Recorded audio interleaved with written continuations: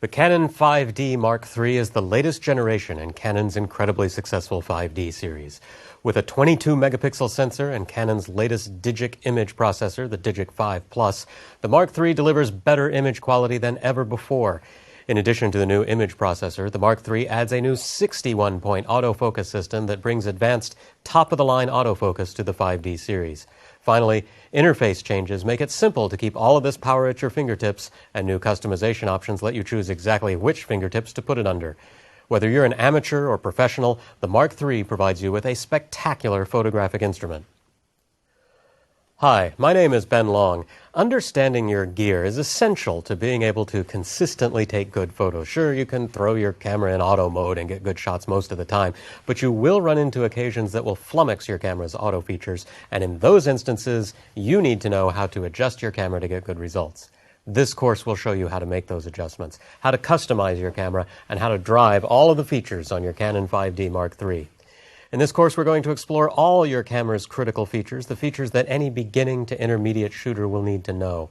Among many other things, you'll see what the 5D Mark III's different modes do, how you can alter and tweak those modes, how to shoot video using the camera's HD video features, how to customize the camera to make it easier to use for your particular shooting tasks, and how to use the camera's various exposure controls to correct exposure while you shoot. Now, this is not a photography course. We won't be going into detail into exposure theory and the other fundamentals of photography, but we will give you reminders about specific terms and processes and tell you when it's a good idea to go watch an additional Linda course that might help with the fundamentals. This course, combined with a couple of other courses, will provide you with a full photo curriculum, but one built around your specific camera. This means you can learn photography in terms of the specific buttons and controls on your exact camera. So get your camera close to hand as we delve into the particulars of the Canon EOS 5D Mark III. All cameras have at least one thing in common. They have a lens that sits in front of a focal plane. On that focal plane is a recording medium, either a piece of light-sensitive film or paper or a digital image sensor. The focal plane needs to sit directly behind the lens because the lens is used to focus light onto that recording medium. Another way to think of it is that the recording medium looks through the lens. What's tricky about camera design is that if the recording medium is sitting there looking through the lens, how is there room for you to look through the lens to frame your shot? Camera designers have wrestled with this problem since the beginning of photography, and they've come up with lots of solutions. For example, with a view camera, you actually take the recording medium off so that you can look through your lens to line up the shot, and then you put the recording medium back on. Needless to say, this doesn't make for particularly speedy shooting. In a twin-lens reflex camera, you look through one lens and a second lens exposes the film. However, if I'm shooting up close, my framing might be off due to the parallax shift between the two lenses. Similarly, in a rangefinder camera, I look through this viewfinder while the camera looks through this lens. I still might have parallax issues, but with a camera like this, I can actually change lenses and still have a viewfinder that works.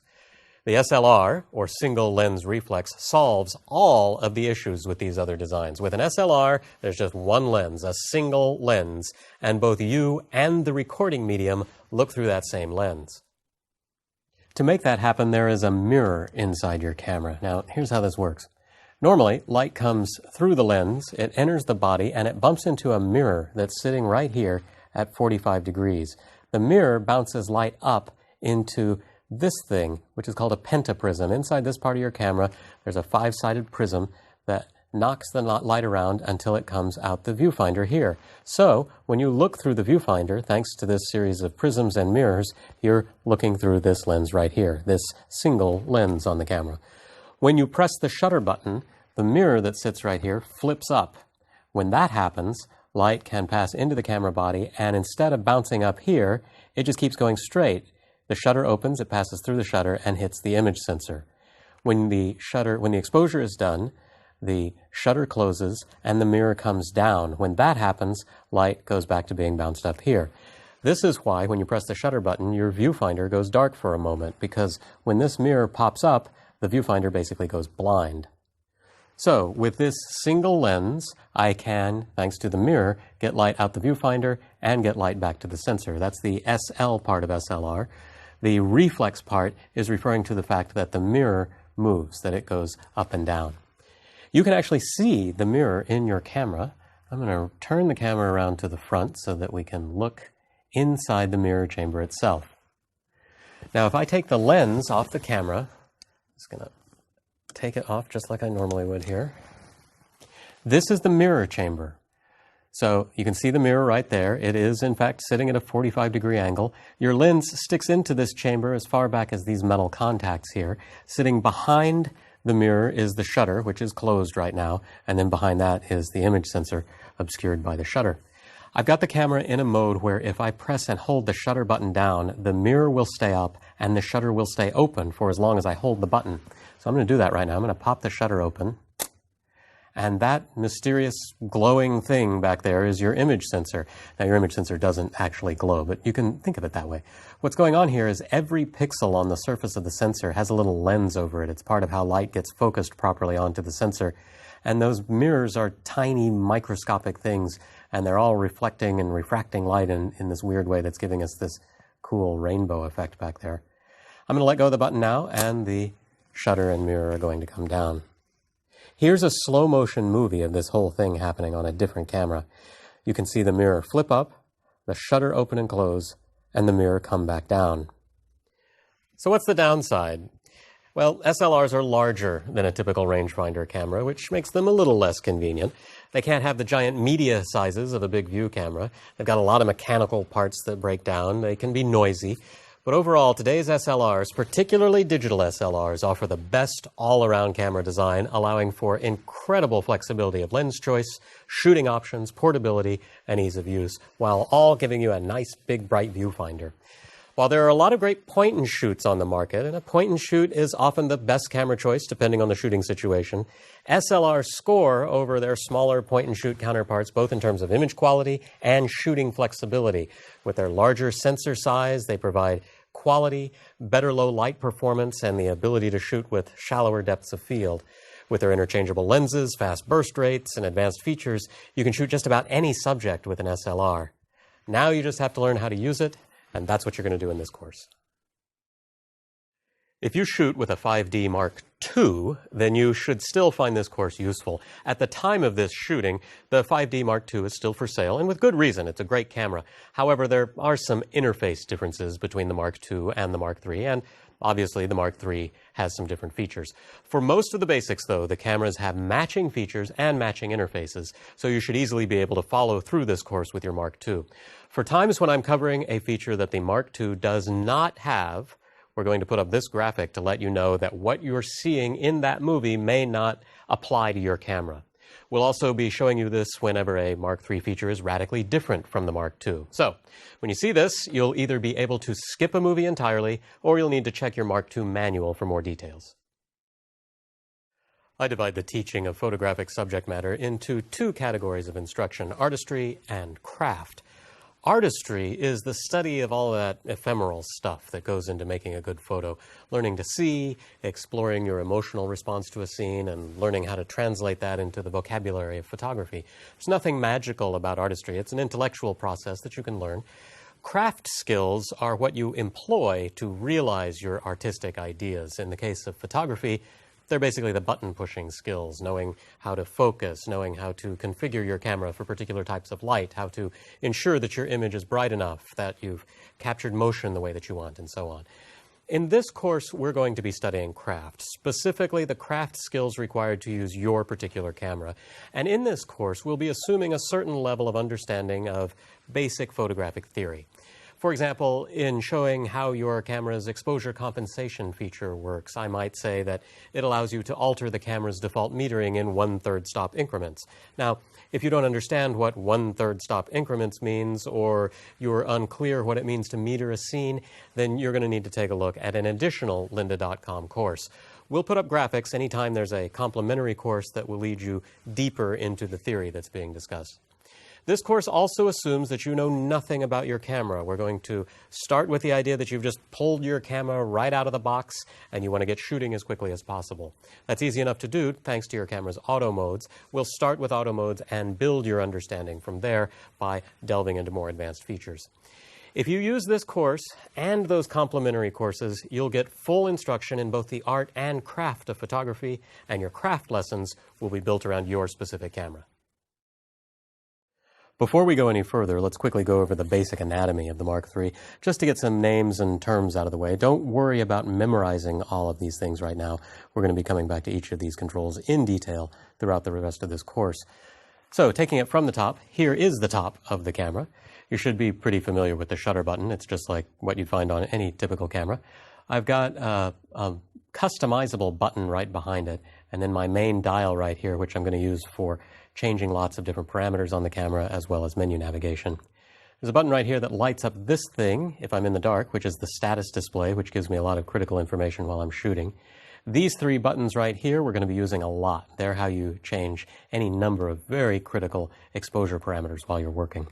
Over here I have the mode dial for changing the shooting mode that I'm in. My power switch is right here. The hot shoe for an external flash is located on top of the camera. I have a diopter control right here above the viewfinder that allows me to adjust the focus of the viewfinder in case I need glasses and want to try shooting without them. On the ends of the camera, I have mounts for a strap. Your camera should have shipped with a Canon strap. It's a perfectly good strap. There are other strap options that you might want to look into. Moving around to the back of the camera, over here on the left, we've got these 5 buttons. Notice that some of them are labeled in blue, and this last one is white. All of the blue things are playback related. There are things that you will do when you're reviewing your images. This last one has to do with processing your images with certain kind of canned effects, just like you might do in your computer later. I've got some controls here for getting into the menu system. Those are related directly to most of the controls over here, which all have to do with navigating menus and making selections and generally driving both playback and shooting functions on the camera.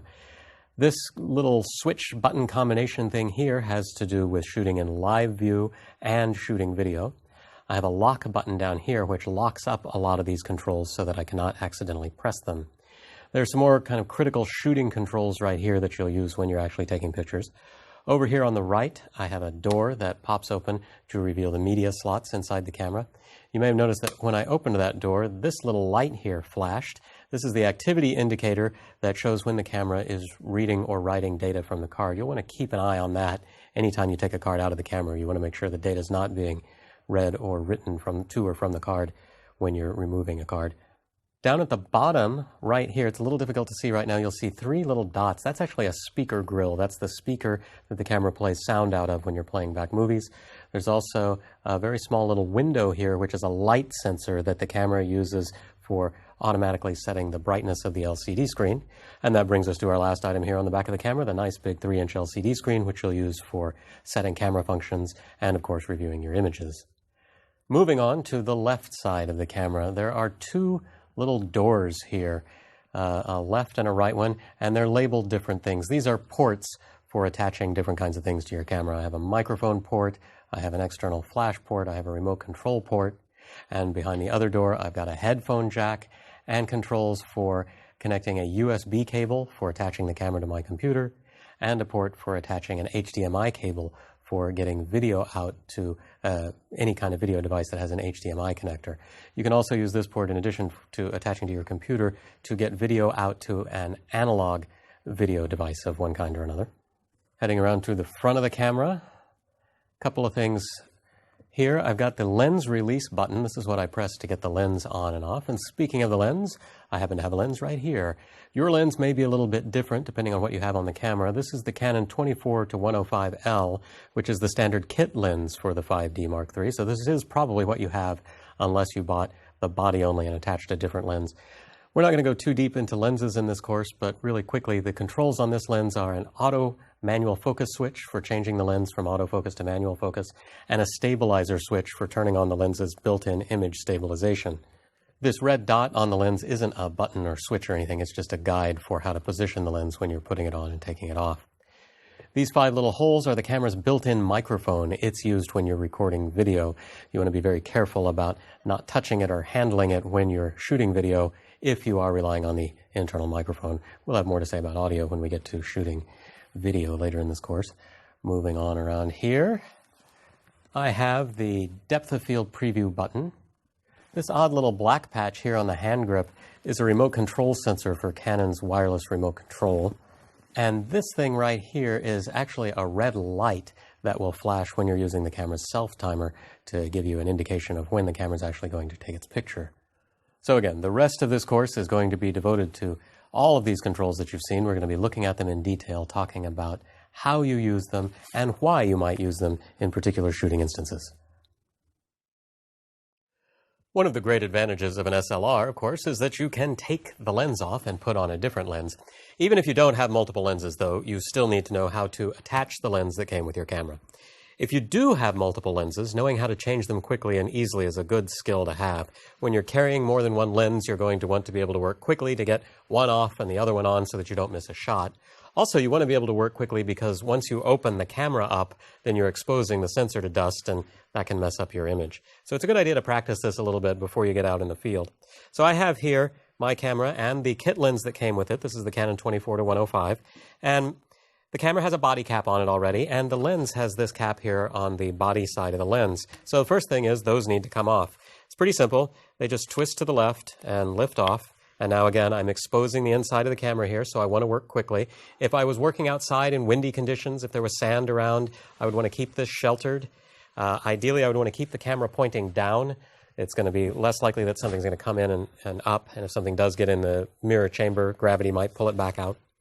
I'm going to take the cap off of the lens. And now to get the lens on, I just look for the red dot that's right here. And I line it up with this red dot right here. So that just fits right in there until the lens is flush. And then I rotate to the right until it clicks. And now the lens is on. So that's on there. It's all good and sturdy. Everything's ready to go. All the electrical contacts are in place. That's what makes autofocus work and all of that kind of stuff. So it's very important that you have the lens seated properly. I'm left with these two caps. And you may think, well, I'm not going to need those anymore. No, you are going to need these. These are very important. If you've got another lens, when you take this lens off, you're going to need to put the lens cap back on. And if you ever take the lens off because you want to pack the camera and the lens separately, even if you only have one lens, then you're going to want to put the body cap back on the camera in addition to putting this cap back on the lens. So what I usually do is just fit them together, and now they're all sealed up. It's very, very important to keep these caps clean. Don't take them off and just stick them in your pocket. Then they get lint all over them.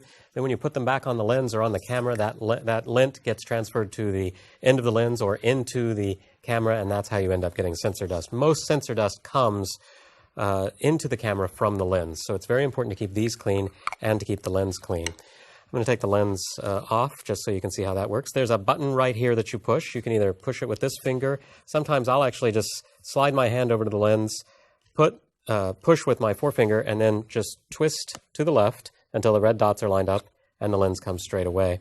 And then again, my caps go on. One other accessory that should have come with your camera is the sunshade. And this can be a really critical piece of gear, especially if you're shooting at the wide angle range of this lens. It's very easy to put on. You just, he says, not being able to get it on, you just put it on until it fits and then you twist. And what this does is it helps reduce flare. Flare are those bright colored circles that appear when you're looking into a bright light. Even if you're not seeing full-on circles, you might see an overall washing out of your image, a loss of contrast in your image. A good sunshade can prevent that. This makes the lens longer, which can make it a little bit harder to pack. You can easily remedy that by taking it off and just putting it on the other way. So same thing, it just goes on and rotates until it locks into position. So my lens is a little wider now, but it's not as long. It's going to be easier to get into a bag. So that's changing a lens. If you're doing this with a bag in your hand and a couple of lenses, you're going to need to figure out how to hold on to everything. Having a strap on your camera is going to make a big difference because you can just leave the camera hanging around your neck, which means you don't have to worry about dropping it. All you have to do is worry about dropping your lenses. So over time, you'll learn how to manipulate all of those different parts. Your camera needs power, and it needs a place to store images. It gets its power, usually, from a rechargeable battery, and it stores its images on a removable media card. The battery in your Mark III can be recharged with the included power supply. Just snap the battery into the little battery cradle, and then flip this out and plug it into the wall. When it's charging, these lights here on the front will flash, and when it's fully charged, you'll see a solid green light. Now, note that this charger will work in other countries as long as you have the appropriate plug adapter. These batteries are very forgiving in their charging habits. Unlike older rechargeables, you don't have to drain them completely before recharging. Don't hesitate to top them off before you go out on a long shooting trip. From time to time, though, it is a good idea to drain the battery completely and then give it a good solid charge to recondition it. At room temperature, it'll take about 2.5 hours to completely recharge your battery. That time will get lower as the temperature drops, maxing out at about 4 hours. If you store the battery in the camera, the battery will slowly drain. The camera does actually trickle a little bit of power out of the battery, so for long-term storage, it's a good idea to remove the battery from the camera. The battery meter on the camera itself has 4 different levels, and these represent roughly 25% power each. When only one bar is visible, you have 10 to 20% of full power. When that bar starts flashing, you're down to only 1 to 9%, and when it's gone, your battery is dead, at which point you won't be able to see the battery meter anymore because your camera won't have any power. At room temperature, you should be able to get about 950 shots from a charged battery. That'll vary depending on what else you're doing with the camera. Reviewing lots of images, using lots of lenses that have stabilization built into them, shooting lots of video, all of those things will cause your battery to drain faster. Now, over time, your battery will wear out. If it goes through a certain number of recharging cycles, it's going to start to lose capacity. If you notice that it's dying sooner than it used to, then there's a good chance that it's time to get a new battery. Fortunately, your camera has a built-in facility for judging the battery's capacity, and we'll take a look at that later. Now, your camera also needs some media to store its images on. The 5D Mark III has 2 media slots, one that takes compact flash cards and a second that takes secure digital cards. Which you should use is determined by what types of cards you have, but it's important to note that there are some differences. You should have gotten a battery with your camera. It probably looks something like this. Actually, it probably looks exactly like this. And it should have a cover on it that looks like this. Now, your inclination after you take the cover off is probably to just throw it away. But that's not a great idea for a couple of reasons. First of all, you've got these contacts here exposed on the battery. If you just put this in a bag with your keychain or paper clips or something else metal, it is possible to short the battery out. So that's the big reason to keep the cover on the battery when you're not using it. But there's another reason. If you've got multiple batteries, the cover here can help you keep track of which batteries are charged and which are not. If you notice, there's a little cutout right here that's the shape of a battery. And on the bottom of your battery, one side is blue and the other isn't. So if you put the battery in so that the cover is on the blue side and you decide that blue batteries are good batteries, I suppose you could say that blue batteries are sad and so lack charge. But anyway, I tend to do it that if there's color there, the battery is charged. And then when the battery dies, I just put it on this way so that I don't see any color there. So if I've got multiple batteries in my bag, that's a way of keeping track of which ones are charged and which ones aren't. This battery needs to go in the camera to be useful. It only goes in the right way, and Canon gives you a little hint right here. There's an arrow pointing up. Now, there's a little battery door on the bottom of the camera. It's labeled battery open, and it's just got this switch here that I pull down.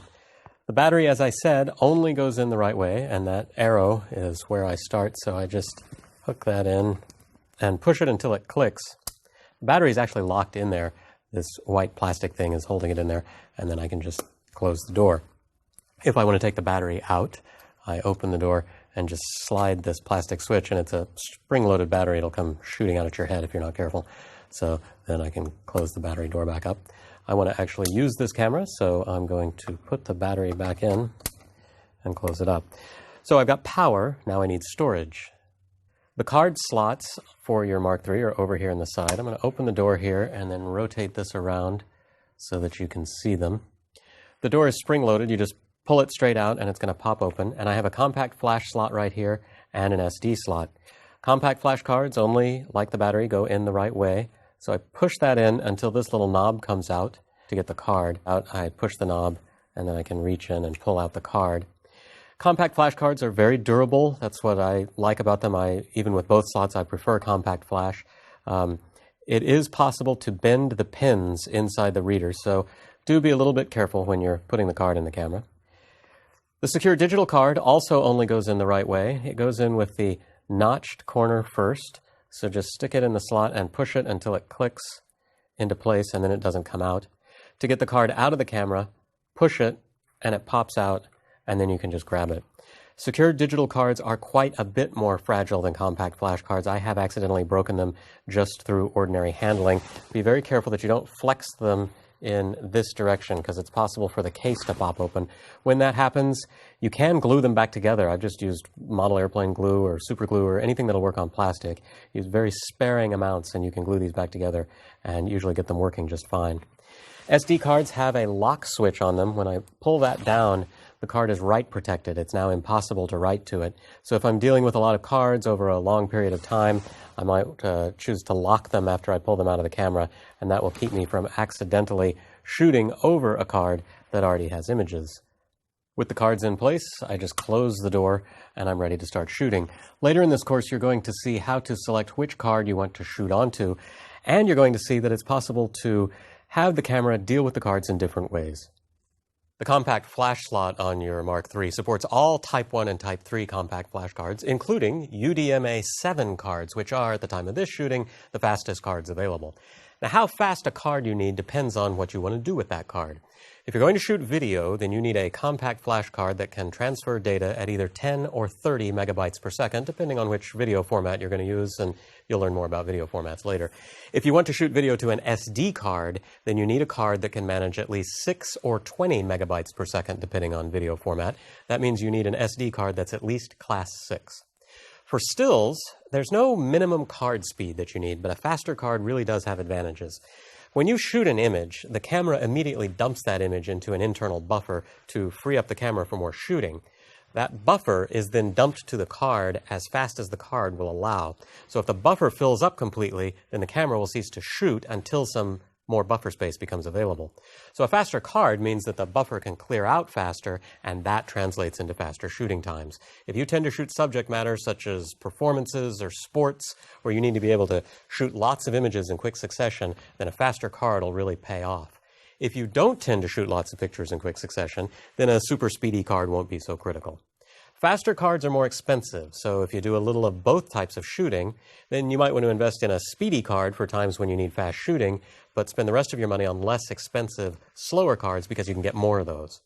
One very important detail about the 5D Mark III.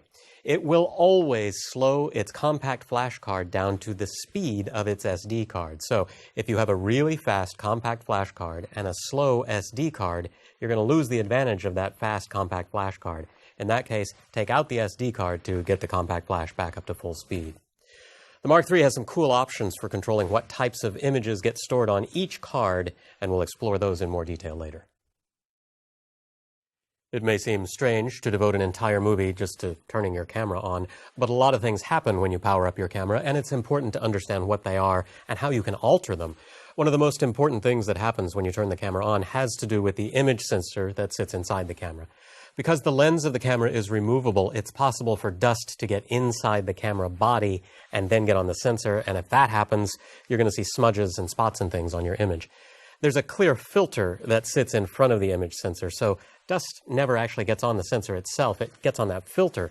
When you turn the camera on, it shakes the filter at a really high speed to shake off any dust, and there's a little sticky substance or something beneath the filter that traps any dust bits that fall off. The power switch on your Mark III is located right here underneath the mode dial. You're going to want to watch this closely. I'm going to move it to the on position.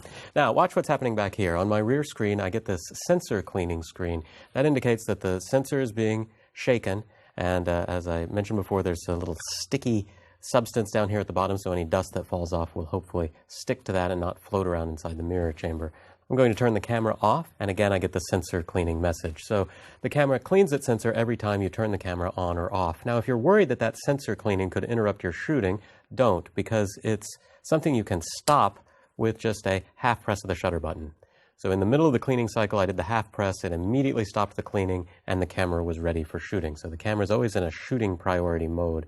Later you'll see that you can change these cleaning parameters. You can set it to clean either when you turn the camera on or off, or you can disable cleaning altogether.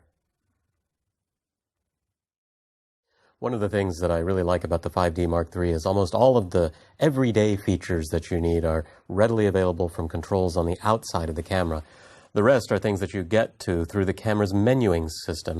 And we're going to talk about how to navigate that right now because we're going to be spending a lot of time dealing with the camera's menus through the rest of this course.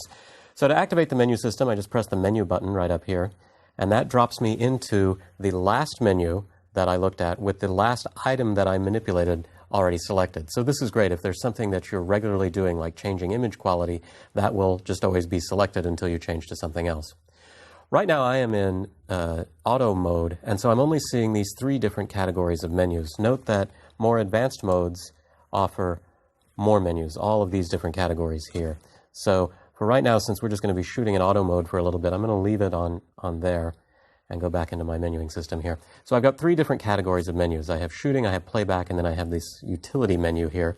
And within each category, I have a couple of different menus, each one represented by one of these little dots. Each dot is a single page full of menus. One of the nice things about the 5D menuing system is you don't have to scroll. There are no other menu items hidden down here off the bottom of the menu, so you can very quickly see the full contents of any page full of menus at one time. Now within a menu, I can move up and down by turning the quick control dial here. That's pretty straightforward. When I get to something that I want to change, I press the Set button, and it will pop open a menu, a sub-menu, that I can then scroll up and down. And to select a parameter, I press the Set button again, and now you can see I've changed my image review time from 2 seconds to 4 seconds. Let's turn that back. I'm going to pop this back here to 2 seconds. Something to know, notice I haven't selected yet, 4 seconds is still blue. Something to know about the 5D, this trips me up sometimes. To make the selection, you have to set the Set button. Sometimes I will put this where I want it and then just half press my shutter button to make the menus go away. But that's actually a cancel function. If we go back into the menus, you can see this is still set at 4 seconds. To make a selection stick, you have to press the Set button. Now it's on 2 seconds. To get out of the menu, I can either press the menu button to get rid of it, or as you just saw, once everything is selected, I can simply half press my shutter button and it goes away. What's nice about this is when I'm in the menu system, if something comes in front of me that I absolutely need to take a picture of right now, just a quick half press takes me away and I'm ready to shoot. It's very speedy, so shooting is always the priority. This is a really easy to use system. Just don't forget about the Q button. That's going to save you a lot of frustration as you find yourself facing lots of different pages of menus. It makes for a very quick and easy way to move around. There are a lot of settings on your camera, and if you've been shooting with it or just fiddling around with it, there's no telling how it might be configured right now. To make sure that your camera matches mine, we're going to now reset it to the factory defaults. This feature can be a handy thing to do if you ever sell your camera. I suppose you could also do it if you just get the camera so messed up that you can't figure out why it's doing a particular thing. But at that point, I would encourage you to really try to figure out why it's doing what it's doing so that you can understand it better. Think of reset as kind of a nuclear option. Note that when we do this reset, we're not going to end up resetting the clock. The menu item that we want to access is not available in Scene Intelligent Auto mode, so we need to be in program mode. So I'm going to change the mode now.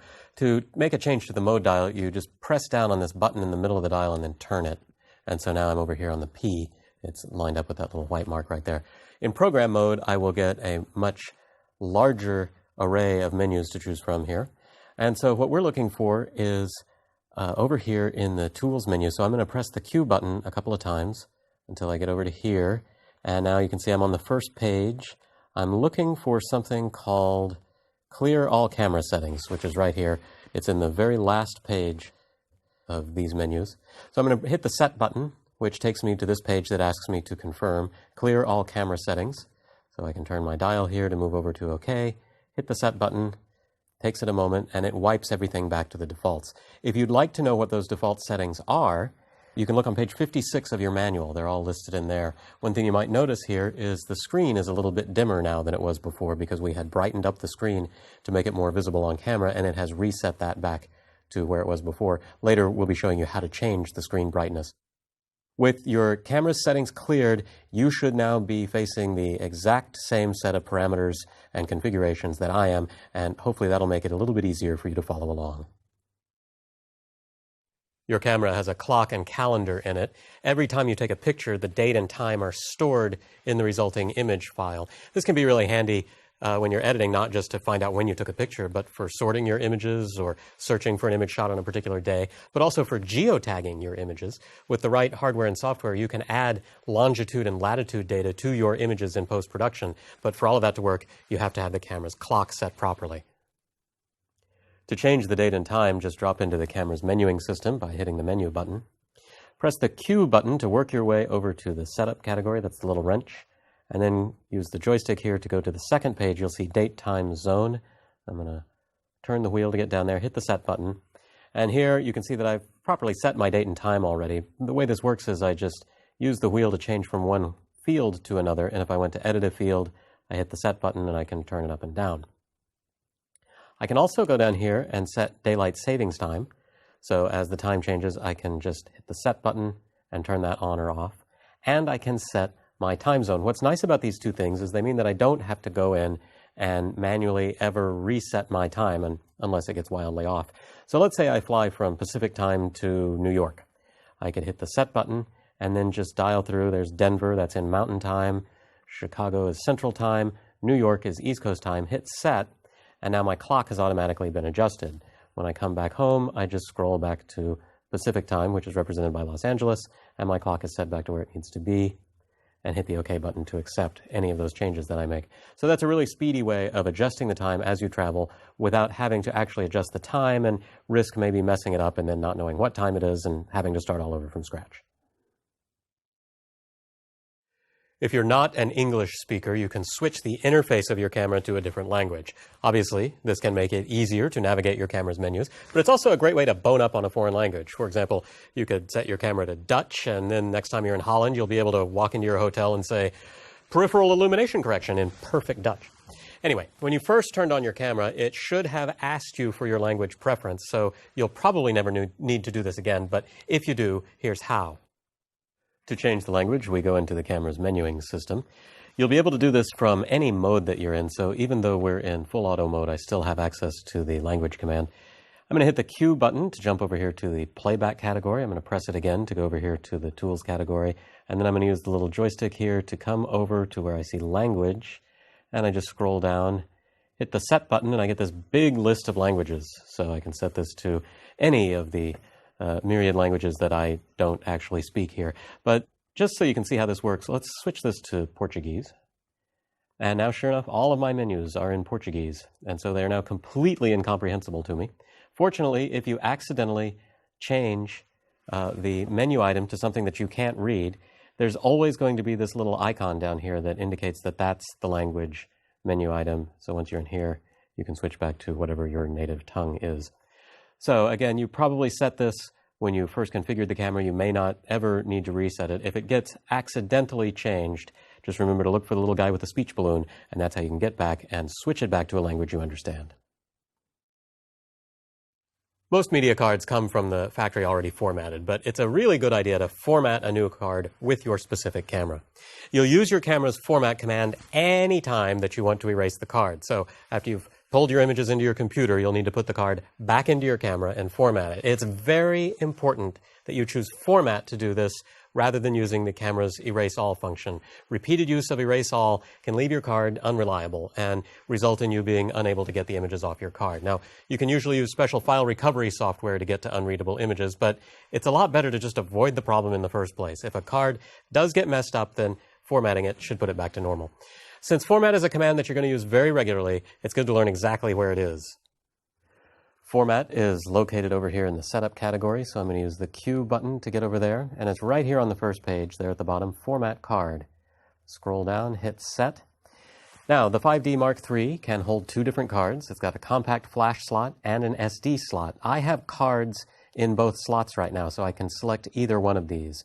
If I only had a card in one slot or the other, the missing slot would be grayed out, and so I wouldn't have a choice here. So I'm going to start with the compact flash card. I'm just going to select that and hit the Set button.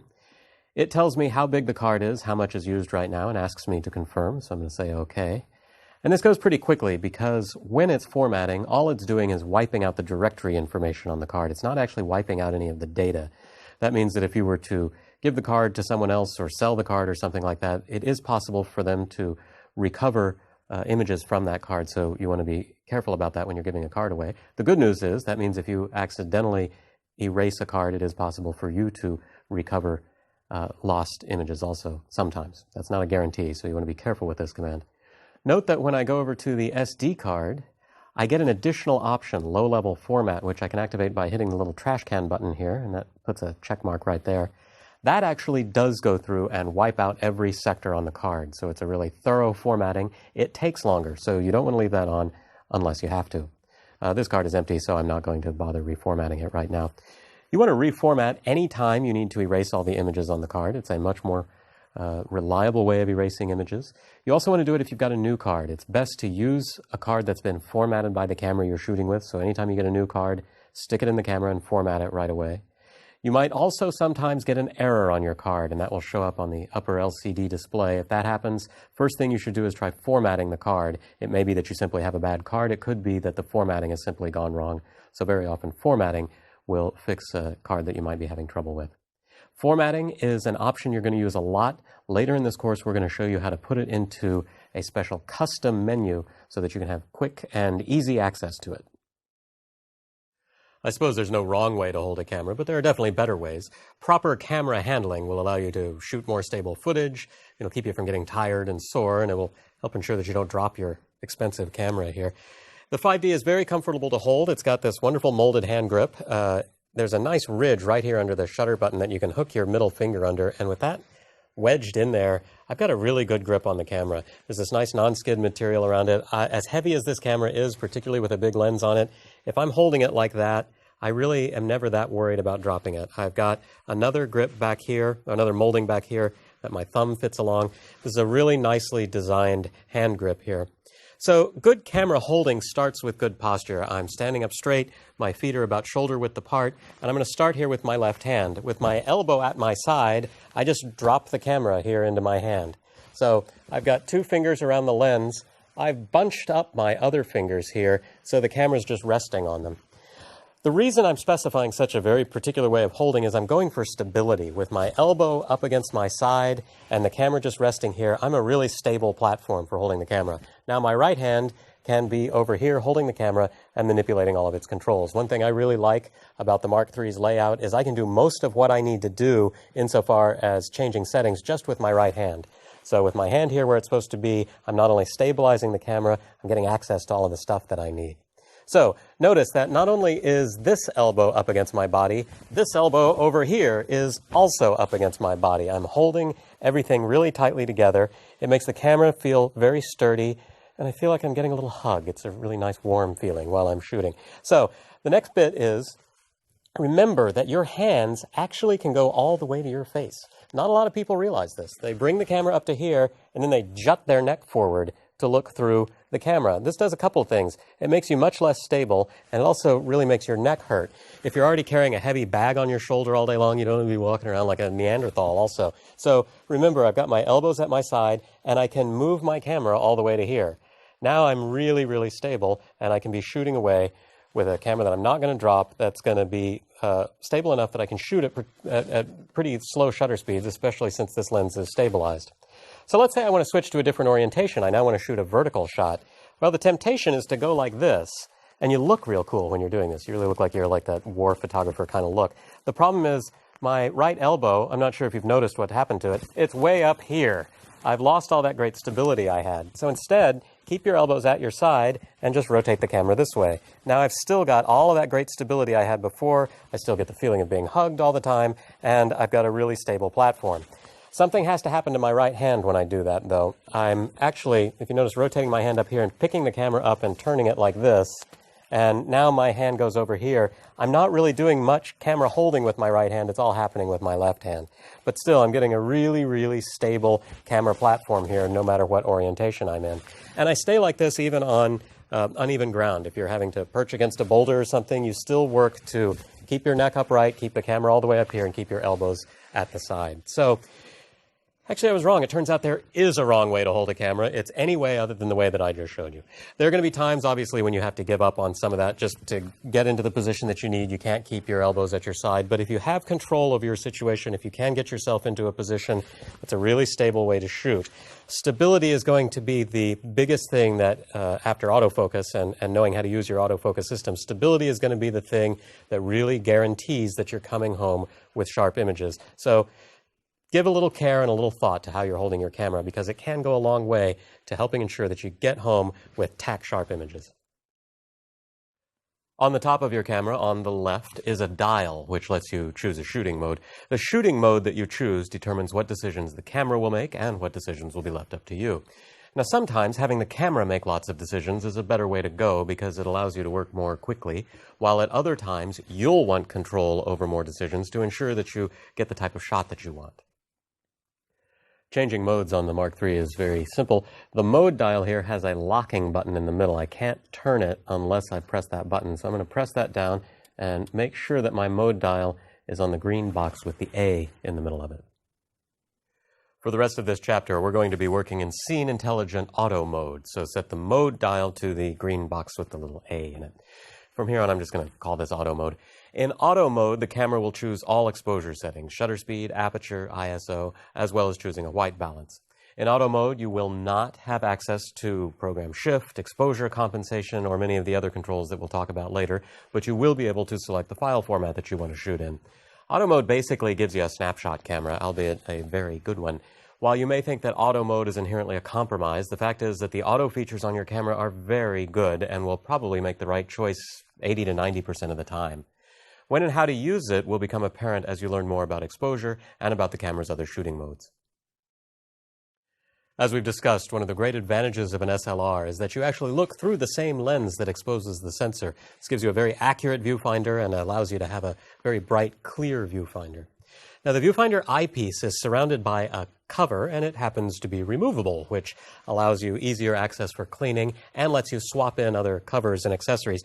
To remove it, you just pinch the sides and lift straight up, and it just slides off there. And you can see it's slotted around here. So now you could put on a different type of eyepiece cover. You might put on like a right angle viewfinder. So if you do a lot of macro work, that can be handy. The back of your manual will show a lot of different accessories that can go here. But as I said, it also makes it easier to clean this out if it gets dirty. To put it back on, I just slot this in. It only goes the right way and push down until it clicks. If it's seated properly, then it won't lift up without being squeezed on the sides. On the top of the viewfinder is a diopter control. That's this little wheel here. If you wear glasses, you might be able to adjust the diopter to compensate for your prescription, which would let you shoot without your glasses on. Now, I say might because if your eyes are bad enough, then you won't be able to adjust it far enough to correct the viewfinder back to full sharpness. Note that it is possible to bump the diopter control. It just rotates one direction or another, and you just dial it in until you can see okay. If you bump it, though, it's going to make your viewfinder blurry. So if you ever think, boy, my camera really doesn't seem to be focusing very well, check the diopter and make sure that it's set to no correction. You can tell when it's properly set because there's this little flat mark on it, which lines up with this white line right here. When you look through the viewfinder, you'll see focusing indicators superimposed over your image. These indicators light up when you autofocus to indicate where the autofocus mechanism has chosen to focus. The circle in the middle of the viewfinder shows you the size of the spot meter. Below the viewfinder are lots of status readouts. These let you know certain things about the camera's state, such as battery strength, but more importantly, they let you keep track of your current exposure settings. Now, I'm going to walk you through these, but don't worry about remembering all of them yet because we'll be revisiting them as we look at each relevant feature. So, from left to right, you'll find the battery meter, the AE lock light, which lets you know when you've locked exposure using the exposure lock button. The flash ready light, which indicates when the flash is charged and ready to fire. The high speed flash sync light, which shows when you're set for high speed syncing with your flash. The FE lock button, which shows that you've locked flash exposure. Flash exposure compensation will light up anytime you've dialed in any amount of flash exposure compensation. Now, obviously, these last few settings are only relevant if you have attached a flash to the camera. There's no flash built in to the Mark III. Next comes the shutter speed readout. Now, normally this will only show a single number, which represents the denominator of the shutter speed. So if you're shooting at 1/125th of a second, you'll see 125 here. A 4 will indicate 1/4 of a second. Once you drop below a quarter of a second, the display will change to a seconds and fractions of a second display. So if you see this, then you're shooting at 1 1/3 seconds. If you see this, you're shooting a 15-second exposure. To the right of the shutter speed readout is the aperture display. This is simply the current F number. The exposure level indicator serves a few functions. In most modes, it's going to show you the amount of exposure compensation that you've dialed in. Each of the numbers represents one stop, and by default, the lines between are each 1/3 of a stop. Positive exposure compensation is to the right, negative is to the left. Note that you can actually dial in more than 3 stops of exposure compensation. When you do, the compensation indicator will scroll off the scale and a little arrow will appear to indicate that your compensation has gone beyond 3 stops. As you change exposure compensation, the shutter speed and aperture displays will update to indicate the new exposure values that your exposure compensation has defined. When you're shooting in manual mode, the exposure level readout works more like a light meter. When the indicator is at 0, then the camera is indicating that you have good exposure. If the indicator goes above or below, then the camera is indicating that it thinks you have over or under exposure. You're still free to use any setting you want, of course. This is manual mode. The readout is just there to let you know how your current settings are metering. Next comes your ISO indicator, which simply gives you a readout of your current ISO settings. If you're coming to the digital world directly from film, you may wonder why you'd care to have a constant display of ISO. But remember, with a digital camera, you can change ISO on every shot, making it a third exposure parameter that you have control over. Directly beneath the ISO label is an indicator that shows that you've activated highlight tone priority, which you'll learn about later. The max burst indicator shows a number indicating how many pictures the buffer can hold. As you shoot quickly, that number will go down, indicating that the buffer is filling up. If it gets to 0, the camera will stop shooting until it's had time to empty images out of the buffer, at which point the number will slowly go up.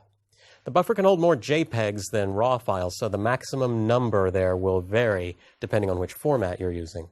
Finally, on the very right side is the autofocus status indicator and the focus confirmation light.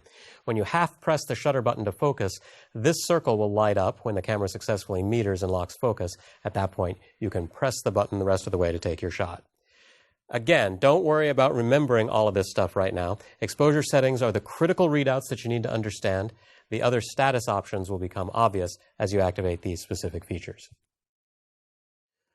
Your Mark III, of course, has this big, nice 3-inch LCD screen on the back, which you'll use for reviewing your images, for driving the menu system, and as a viewfinder when you're shooting video or choosing to shoot stills with live view. You've also got this status LCD display on the top. Now, with the power turned on, it's going to be blank unless you half press the shutter button, and that's when it wakes up and gives you really all the critical status information that you need while you're shooting. Right over here, I've got my white balance display. I'm currently set to auto white balance. Down here, I've got exposure compensation. That's what this little dial is. And right now, I can see that I've got no exposure compensation dialed in. My current ISO setting. I can see that my auto lighting optimizer is turned on. The Mark III has 2 different card slots. I can tell that I've got a card in slot 1, and it's currently selected for recording. I'm using large JPEG format. My autofocus mode is set to 1 shot. I'm set on single shot mode rather than bursts. This is my metering mode, this is my battery meter, and up here is the really critical exposure metering stuff. I'm currently set to f5.6 because I'm in an aperture priority mode. If I half press the shutter button to meter, I can see that the camera has selected a 50th of a second.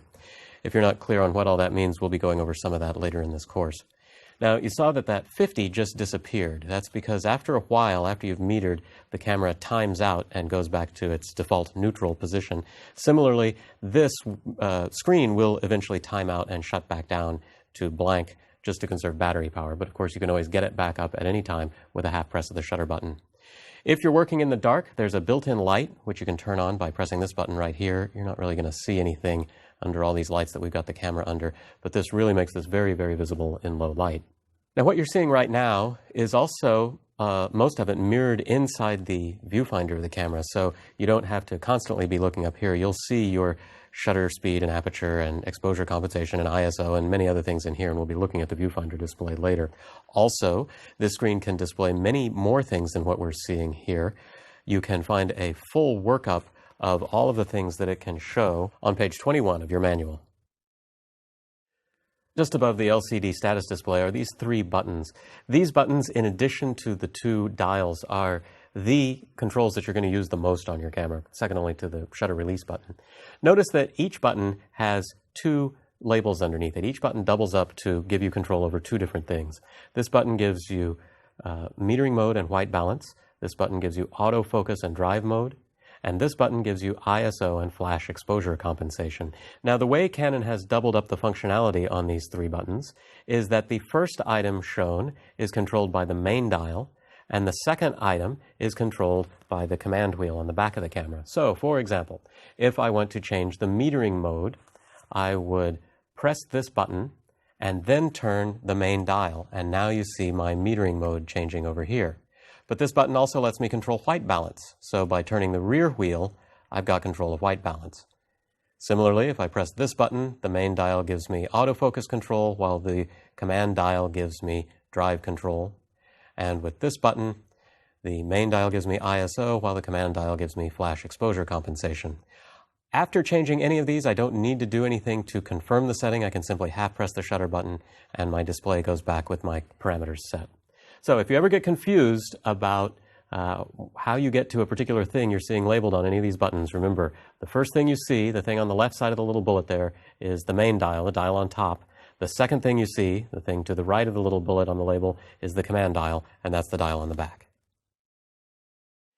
Your camera has an autofocus feature, and for most of your shots, it will provide faster, more accurate focus than you'll ever achieve using manual focus. However, autofocus is not completely foolproof. You still have to use it properly to get good results, and you can learn everything you need to know about how to get good results with autofocus in my Foundations of Photography exposure course. For right now, there are some very simple things that you need to know about autofocus. First of all, your lens can be switched between autofocus and manual focus. There's a switch right here on the side that says AF and MF. You want to be sure that it's set on AF for autofocus to work. We are in Scene Intelligent Auto mode, which limits our autofocus choices, and that's fine for right now because there are some basic things that you really need to spend some time learning. Using autofocus is very simple. You frame your shot, and then you half press your shutter button. Now there's a halfway spot as you press the shutter button down, and when you get there, the camera will go through its autofocus process. It autofocuses, and then once it's achieved focus, it beeps.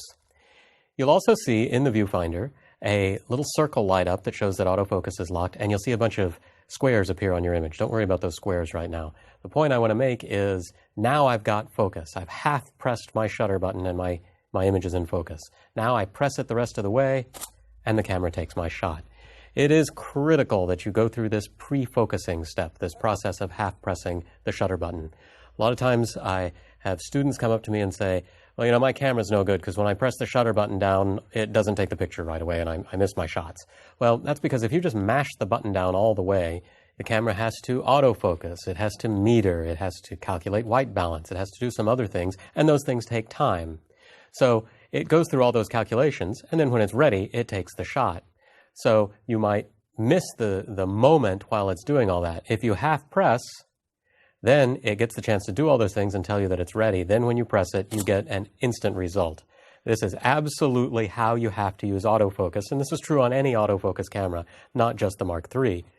This must become second nature to you. There's no way to cheat this or think, well, yeah, I can work differently. No, you can't. This has to just become a habit that anytime you're framing a shot, you half press the button to get the camera ready. Otherwise, your camera is going to go slow and you're going to miss shots. Now let's go back to those dots that appeared in the viewfinder. When you focus, what you're actually doing is calculating a distance to your subject and setting your lens to focus at that distance. When I half press the shutter button inside the viewfinder, I get that focus confirmation light and I get those dots all over my image, those squares. Those squares are showing everything in the image that will be in focus. And if you pay attention to them, all the dots are probably in the same plane. So in this case, I'm going to see dots on the camera. If there were other things in other parts of the image that were at the same distance, those would have focus point squares on them also. The important thing for you to do at this point is make sure that squares are lit up over your subject. If they're actually on the subject's elbow or on something behind the subject, then you have a problem. Your camera has not picked the right thing. It's not focused properly. So the autofocus habits that you need to develop are making sure you always half press the button to pre-focus, and then if you're in a mode where you're seeing lots of focus points, you need to make sure that some of those little focus point squares are in the right place. Your 5D Mark III has several different focus modes. When you're in auto mode, when you're in intelligent auto mode on the camera, the focus mode is set to AI focus. Now, we'll be looking at all these different focus modes in more detail later. AI focus is a good general purpose focus mode. In this mode, the camera tries to determine if your subject is moving, and if it is, then it will track it and keep it in focus. Now, in this case, I have a non-moving subject, so it doesn't have to do that. It just lights up the appropriate focus squares. If you half press the shutter button and you don't see the autofocus light, but you hear a persistent soft beeping, that means that the camera has decided your subject is moving and it's tracking it. You can actually go ahead and mash that button down the rest of the way to take the shot. You're just never going to get an actual lock and an actual focus confirmation light, but your subject should be in focus if the camera has done its job properly. And when I say mash down, I don't mean mash down. Obviously, you don't want to shake the camera. It's a process of half pressing the button and then giving it a gentle squeeze to take the picture without shaking the camera too much. Your Mark III has very sophisticated autofocus options. We're going to be returning to autofocus in great detail later in this course. For now, you've just really got to work on getting the habit of half pressing and paying attention to the focus confirmation light and the autofocus squares that light up to show where your camera has chosen to focus. In the last movie, you saw how when I half press the shutter button, the camera autofocuses on my scene. But it does another critical step, which is it meters the scene. That is, it measures the light in the scene and calculates a shutter speed and an aperture that will render the scene with a nice level of overall illumination. After it's done that metering, it shows me the shutter speed and aperture that it came up with. And it shows it in a couple of different places. First, I've got it here in my status display on the top of the camera. Shutter speed is 1/100th of a second at f4, but it also shows it in the viewfinder down below the image, along with a lot of other status information. It is critical that you pay attention to that shutter speed number. We're here in intelligent auto mode where I don't have a lot of control, but I do want to know if shutter speed at the moment is going to be too slow for handheld shooting. If it's much less than a 60th of a second, there's a good chance I'm going to be facing a handheld shake issue. Now, this gets minimized thanks to my image stabilized lens, and you can actually calculate a minimum shutter speed based on your focal length and a lot of other things. It's a complex topic, and you can learn more about it in Foundations of Photography Exposure. But for working in auto mode right now, at the very least, what you need to know is every time you half press that shutter button, in addition to looking at all the autofocus concerns we looked at in the last movie, you need to pay attention to that shutter speed number, the one on the left, which tells you the shutter speed the camera has chosen. It's the denominator of a fraction, so just think of this as 1/100 or 1/100th of a second.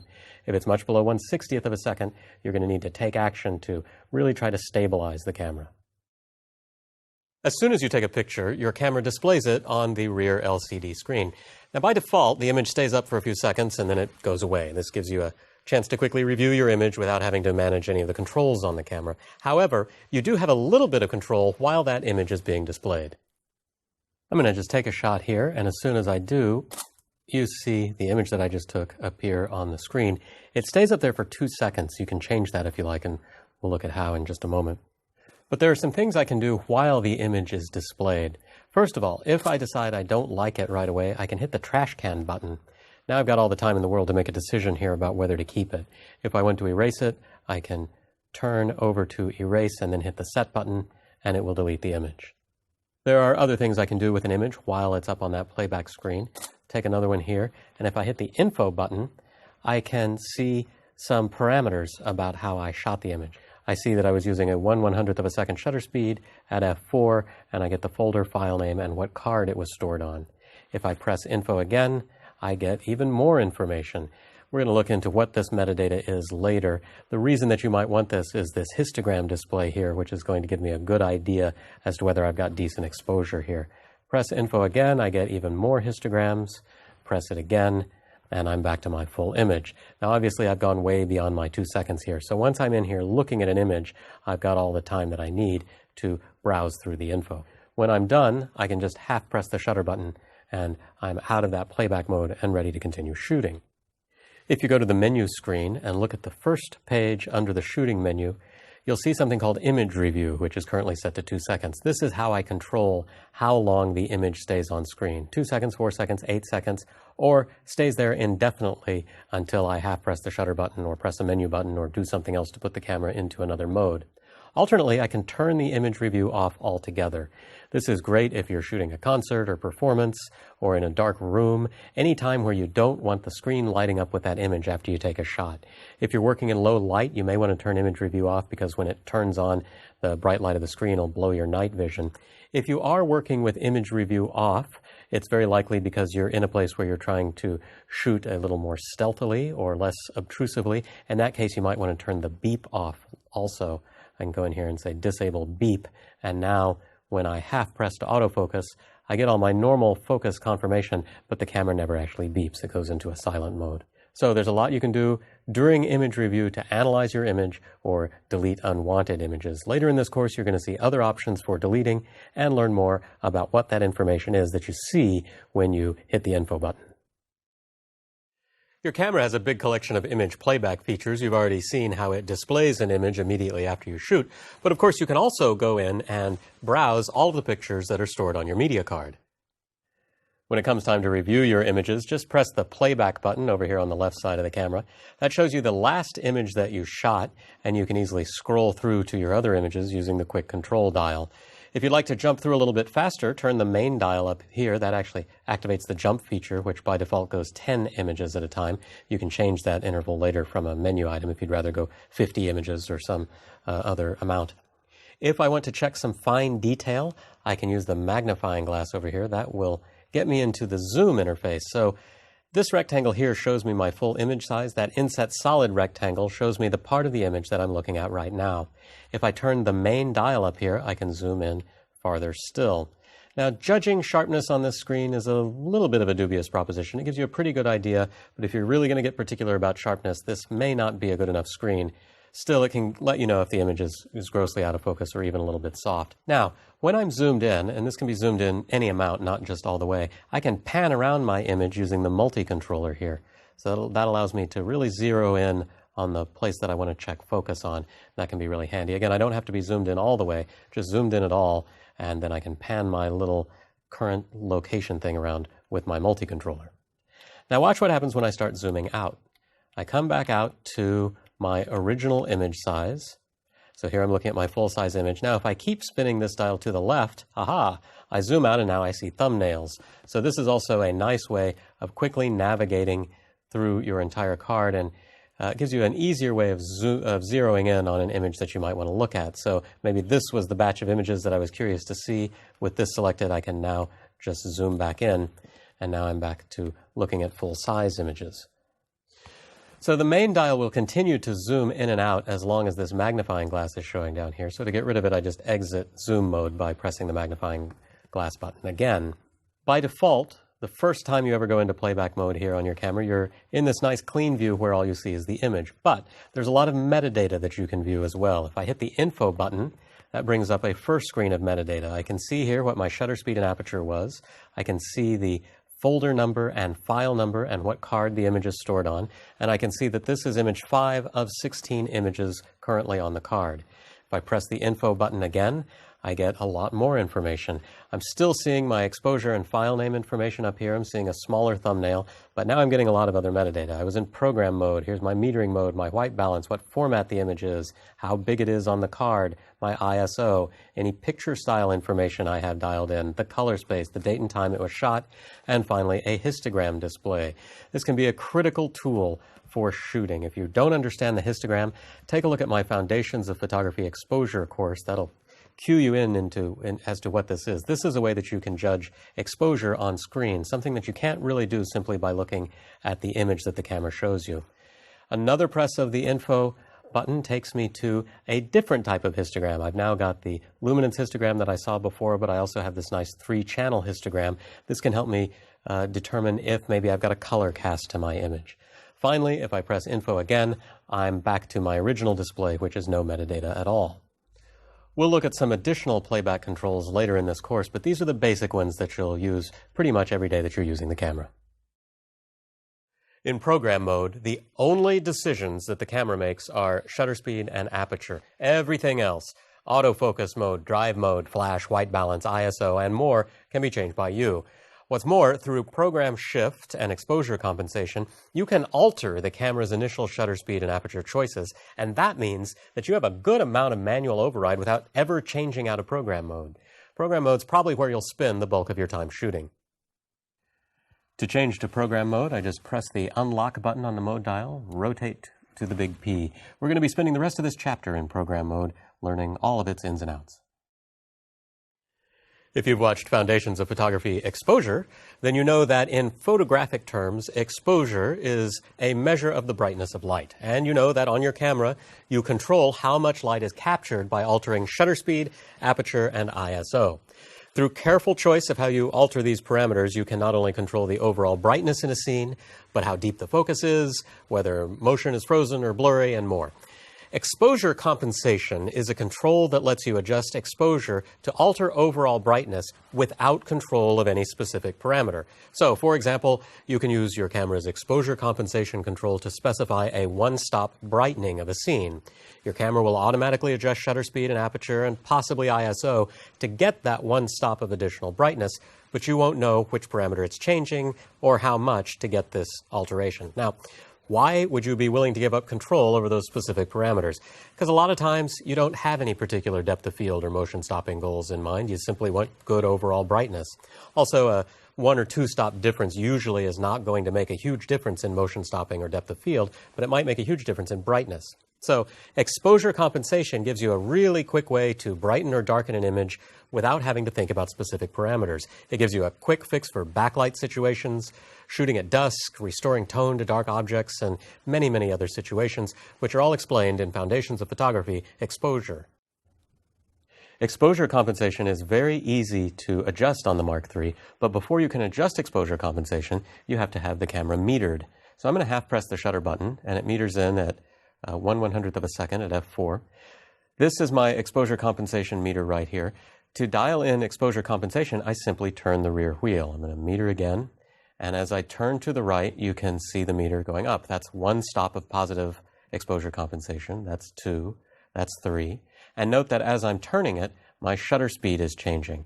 That's how the camera has decided to get its exposure compensation. In other words, I'm saying now I want the image to be 1 stop brighter. And so it's gone from 1/100th of a second to 1/50th of a second. That's a doubling. That's 1 stop. It chose shutter speed in this case because it can't actually alter the aperture, because this lens has a maximum aperture of f4, so the aperture cannot go any wider. In other situations, it might choose to perform an adjustment to aperture, or it might choose to do both. Now, I'm currently set on ISO 100, which means that the camera is not allowed to change ISO. That's why it's making its adjustments to shutter speed and or aperture. But watch what happens if I change ISO to auto. So I'm metered at 1/125th at f4 at ISO 125. So the metering right away is different. It's bumped up the ISO a little bit so that it could get the shutter speed a little bit faster. And the reason it's decided to go for a slightly faster shutter speed is I'm going to have a better chance of getting a sharp image while shooting handheld. Now, if I adjust my ISO, look, it's not touching shutter speed at all this time. It's altering the ISO. It's cranking it up. It's cranking it all the way up to 1,000 at 3 stops over.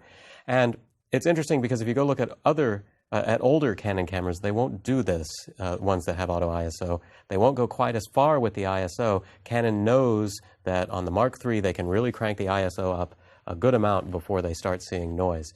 So nowadays, a lot of times, it's really going to be doing ISO changes if you're in auto ISO rather than fiddling with your shutter speed or aperture. That will guarantee that they're not messing up your depth of field or motion stopping that you might have dialed in. Now, of course, I can also go the other direction and lower my exposure compensation. This is 1 stop under now. And if you notice here, it's not making changes to ISO because ISO can't go any lower. And it's not altering my shutter speed. This time it's chosen to go with aperture. And now it's doing both. Here you can see it altering both shutter speed and aperture to get a metering that matches what I've dialed in. If I'm back to here, of course, I'm back to what the camera thinks is correct. So again, this is a way of getting over or under exposure without worrying about how I'm getting there. The camera is making those decisions. Now, there might be times where I know I want a particular aperture, but I still want to use exposure compensation to get the adjustment I want. I can do that in aperture priority mode. Similarly, I can lock down my shutter speed in shutter priority mode. We'll be looking at those situations when we discuss priority modes. In the meantime, I think you'll find that exposure compensation is an everyday feature. It's something you're going to use a lot. It's a great way to get your image brighter or darker, especially if you don't have particular depth of field or motion stopping ideas in mind. One of the great things about the controls on the Mark III is that they're so easy to access and use. One of the downsides about the controls on the Mark III is that they're so easy to access and change. In other words, you need to be a little bit careful that you don't accidentally bump the controls on the camera. Now, honestly, I've never run into this problem, but if you find that you are accidentally bumping the controls on the back of the camera or the top of the camera while you're carrying it around, then you may want to consider using the camera's lock switch. This is the lock switch right here. Just move it to the right, and that locks the multi-controller, the main dial, and the quick control dial. If you have this unset, it's possible to bump these and possibly change a setting on your camera. For example, by default, if you were to accidentally bump the quick control dial, you could possibly end up dialing in some exposure compensation. That means that anything you shoot from then on, if you weren't paying attention, could be over or underexposed. So if you're finding yourself doing that, just move the lock switch over when you're packing or toting the camera. Personally, I have never found these to be a problem. They're pretty sturdy controls, so I never find a need for the lock switch. But again, know it's there. It can be handy. Also, it's possible to reprogram it. It's possible to change what it locks to be just one or some of these things, and we'll see how to do that when we look at custom functions later in this course. As you've seen, when you half-press the shutter button, the camera autofocuses, meters, and possibly calculates white balance and ISO, depending on your camera settings. When the camera has decided on all of those parameters, it beeps and it flashes a light in the viewfinder. If you want, you can continue to hold the button down at the halfway point while you reframe your shot. Now, this is sometimes necessary to get the focus and metering that you want. Once you're ready to take the shot, you can press the button the rest of the way. So, once again, metering is very simple. I just half-press the shutter button, and when I hear that beep, that means that the camera has metered and autofocused, and I see my metering readings inside the viewfinder. In this case, it's 1/200th at f4.5. Now, one bit of very important metering behavior on your camera. When you half-press that shutter button to meter, as long as you hold the button down, the camera will hold that same metering even as you pan around to areas that might be brighter or darker than where you originally metered. If you half-press the button to meter, like I'm doing right now, and let go of the button, the camera will hold its metering, but as you move it around, it will re-meter on the fly. So then I can change my position, press the button down again, it will have the metering, it will meter those same values that I'd already seen, it will focus, then I can press the button the rest of the way to take the shot at that particular metering. So it's a way of previewing metering as I pan the camera around. So it's very important to understand the difference between these two things. Eventually, once you've half-pressed the button and let go, the camera will time out, and the metering screen will go blank, and it will go back to its default position of not having any metering at all. One of the great advantages of digital cameras over film is that you can change the ISO on your camera from shot to shot. As you increase ISO, the image sensor in your camera becomes more sensitive to light, which means you can use faster shutter speeds and smaller apertures. Now, you'll most often increase ISO when light levels drop low enough that your shutter speeds go too low for handheld shooting, but you might also increase ISO if you want to use smaller apertures to capture deeper depth of field. If you're not clear on when and how to effectively use ISO, check out my Foundations of Photography Exposure course. Setting ISO on the Mark III is very easy. This is the ISO button right here. It's also the flash exposure compensation button. Most importantly, it's a different shape from the other buttons. It's concave instead of convex, and it's bigger than the back screen light button over here. The reason I say that's important is that if I'm looking through the viewfinder and I've got my hand on the camera grip and my finger on the shutter button, I can simply come straight back and find the ISO button because it feels different than these do. It's, again, it's recessed and it's got that little bump right in the middle. What that means is it's very easy for me to find the ISO control without taking my eye off of the viewfinder. That means I can change ISO without having to pull my face away from the camera and lose my framing and all that kind of stuff. So to set ISO, I just press the ISO button and then turn the main dial here, and that bumps me up or down.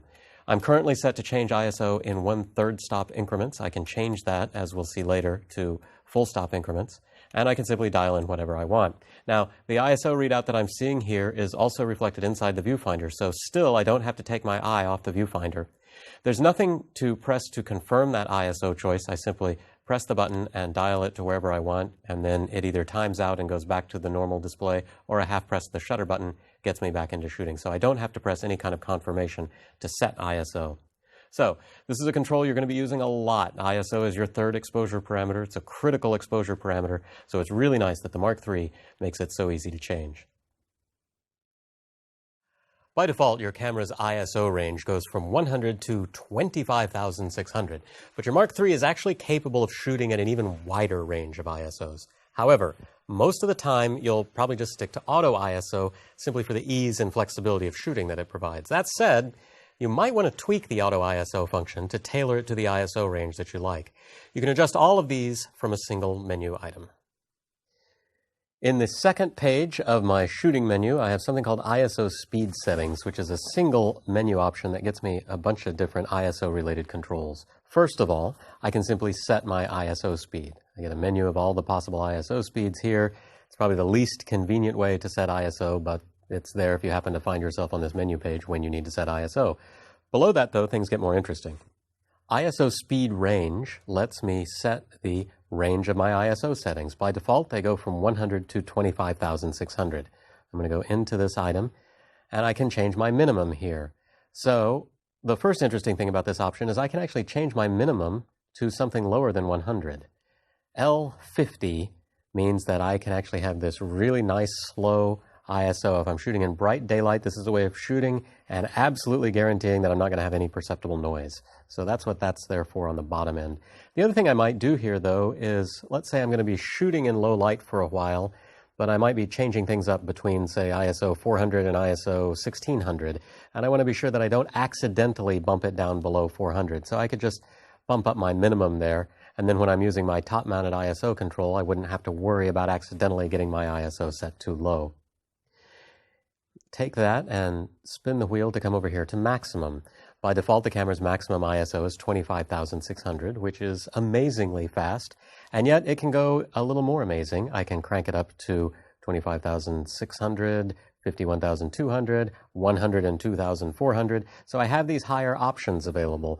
The reason that I have to explicitly turn those on is that they're pretty noisy. So Canon's kind of telling you that, yeah, the camera will work at 51,000, but it's higher noise than we're willing to sign off on, basically is what they're saying.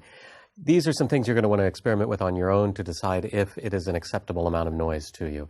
In a pinch, I think it's better to be able to get a shot than not, and these ISOs definitely give you the ability to capture still motion in really low light situations, and honestly, they yield less noise than I have had on older SLRs at much lower ISOs. So fiddle with those, see what you think about them. You may want to change the maximum setting. Conversely, if you decide already that ISO 25,600 is too noisy for your taste, or even that ISO 6400 is too noisy for your taste, you can bump the maximum down to wherever you want so that you accidentally don't stray into an ISO area that you don't like. I'm going to leave mine set on the default there and come down here and say OK. I can also change my auto ISO range. Auto ISO, of course, tries to automatically pick an ISO. And again, if I'm a person who doesn't like shooting over, say, ISO 3200, I can bump this down to 3200. And now auto will not choose an ISO faster than that.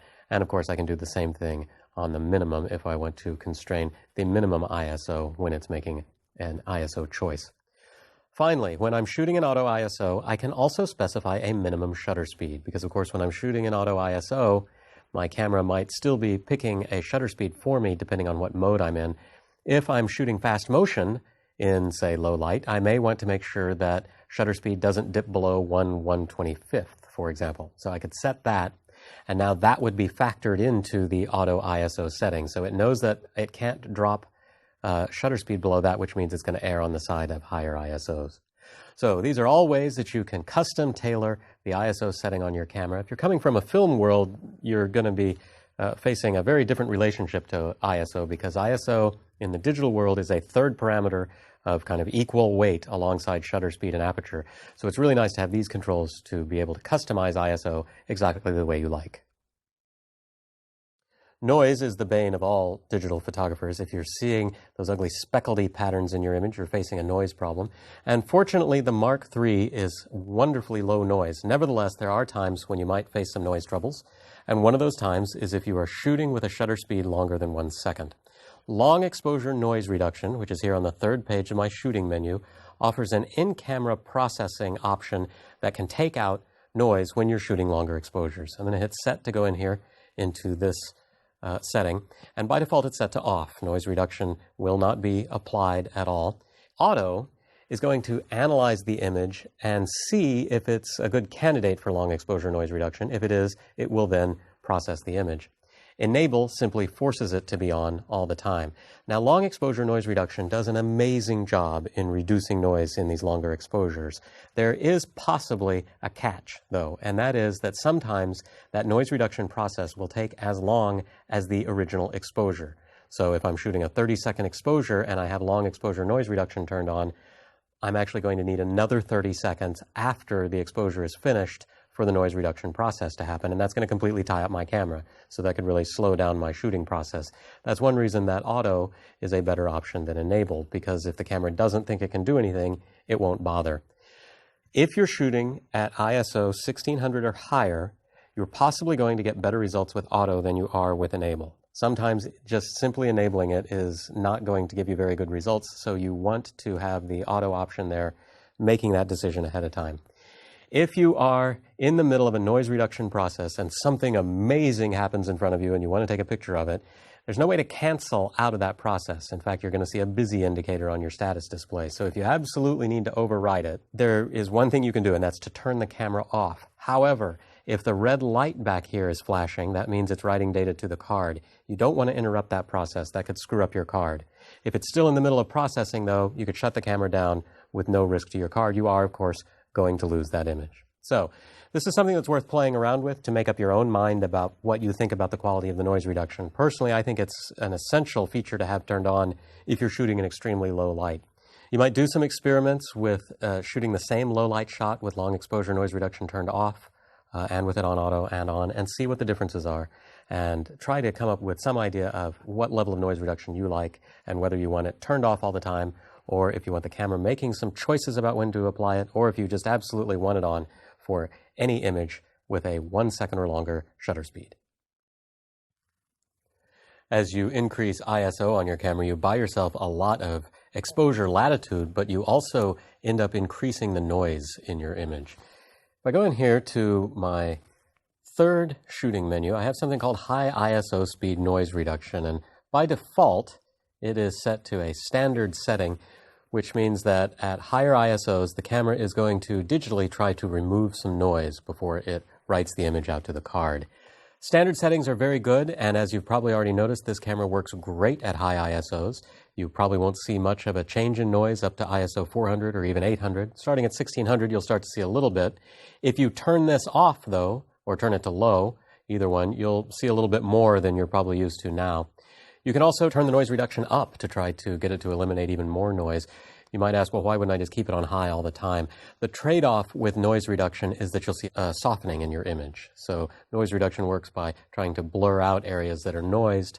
So if you turn it up, you're going to end up with less pronounced detail in your image. I tend to keep mine on standard. It's probably a rather personal choice. You might want to experiment, set up some tests in low light with high ISOs, shoot the same image with each of these settings and see what you like.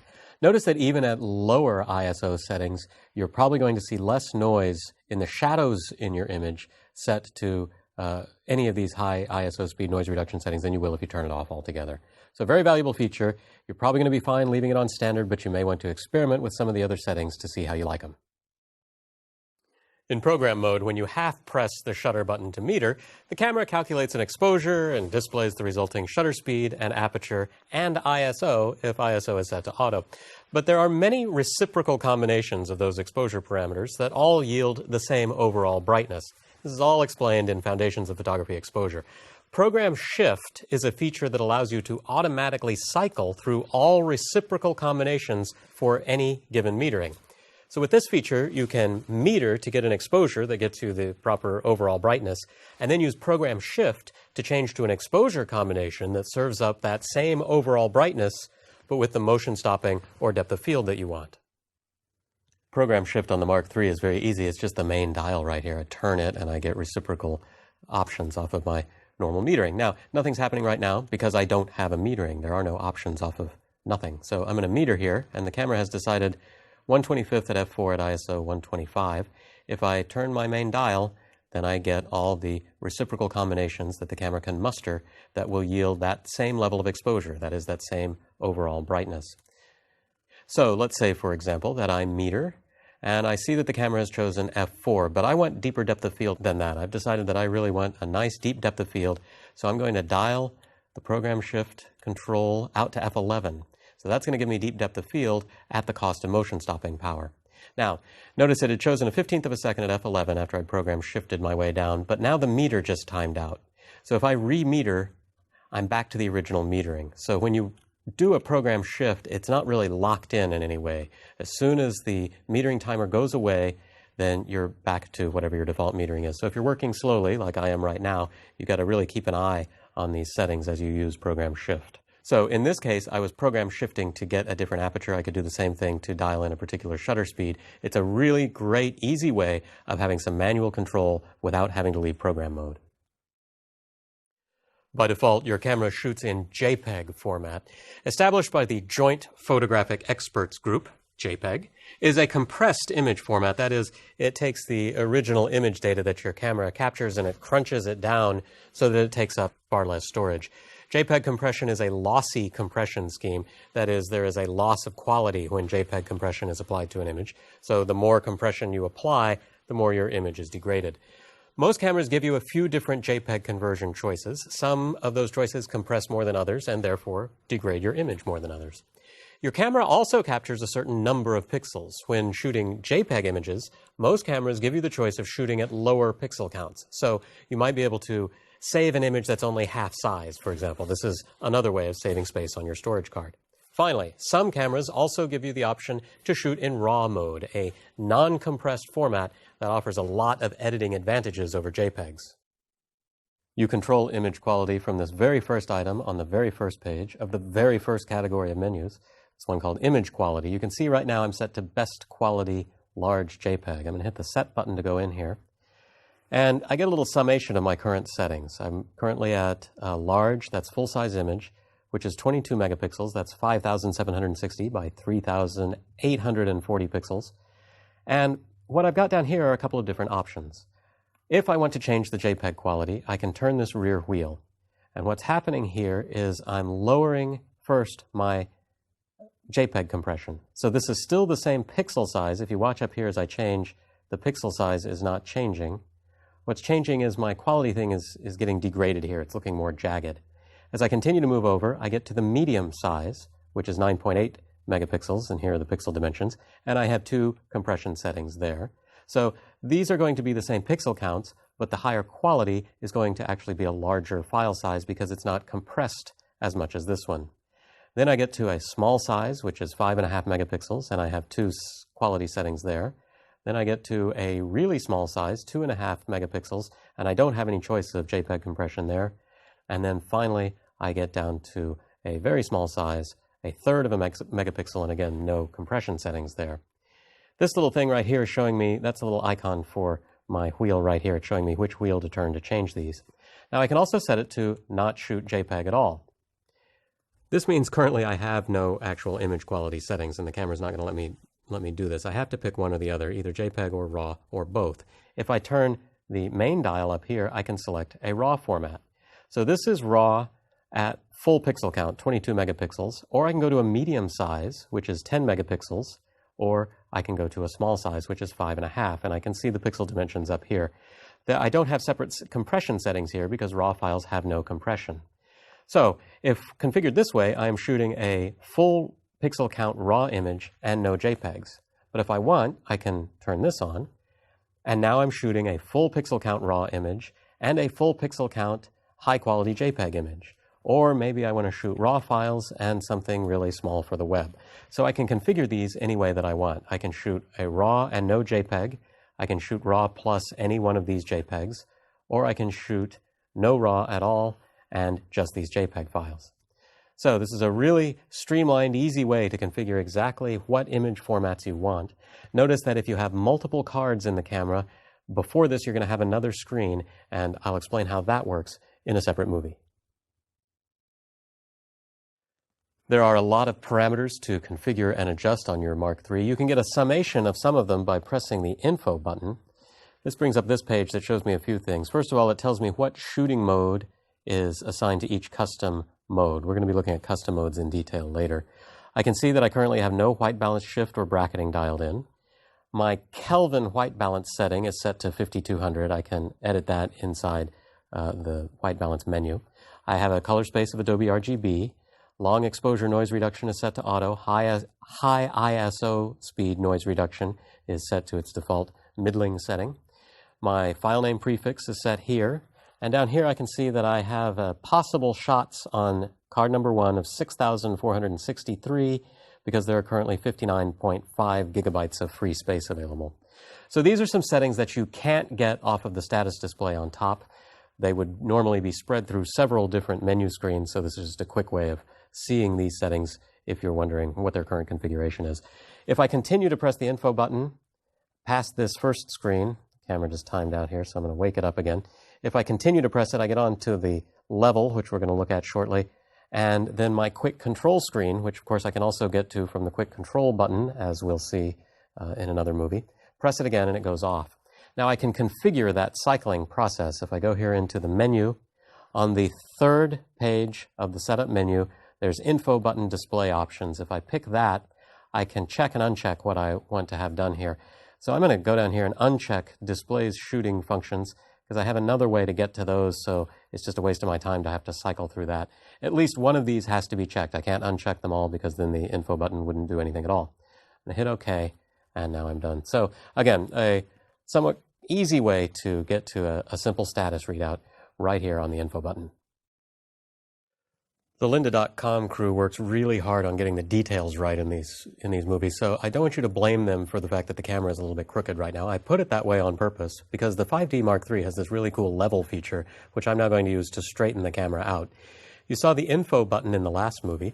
If I press it once, I get this screen, which gives me some camera status info, and if I press it again, I get my level.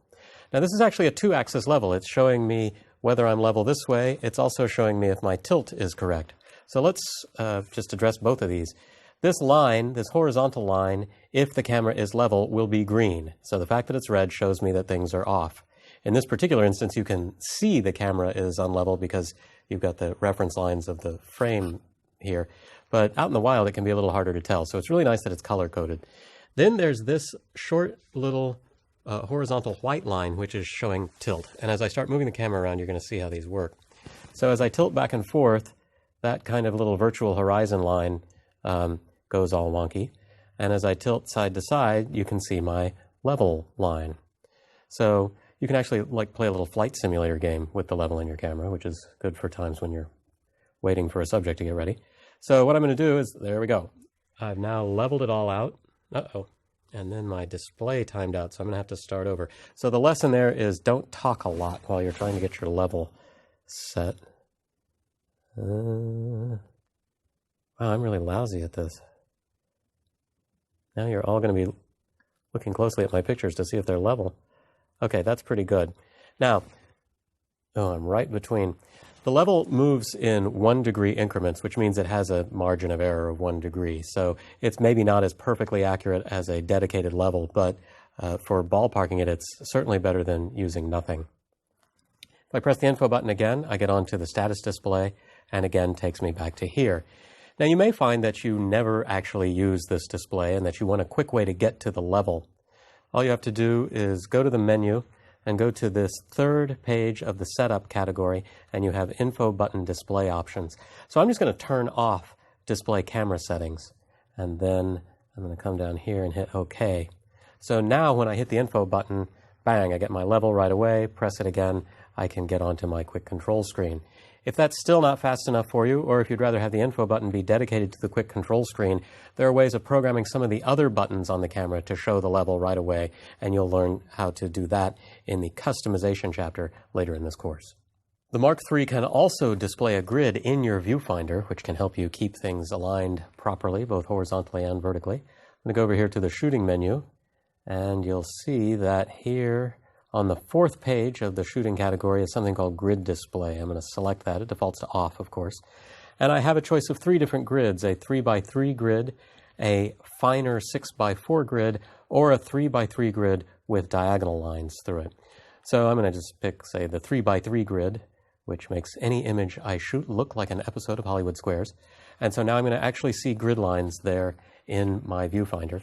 This, as you'll see later, is also visible when working in live view or when shooting video.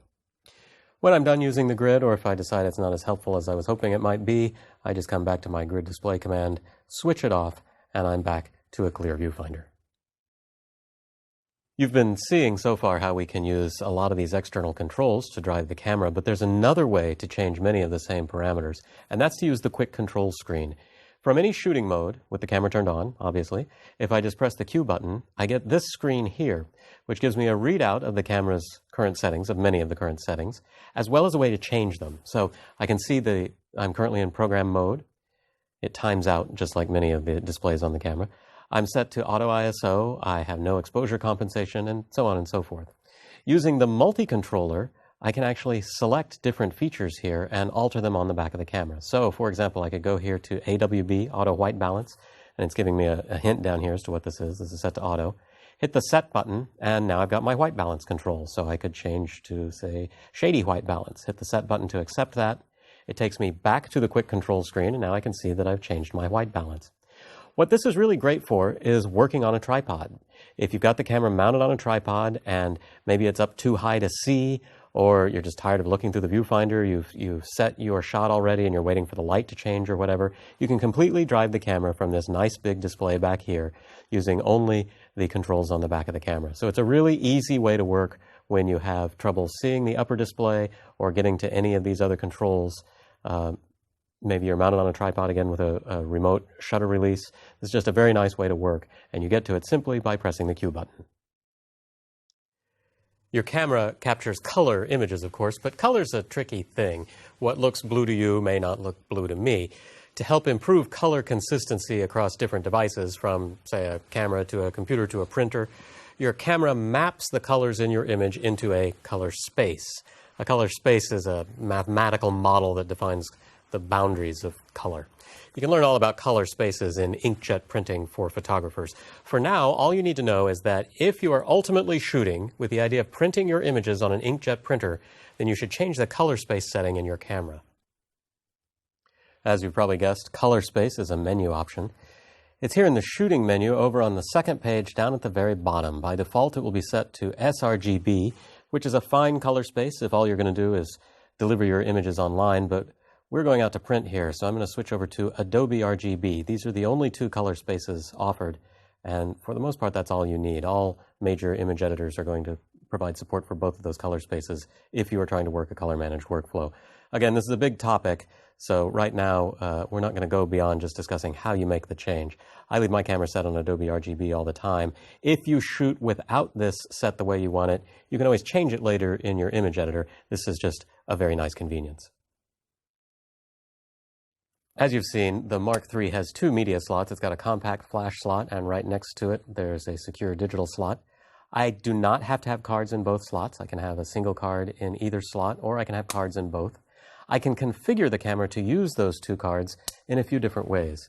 I'm going to drop into the menu system here, and in the setup menu, in the very first menu, the very first item is record function and card folder select. If I go into there, I have a number of different options. First off, I am set for standard record function. That means that it is going to record what I shoot onto a single card. I can select which card I want it to record to by going here to the second option, which is record play. If I go into there, I can now switch from compact flash to secure digital. So now it's recording to the SD card, and you can see it's moved over here. I'm currently set for shooting at best quality JPEG, so it's showing me the format that's being recorded on this card. It's going to record into this particular folder. We'll look at changing folders later. I'm going to switch it back to the compact flash card, and you can see that that's jumped back over to there. So that's the standard recording behavior. If I pop this menu open, I get a couple of other options. Auto switch card will automatically fill up this card and then switch to the second card. So if my compact flash card fills up, it will start recording on the secure digital card. If I go to record separately, I can now record separate formats onto each card. So let's say I'm shooting RAW plus JPEG. I could record RAW to my compact flash card and JPEGs to my secure digital card. Now right now it's showing me I've got the same format on both. So to switch to JPEG over here, I need to go back up a level, which I can do by pressing the menu button. And I'm going to switch back over to my shooting settings and go in here to image quality. Now in image quality, you can see that there are two options here.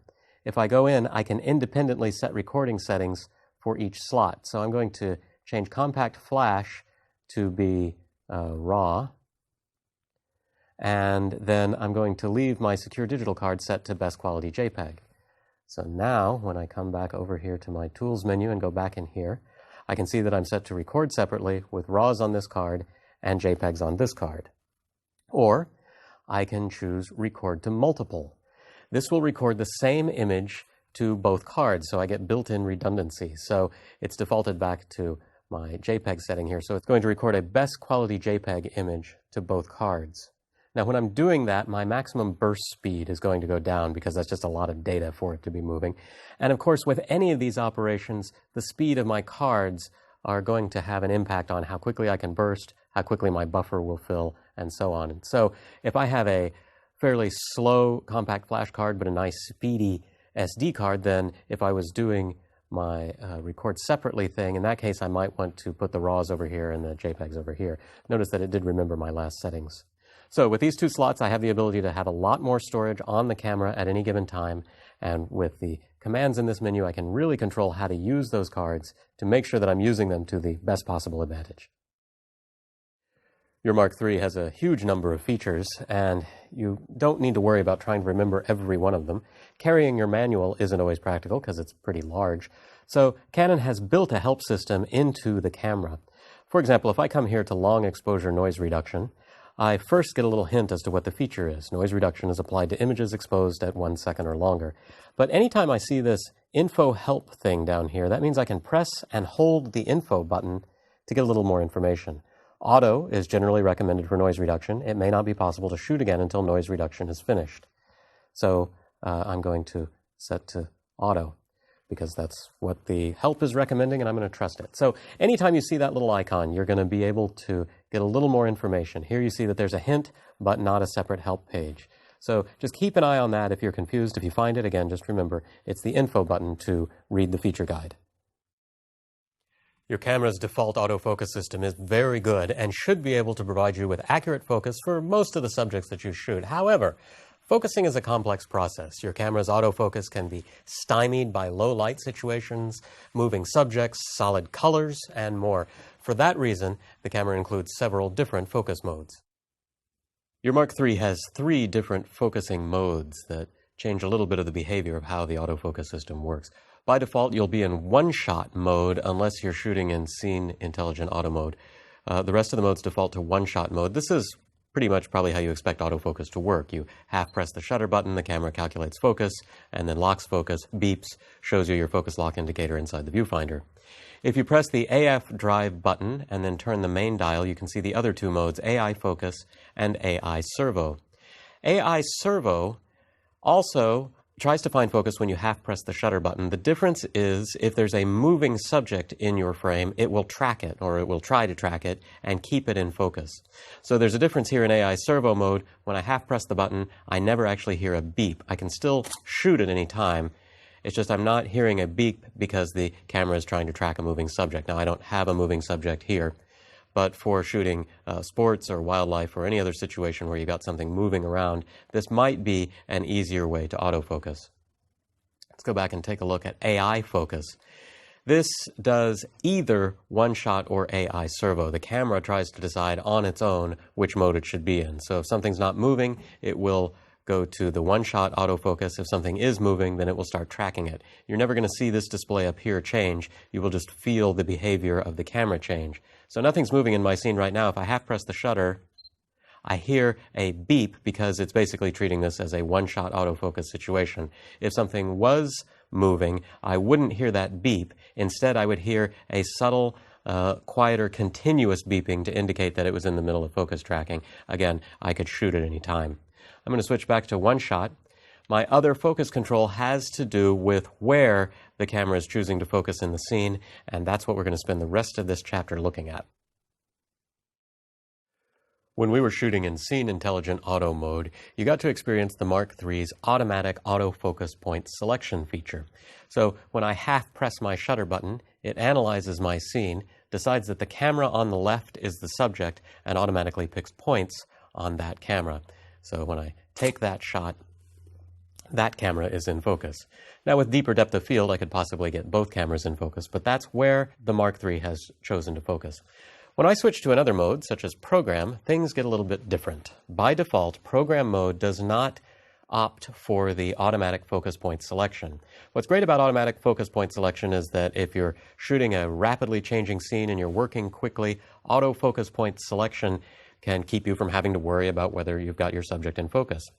There will be other times, though, where you will want control of which focus point the camera uses, either because you don't have time to worry about whether the camera's got it right, or because the camera's choosing the wrong focus point. It's getting it wrong. So when you switch to program mode, the camera defaults to choosing only the center focus point. Watch what happens when I autofocus here. It chose that point right in the dead center. It's always going to choose that point by default in program mode. This is what Canon calls single point AF mode. Now in this case, it's not working real well for me because the center point is not actually on either camera. It's not on my subject. There are two things I can do at this point. I can either move the camera to put the focus point where I want it, half press the button and then reframe, or I can simply manually choose another focus point. I can use the multi-controller, the quick control dial, or the main dial to move around amongst any of the Mark III's 61 autofocus points. So I'm going to do that now. I'm going to manually change the focus point so that it's no longer in the center. Instead, I'm going to choose one of the focus points on my leftmost camera over there. So the way you do this is you press the AF point selection button. That's the one right here. And you can tell this icon now might make a little more sense to you. It's supposed to be a frame with a bunch of little autofocus points in it. So when I press that, inside my viewfinder, all of the focus points, all 61 of them, light up in red. My status display, meanwhile, shows me that I'm in selection mode. So I'm going to use the multi-controller here, and I'm going to just move this over to the left until I've got a focus point lit up on the camera, on the place where I want to focus. Now again, I could also use either dial to move focus points around. Now I'm just going to half press the shutter button, and now anytime I half press, that's the point it's going to focus on. Now I can take my shot, and that camera is in focus. Let's go the other direction and focus on the other camera. So again, I press my AF point selection button.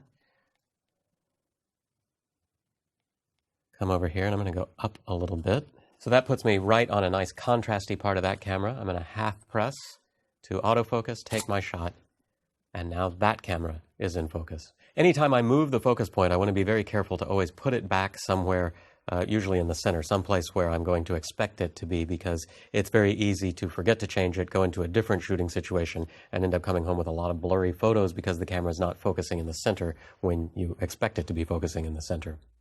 This is a really handy feature anytime you're locked down on a tripod. If you're studio shooting, if you're landscape shooting, you probably won't use it so much when you're handheld shooting, and later in this course we'll see why as we walk you through the focus and reframing technique that I mentioned earlier. There are a lot of other ways of configuring the focus points in your camera, and we're going to look at those in the rest of this chapter. In the last movie, you saw how your Mark III defaults in program mode to a single autofocus point, but it's one that you can steer around to place on very specific things in your image if you need to. Your Mark III has many other focus modes, though, for controlling autofocus points. I'm going to cycle through to the next one. To change to different autofocus area modes, you first press the autofocus point selection button, just like you would if you were going to steer a point around, and then you press the multi-function button, the one that's back here behind the shutter button. And when you do that, you should move on to the next mode, which you see here. This is autofocus point expansion mode. And as you can see, it's lit up 4 points around the center point. Focus is still happening around that center point, but if I'm in a servo tracking mode, those other 4 points around that point will be used to improve the tracking reliability. Now, as with single point autofocus, I can steer this whole thing around to different parts of the frame, but it's moving both my main point and the 4 surrounding points as I move around. Moving on from there, I'm going to again press my autofocus point selection button and then my multi-function button. I'm going to press it once.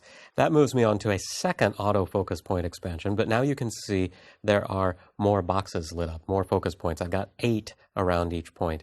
This is, again, going to affect servo tracking, or anytime when the camera is tracking a moving object. I'm going to go on to the next mode. Again, I'm pressing autofocus point selection, hitting my multifunction button, and now I'm through to zone autofocus. This divides the 61 area focus points into 9 different zones. As before, I can still move these things around, just as I would with any of the other modes. This, again, is all about focus tracking, and you're going to learn more about these focus tracking modes in the next movie. Moving on, I'm going to go to the next option here, which is 61-point automatic selection. Now, this is exactly what you saw when you were shooting with Scene Intelligent Auto mode. This is going to automatically figure out what my subject is, or try to, and choose the appropriate focus points. Finally, I've got one more mode. It cycles around to what looks like our original mode. I now have one focus point in the center, but there's an important difference between this and the mode we were in before. Now, my little focus point dot there in the center has a dot in the middle, and I'm sure you can just imagine what that means. This is single point spot autofocus, so it works just like the single point area focus mode that we saw originally, but it focuses off of a much, much smaller area. So if you're really trying to nail focus, say, on someone's eye, and maybe you're standing back far enough that it could be hitting their eye or their eyebrow or something, this is going to nail you into a much, much tighter focus. One more cycle through here, and I'm back to where I started, back in single point autofocus mode. Now, this is a very complex array of options here, and I'm going to tell you that for most of your shooting, you can ignore everything that I just said. You're probably going to stick with either single point autofocus, single point spot autofocus, or the 61-point automatic selection. If you do find yourself trying to shoot a moving object, then you will use one of those other modes. For the most part, you're never going to touch them. They're not going to be useful for anything. And once you get into tracking moving objects, you're possibly going to want to use one of these modes over another, depending on the direction the object is moving and how quickly. And you'll see about that in the next movie. If you shoot in servo focus mode, that is, if you ever are dialed in here to AI servo or AI focus, which might drop into servo mode, in either of those cases, you might want to tweak the way that servo focus is working. If you think about it, moving objects can move in different ways. They might be moving in a particular direction, predominantly horizontally or vertically. They might move at different speeds. They might start and stop.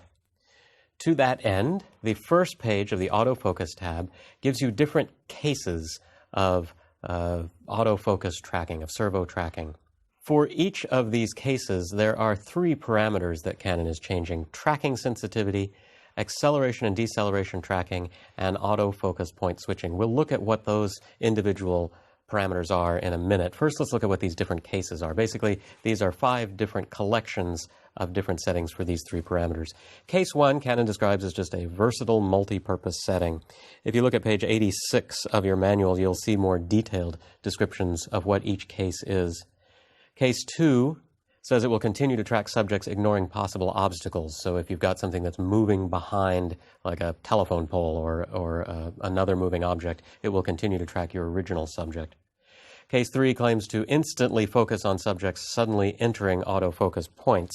So this means if you're tracking one object at a certain distance and another object comes into frame, and actually by frame I mean comes over any of your autofocus points, it will switch to that object. Maybe you're shooting a foot race and you're tracking someone who's in the lead and someone suddenly overtakes them, runs into your field of view and overtakes them. It would start tracking that person. Case 4 is for subjects that accelerate or decelerate quickly, and they're kind of showing a soccer player here, which might not be a bad example of what that is. Case 5 for erratic subjects moving quickly in any direction, and they're showing you either someone who's an ice skater or is slipping on a banana peel. I can't really tell. Either of those is going to be someone quickly moving in any direction. And finally, we have subjects that change speed and move erratically, and I couldn't begin to tell you what the person in this icon is doing. But if you think about a tennis player or somebody that might suddenly change direction, even though they've got a tennis player icon up here, obviously you're going to need to work with these in different cases to see what works best. So let's say I want to change the particulars of this case. As you can see, first of all, I can get some help here by pressing the info button, although it doesn't really give me a lot of help. I can also press the rate button to get to my detail settings. So if I press rate, now these things become editable. Tracking sensitivity is basically controlling how sensitive the camera is to the subject moving from one point to another. Acceleration, deceleration tracking controls sensitivity for a subject who's suddenly changing speed. And autofocus point switching sets sensitivity to a subject that's moving fast enough that they're suddenly going from one point to another. Now, when you're working with these, notice that the scales aren't normalized the same way. In this case, 0's in the middle, and you can have less or more. Here, I can't have less, I can only have more. There are detailed descriptions of these parameters starting on page 90 of your manual, and if you're really going to go in and mess with this stuff, you're going to want to read those pages in great detail. I'm going to make sure these are set to the default right now by hitting the trash can button and get out of here because I don't actually want to change any of those. One important thing to know about servo tracking and about the Mark III's autofocus system in general is that those 61 points are not all equal. Some can measure focus only vertically, some measure horizontally, some measure on multiple axes. You can see a diagram of that on page 78. It's a complex diagram, and to be honest, you don't really need to know this stuff. If you're really going to go in and maniacally tweak one of these autofocus cases, then understanding the points may make a little bit of difference, but probably not.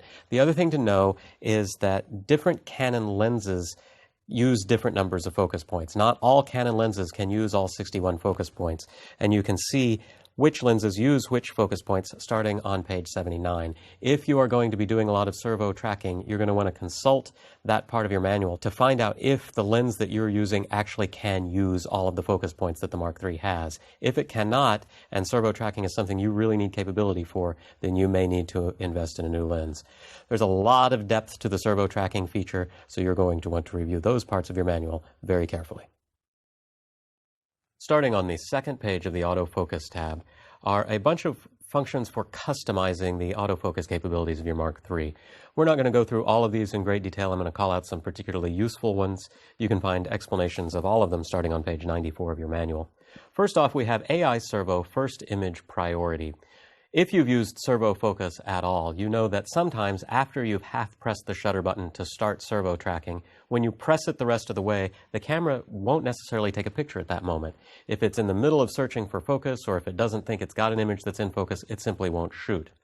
If I open this up, I can see that by default, servo focus is set to try and balance between when I press the shutter button and when I may have focus. In other words, when I press the button all the way down, it's going to go, well, okay, he's pressed the button, but, well, okay, yeah, I mostly got focused. I guess I'll take the picture. There's no guarantee that it's going to actually take a picture. If I skew this over here, I'm giving release priority. That means if I press the button, it doesn't matter what the camera's doing, it takes a picture. So I may not get a picture that's in focus. If I put it over here, what I'm saying is, when I press the button, don't take a picture until you have found focus. I'm going to pop back out here, and I have something else called second image priority. This allows me to set priority for when I'm burst shooting. If I'm burst shooting with servo tracking, I can opt for more speed, which means I'm going to end up with images that may not be focused, or I can opt for only shooting when the camera has achieved focus.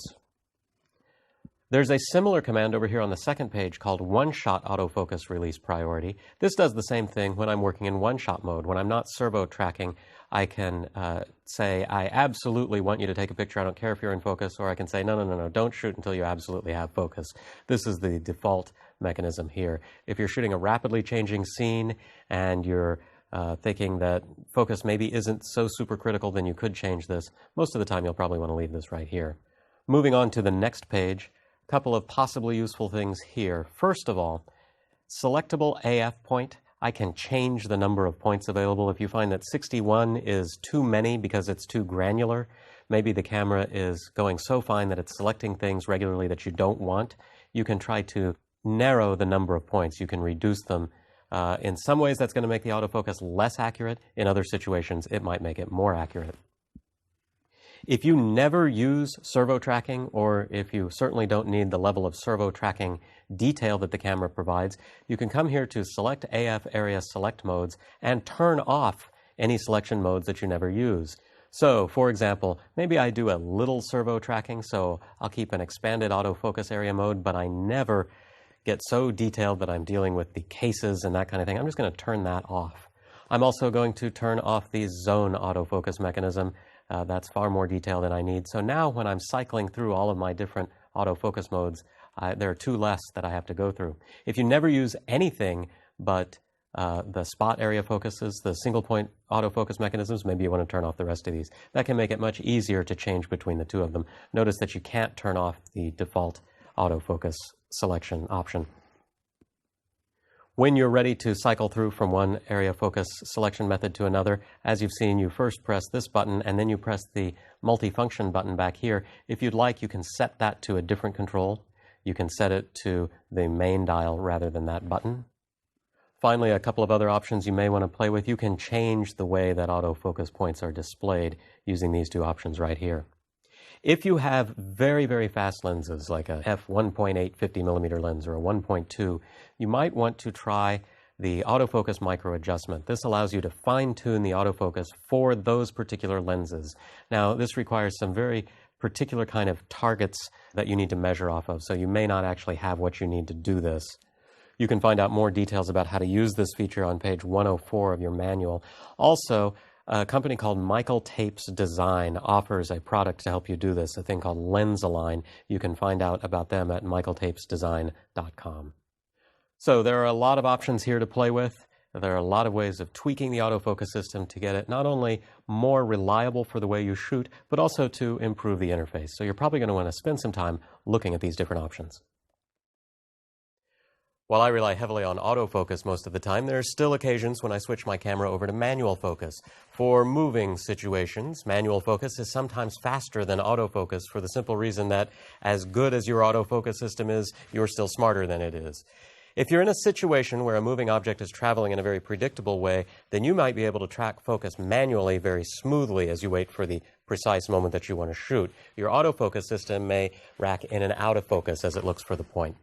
Manual focus is also useful for times when autofocus doesn't lock, either because your subject lacks contrast or because there's not enough light in the scene to focus. Of course, if there's not enough light then for your camera to focus, then there may not be enough for you to see either, but that's still worth a try. Finally, I sometimes use autofocus and manual focus in combination. If I'm shooting the same subject over and over, for example, if I'm shooting a landscape in rapidly changing light, I'll frame my shot and autofocus, or using autofocus, then switch the camera to manual focus. As long as I don't bump the lens, my autofocus choice will now be locked in. Now I can just keep shooting without having to wait for autofocus. This can also be handy for a portrait shoot where your camera to subject distance never changes and you want to be able to shoot without waiting for focus. To switch to manual focus, you need to look on your lens and find an autofocus manual focus switch. There should be one somewhere. So I'm currently set on AF, autofocus. I'm just going to move that over to MF, manual focus.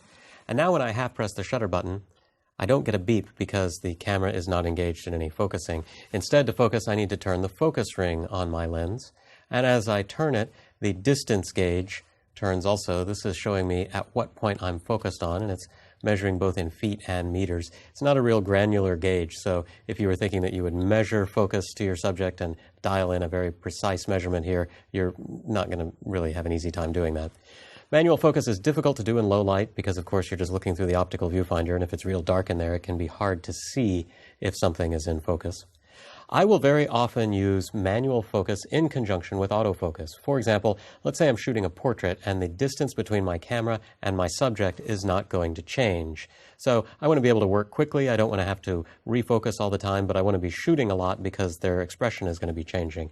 And maybe I've got enough depth of field that I know that after I've manually focused, I don't have to worry too much about things going out of focus. So what I would do in that instance is actually put the camera on autofocus, half press to let the camera choose focus, and then switch my lens over to manual focus. Now focus is locked in. Now I can just shoot and shoot and shoot and not have to worry about it hunting for focus. Notice it's beeping right now. That's because when you're in manual focus mode, if the camera thinks that the focus you've dialed in is correct, it will beep at you. So I'm going to throw that off a little bit, and I get no beep. If I turn it back just a little bit, and I'm going to have to find it, which could be tricky. But when I get in there and actually get the focus set to what the camera thinks is correct, it will beep at me. There it is. So that's a little kind of automatic verification you get, even when you're shooting in manual focus mode. So don't entirely write off manual focus as something that's left over from the old days. It actually can be useful in a lot of situations, particularly when you combine it with the autofocus capabilities of your camera. Different types of light shine with different colors. For example, tungsten lights are redder or warmer than fluorescent light. Now, while your eye does an amazing job of adjusting automatically to different types of light so that colors always look correct, your camera doesn't fare so well. Your camera has to be calibrated to the type of light that you're shooting in. If it's not, then colors can appear wrong. This process of calibration is called white balancing.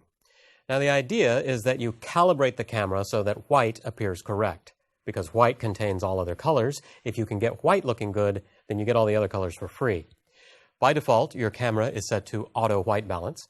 With auto white balance, the camera will attempt to continuously white balance itself on the fly as you shoot. Your Mark III defaults to auto white balance, and you can see that indicated right here on the status display. That's what that AWB stands for.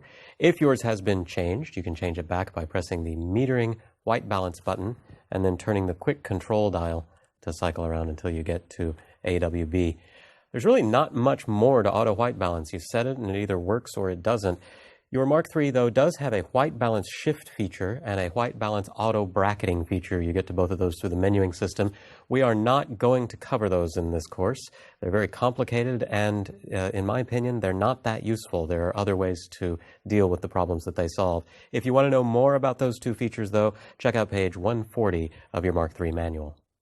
You'll probably find that you can stick with auto white balance for most of your shots. Where it will start to let you down is in shady light or situations with mixed lighting, sunlight streaming into a fluorescently lit room, for example. In those instances, you'll need to change to a different white balance setting. For most situations, auto white balance is going to be your white balance of choice. The auto white balance mechanism on the Mark III is very good. However, if you're taking some shots with auto white balance and you're noticing on the back of the screen that maybe the white balance is a little off, that your colors look a little strange, you can change to a different white balance. So to change white balance, I press the white balance button, and now I've got the option to change white balance and metering mode, but of course because white balance is on the right side of the little dot, it's the rear dial. So I can cycle through these by turning the command dial back here. From auto white balance, I get daylight, shade, cloudy, incandescent or tungsten, fluorescent, flash, a manual white balance setting, which we'll look at in a separate movie, and the option to dial in a specific white balance in degrees Kelvin, and then it cycles back to auto white balance. So let's say that I'm outside shooting in shade, and I take some pictures with auto white balance, and I'm shooting a person, and I notice their skin just looks a little cold. I could simply press this button and drop down here to shade. In my experience, auto white balance on the Mark III really does a great job in pretty much all situations except for shade or maybe on a cloudy day. And I've got two different settings there, shade and cloud. They're slightly different. Which one is going to be right for your situation is just something you're going to have to experiment with. Now, there are some other ways to change white balance. From the camera's menuing system, I can go here to the second shooting page, and there's a white balance entry. It shows where I'm currently set. And now I've got all of my different options arrayed here, and I can cycle through them with the command dial and actually get a label of what they are. So if you forget what the icons are, this is a way of getting a little feedback while you're selecting white balance. Now, white balance is measured in degrees Kelvin, and one thing that's nice about this display is it tells me the actual color temperature that's being dialed in by each of these settings. If I know the exact color temperature of the lights that I'm using in degrees Kelvin, I can come over here to the K setting and change the temperature specifically with the main dial up here. So I can dial in a very particular temperature. When I get all this configured the way that I want, I hit the set button and drop back out, and now you can see it's automatically changed me over to K, and that's going to be K at the temperature setting that I specified. Now, you want to be careful about judging color on the LCD screen. You don't want to get too picky about the colors that you're seeing, but the color on the LCD screen is good enough to judge a bad white balance. So keep an eye on that while you're shooting. Over time, you're going to get more experience into when you should change out of auto white balance and when you should use a white balance preset. One way to avoid this entire issue is simply to shoot RAW, because in RAW mode, you can change white balance after the fact. Even as a RAW shooter, though, it's a good idea to get white balance set correctly in camera because it's going to save you a lot of post-processing time later. Most of the time, auto white balance will be all you need to get good color. There will be times, though, when auto white balance might let you down. Maybe you're shooting in shade or on a cloudy day, or perhaps you're in a very difficult white balance situation like I'm in right now. We've got a mixed lighting situation here. We've got daylight lights mixed with tungsten lights. And the practical upshot is those flowers back there, which are supposed to be white, are looking very yellowish or orangish, and that's going to confuse the white balance on the camera. We haven't looked at live view yet, but I'm going to go ahead and turn it on now. Don't worry, you're going to get a whole chapter on live view later in this course, but this is going to be easier for you to understand if you can watch what's happening in camera. And you can see right off the bat that my white flowers don't look white even to the camera. They've got a real yellowish orange look to them. I'm going to go ahead and take a picture here because I want to store this bad white balance scene that we've got here. Now, I could change to a white balance preset. I could change to tungsten or daylight or something like that, but none of those are actually going to be right for this particular lighting instance. What I need to do here is a completely manual white balance. This is always going to be the most accurate way to get white balance for any scene, but especially for one like this that's confusing the auto white balance mechanism. So the manual white balance process starts by pointing at something that is a neutral gray or a white. So I'm going to ask Lauren to put this big piece of white foam core in the scene. And if Lauren is not hanging around your scene, that's okay. You can get someone else to do this. You just need a piece of white paper, something white, or again, a neutral gray. It needs to fill most of the frame. Most importantly, it needs to be back there in the light. Notice he's not putting it right here in front of the camera. It needs to have the light on it that's causing the problem. Now I need to take a picture of it. I'm going to switch to manual white balance or manual focus right now because that bare white card the camera's not, autofocus is not going to be able to focus on. And I'm just going to take a picture. So now I have a picture of my white card. I'm going to switch back to autofocus. Lauren, you can take the card out of there. Thank you. I'm going to use that as a reference for the camera to generate a correct white balance off of. I'm going to go into my menuing system here now.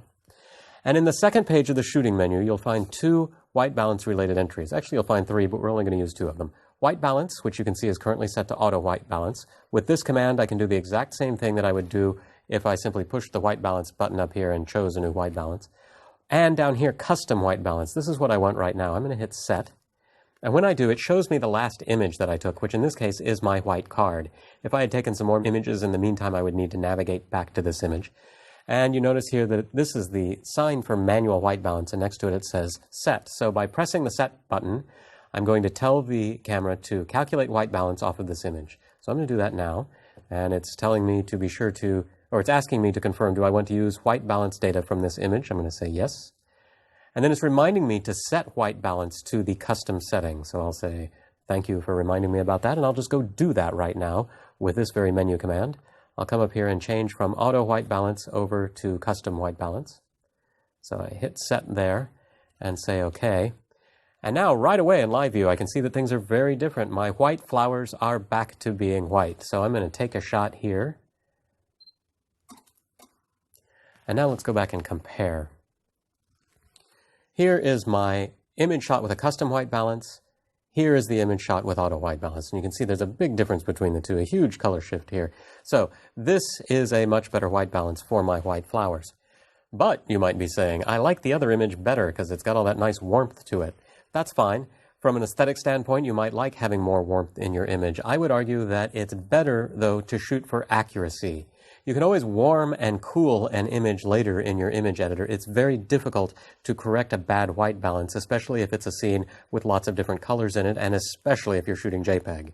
Now, if you're shooting RAW, you can always change white balance after the fact. It would be very easy to correct this RAW file in my image editor. That said, if I get white balance right in camera, it's going to save me a lot of image editing time later. So I would press upon you to always go for accurate white balance in camera, both because it's difficult to correct later and it's a time saver. If you get it right in camera, it's less editing than you need to do later. One of the most important things to know about working with white balance is that the really hard part of the work is not what's done in camera. It's what you do with your eye when you're looking at the scene. You need to learn to recognize when you are facing a scene that might need some white balance attention. The problem is that your eye is constantly correcting color. So even though these flowers look very red and yellow, a less subtle lighting shift may be more difficult to detect because my eye is really going to impress upon me that they are white. So it takes some practice to learn to really get in the habit of recognizing, oh, I think the flesh tones in this image are too cool because I'm shooting in shade, or I think this tungsten light is lending an orange cast to my image. So good white balance starts with paying attention to the colors in your scene, learning to recognize when you might need to compensate for bad color, and then turning to the white balance capabilities of your 5D. The great photographer Henri Cartier-Bresson spoke extensively about the decisive moment, that one particular moment that happens that is the perfect, decisive expression of the scene or event that you're trying to photograph. Now, because he was a genius, he was often able to fire his camera at the perfect, decisive moment. For the rest of us, there's drive mode. In drive mode, as you hold the shutter button down on your camera, the camera will continue to snap frames one after another. Drive mode is a great tool for shooting in fast-moving environments, sports, street shooting, and nature shots, for example. But it can also be ideal for portraiture, when a person's face is making lots of tiny, subtle changes, and you're not sure which is the ideal expression. However, you can't use drive mode indefinitely. That is, you can't just hold the button down and expect the camera to always keep shooting. When you take a picture, the camera has to move a lot of data around and do a lot of computation. You can take pictures faster than your camera can get them written to the media card, so your camera has a memory buffer that can hold a certain number of pictures. Now, as you shoot, your images can be quickly thrown into that buffer. Then the camera can start the process of copying images from the buffer to your memory card while you continue to snap away. If the buffer fills, then your camera will cease to be able to take pictures, and you'll have to wait for it to empty out before you can start shooting again. Your current drive mode is displayed right here. A single frame, that is a single little rectangle right there, indicates that I'm in single shot mode. If I press the shutter button, it takes one picture. I can change drive mode by pressing my autofocus drive button up here and then turning the command dial on the back. One click to the right takes me to high-speed burst. This is going to get me approximately 6 frames per second. Well, that was only 5, but I left my finger off the button. As you can see, it's a really fast burst mode. If I continue from there, I get a slower burst mode. This is the one that doesn't have the H next to it. That gets me about 3 frames per second. So you can see that that is noticeably slower. Now you may think, well, if I've got that really fast burst mode, why would I ever bother with the slower burst mode? Well, sometimes you actually don't want to capture things at 6 frames per second. Portraits, for example. It's nice using a burst mode for portrait because people's expressions do change, and sometimes a subtle expression change from one moment to the next will make for a better picture. But people's faces don't tend to change expression fast enough to need a 6 frame per second burst. On the other hand, if you're shooting HDR or trying to stop a really fast-moving car or something at a particular moment, then going to that faster drive mode is going to be a better choice. So it's really nice having these two different burst speeds, and this is one of the nice improvements of the Mark III over the Mark II is the 6 frame per second burst. Going on, I get a new silent shooting mode. So this is going to shoot a single frame, but it's going to try and do it a little more quietly than it did the last time. I think you can hear the difference. That's definitely quieter than my normal single shot sound. So if you're shooting a performance or shooting in a museum or shooting espionage, then having a quieter shutter can be a real bonus. I also have a quieter burst mode. If I go here, I'm back to my slower speed at about 3 frames per second, but it's definitely quieter. Moving on from there, I get my self-timer mode. So this is the old thing where I press the shutter button and it starts beeping and then I run around in front of the camera. I've got 2 different timers though. I've got this timer and this one. So this first one is a 10-second timer. That means the shutter is going to go off in 10 seconds, giving me plenty of time to get around in front of the camera. The second one is a 2-second timer, which is not going to be nearly enough time to get around in front of the camera and stop breathing heavy and get a decent expression on my face. What this is good for is times when I want the self-timer just because I want camera vibration to reduce. So maybe I'm locked down on a tripod, I'm getting ready to do a product shot, or I'm getting ready to do a long exposure shot of some kind. A 2-second timer will give the camera 2 seconds to stop moving after I've touched it before it actually takes the picture. So that's really handy for studio shooting and low light shooting. And finally, either of these will also allow me to work with a remote control. It's not necessary to dial these in to use a remote control. This is just a self-timer that will work with a wired or wireless remote. And all of these eventually loop back around to my normal single-shot loud shooting as opposed to the single-shot quiet shooting. So that's drive mode. Very easy to get to even while you're looking through the viewfinder. It's just the button right to the left of the ISO button, which you can feel very easily.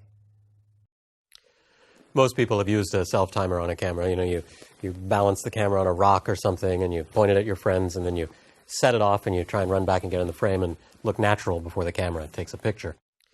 To use the self-timer on the Mark III, you need to have the camera stabilized somehow. So that means either putting it on a tripod, setting it on a table or a rock or whatever. Next, you need to activate the self-timer, which you do with the drive button.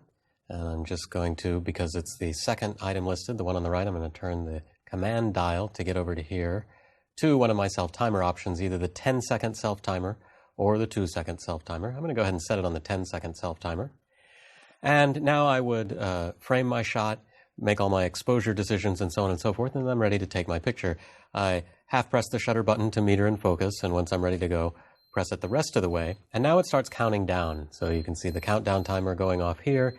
It's beeping. As it gets closer to finishing, within 2 seconds, the beep goes faster and then it takes the shot. So that's the 10 seconds that I have to run around and get in front of the camera. Obviously, that's only going to be 2 seconds if I switch to the 2-second timer. And there, you're just going to hear the fast beep, see the countdown, and then it's going to fire. Now, if you're doing a self-portrait, odds are there's not going to be anyone behind the viewfinder here. And without your head there to block light, light can actually come into the viewfinder, bounce around off of the pentaprism, and possibly create flare inside your lens. Now, you should have gotten one of these with your camera. It's a little piece of rubber that threads onto the strap. It's got these little brackets here with holes that you can thread your strap through so that you always have it with you. And if you notice, it's got little grooves in here that can fit on over your viewfinder if you just take the viewfinder cap off. So I can, in theory, thread that over there. Now with that there, I'm not going to get any light in through here, and I'm going to be able to get around and shoot without worrying about flare in the lens. And then this just slides off, and this comes back on. Now, we're showing this to you now as a kind of standalone thing. You can actually leave it on your strap and still get that slit over there. You don't have to take your strap off and unthread this and all of that kind of thing. One thing to know about using the self-timer is that autofocus happens normally. In other words, it happens at the time that I half press my shutter button. So if I was doing a self-portrait right now, and let's say I was going to stand 10 feet in front of the lens, and behind me, way back there in the distance was, say, the Eiffel Tower. If I'm not standing out there right now, when I focus, it's going to focus way in the distance. When I then run and stand around 10 feet in front, I'm possibly going to be out of focus. So what I usually do is to tilt the camera down, focus on a point on the ground, and switch the camera over to manual focus. That will lock that focus back in. Then I can tilt the camera back up, start my self-timer, run around and get in the shot, and I should be in focus. If you're feeling a little cautious about that, you could opt for a deeper depth of field, go for a larger aperture number, and then focus isn't quite so critical. So once you're done using the self-timer, be sure to set it back to whatever it is you normally shoot in, because it's a real drag to get out and have something happen right in front of you, press the button, and not get a picture for 10 seconds. So that's the self-timer, very full-featured, very easy to use, and a really handy thing for capturing self-portraits or for reducing camera shake when you're working in a studio or in low light. A remote control is a must-have for certain types of shooting. With a remote control, you can keep your hands off of the camera to reduce camera shake during long exposures. In a portrait shoot, a remote control can keep you from having to go behind the camera, which allows you to maintain better rapport with your subject. A wireless remote control or a remote control with a very long cord can make self-portraits much easier. Remote controls are also great for times when you've placed your camera in a difficult-to-reach location on a very high tripod, say. Connecting a remote to your camera is very easy. I have here one of Canon's wired remotes. This is one of their fancier remotes in addition to a locking shutter button. It also has an intervalometer in it, which is what I can use to take time-lapse. The intervalometer will control the camera and shoot shots at regular intervals, which can then be stitched into a time-lapse movie. They make simpler remote controls. There are also third-party remote controls that have these features that typically cost a lot less than Canon's remotes. There are also wireless remote controls. One thing that all of these remote controls have in common is that they all have to be plugged into the side of the camera. The remote control port on the Mark III is over here on the left side of the camera, if you're facing the rear of the camera. There are two doors over here, and you can see this little remote control icon right here. So I want to get this door open. It's just a piece of rubber that's hinged at the top. So if you just grab there and peel it up, you can get it open. Be careful, it's only connected by that thin piece of rubber right there, so you don't want to tear that off. That's the remote control port right there, down at the very bottom. The connector only goes in the right way. It's got 3 little pins in it, and most of the Canon connectors go in with the cord facing forward. So I'm just going to put that in there and push, and now that's locked in. It can't come out, and I can just leave the door hanging like that. Wireless remote controls will also have a part that needs to plug in here. On a wireless remote, you typically have a receiver, which sits in the camera's hot shoe and connects via wire down to here. And then you have a little transmitter that you take with you, and that's your shutter button. To get the remote control out, all I do is pull real hard, and it just pops out. And then I can mash all of this back down. So with it plugged in, I'm ready to go for any of the types of shooting where I want my hands off the camera. Accurate metering is critical to getting good results from your camera. Fortunately, metering technology is now so good that your camera should yield correct exposure 80 to 90% of the time. To help ensure that your metering results are good, your camera offers several different metering modes. Your Mark III shows the current metering mode right here. This icon will change as you change metering modes. The default, and the mode that's currently being shown by this icon, is evaluative metering.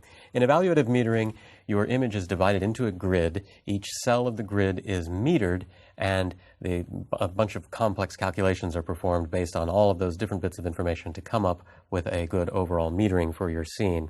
Evaluative metering is probably where you'll stay most of the time, but you do have 3 other metering modes. To change them, press the metering white balance button, and it's pretty easy to remember this because this icon corresponds to your meter down here. Press this and then turn the main dial. Your next mode is partial metering. This meters just an area in the middle of the frame. It's an area that comprises 6.2% of the viewfinder, according to the Canon manual, and your metering is simply derived from the brightness of that circle in the middle of the frame. Next comes spot metering, which is shown by this icon. This is a lot like partial metering, except it's a much smaller circle that it's metering. It's only 1.5% out of the center of the viewfinder. Finally, there's one more metering mode, and that is center weight average metering, which looks like this. This is similar to spot metering and partial metering, but it's a wider area out of the center, and Canon doesn't say how wide it is. Personally, I have never found a use for center weight average metering. In theory, what it's good for is a heavily backlit situation, but spot and partial are also good for those. So I tend to think of this as the extra kind of useless metering mode on the camera.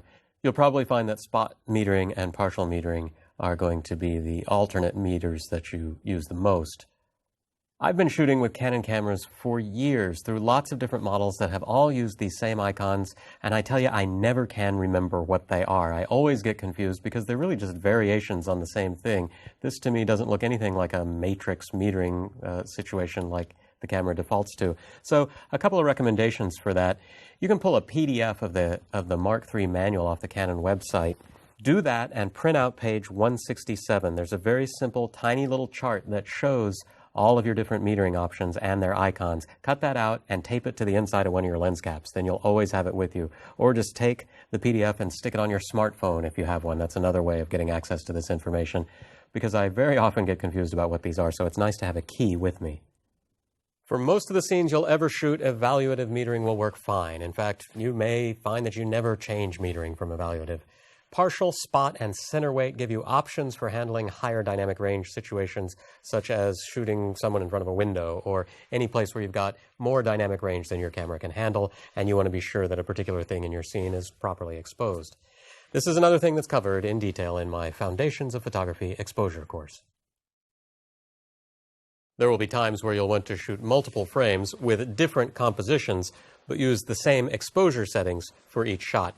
Panoramas are the most common situation where you'll encounter this problem. The exposure lock control lets you meter a scene and then lock that exposure in as you take multiple shots.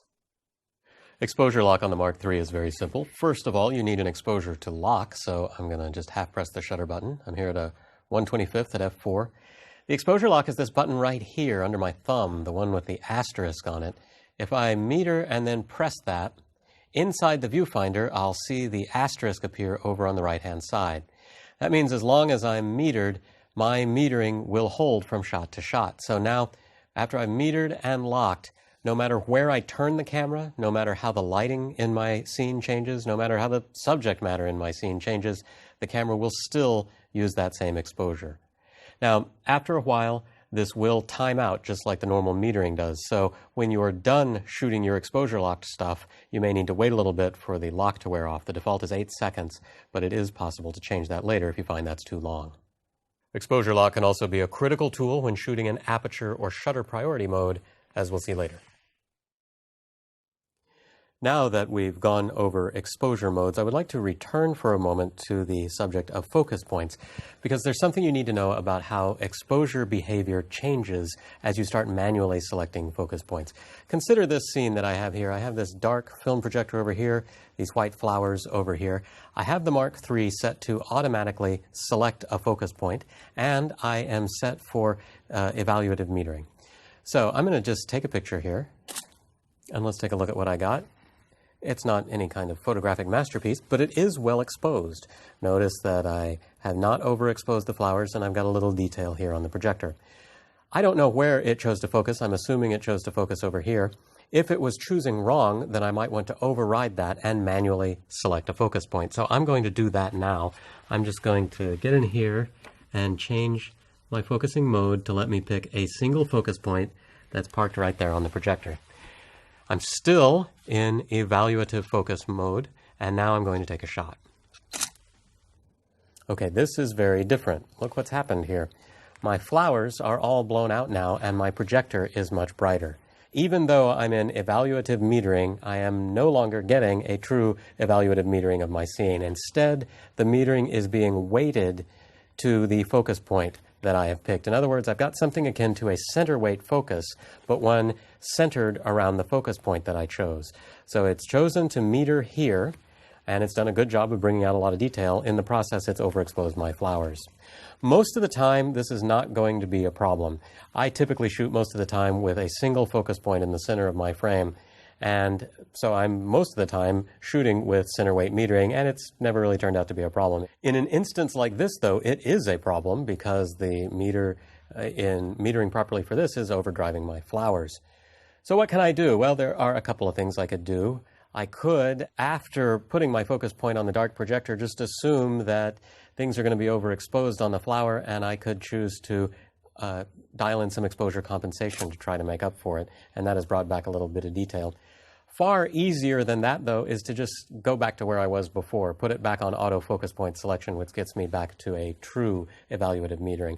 The takeaway here is that when you are manually selecting a focus point, no matter what your meter dial says here, you're not actually getting an evaluative metering that is analyzing the entire frame. You are getting a metering that is biased towards the focus point that you're centered on.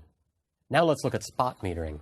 If I switch my meter over to spot metering, which is, of course, going to meter off of one tiny little area, that area is always measured in the very center of the frame. It does not follow focus point. So that effect that I just got by accident before, I cannot intentionally get. I cannot actually move a focus point around to somewhere else and spot meter off of that point. Spot metering and center weight focus metering are always going to happen in the middle of the frame. So if you're now suddenly worried that you have a lousy autofocus and a lousy metering system on your camera, don't. As I said, most of the time this is not going to be a problem. It's only in rare instances like this situation that I've got here where you might run into this issue. And in those instances, you can either make up for it with an exposure compensation or actually just throw the camera into autofocus select and trust that it's going to do the right thing. I think you'll find that 99% of the time it will. In program mode, when you meter a scene by half-pressing the shutter button, the camera calculates an appropriate shutter speed and aperture, and maybe ISO if you're set to auto ISO. There will be times, though, when you know that you're going to want a lot of control of aperture. Maybe you're shooting portraits and you know that you want them to all have shallow depth of field, so you want to make certain that the camera is always using a wide aperture. Or maybe you're shooting landscapes and you know that you want really deep depth of field in all of your shots, so you want to make certain that you're always using a very small aperture. Or maybe you're street shooting, and as you're moving around quickly, you're shooting different subject matter, and so you're changing your mind about depth of field, and so you want to be able to really quickly and easily change from a big to a small aperture. In aperture priority mode, you can choose the aperture that you want, and when the camera meters, it will automatically pick a corresponding shutter speed that will yield a correct exposure. By now, you should already know how to change to aperture priority mode. That's AV on your mode dial. That's aperture value. So I'm just pressing the lock button and turning the mode dial. Now watch what happens when I meter, and the camera is metering at f5 at a 60th of a second. When I turn the main dial, what's happening is I'm changing the aperture. I'm in control of aperture, and the camera is automatically calculating a new shutter speed. So notice that as I go to a smaller aperture, my shutter speed is getting longer, because with a smaller aperture it needs to let in more light. As I go the other direction, my aperture gets bigger, my shutter speed is getting shorter, so there's less light coming in. So I've got all the control of aperture that I want, and the camera is automatically calculating shutter speed for me. Now I'm going to let the meter time out here, and notice that I can still change my aperture.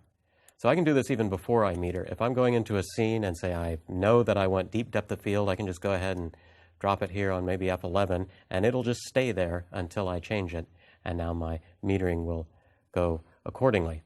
I'm currently set on ISO 100. Watch what happens if I change ISO to auto.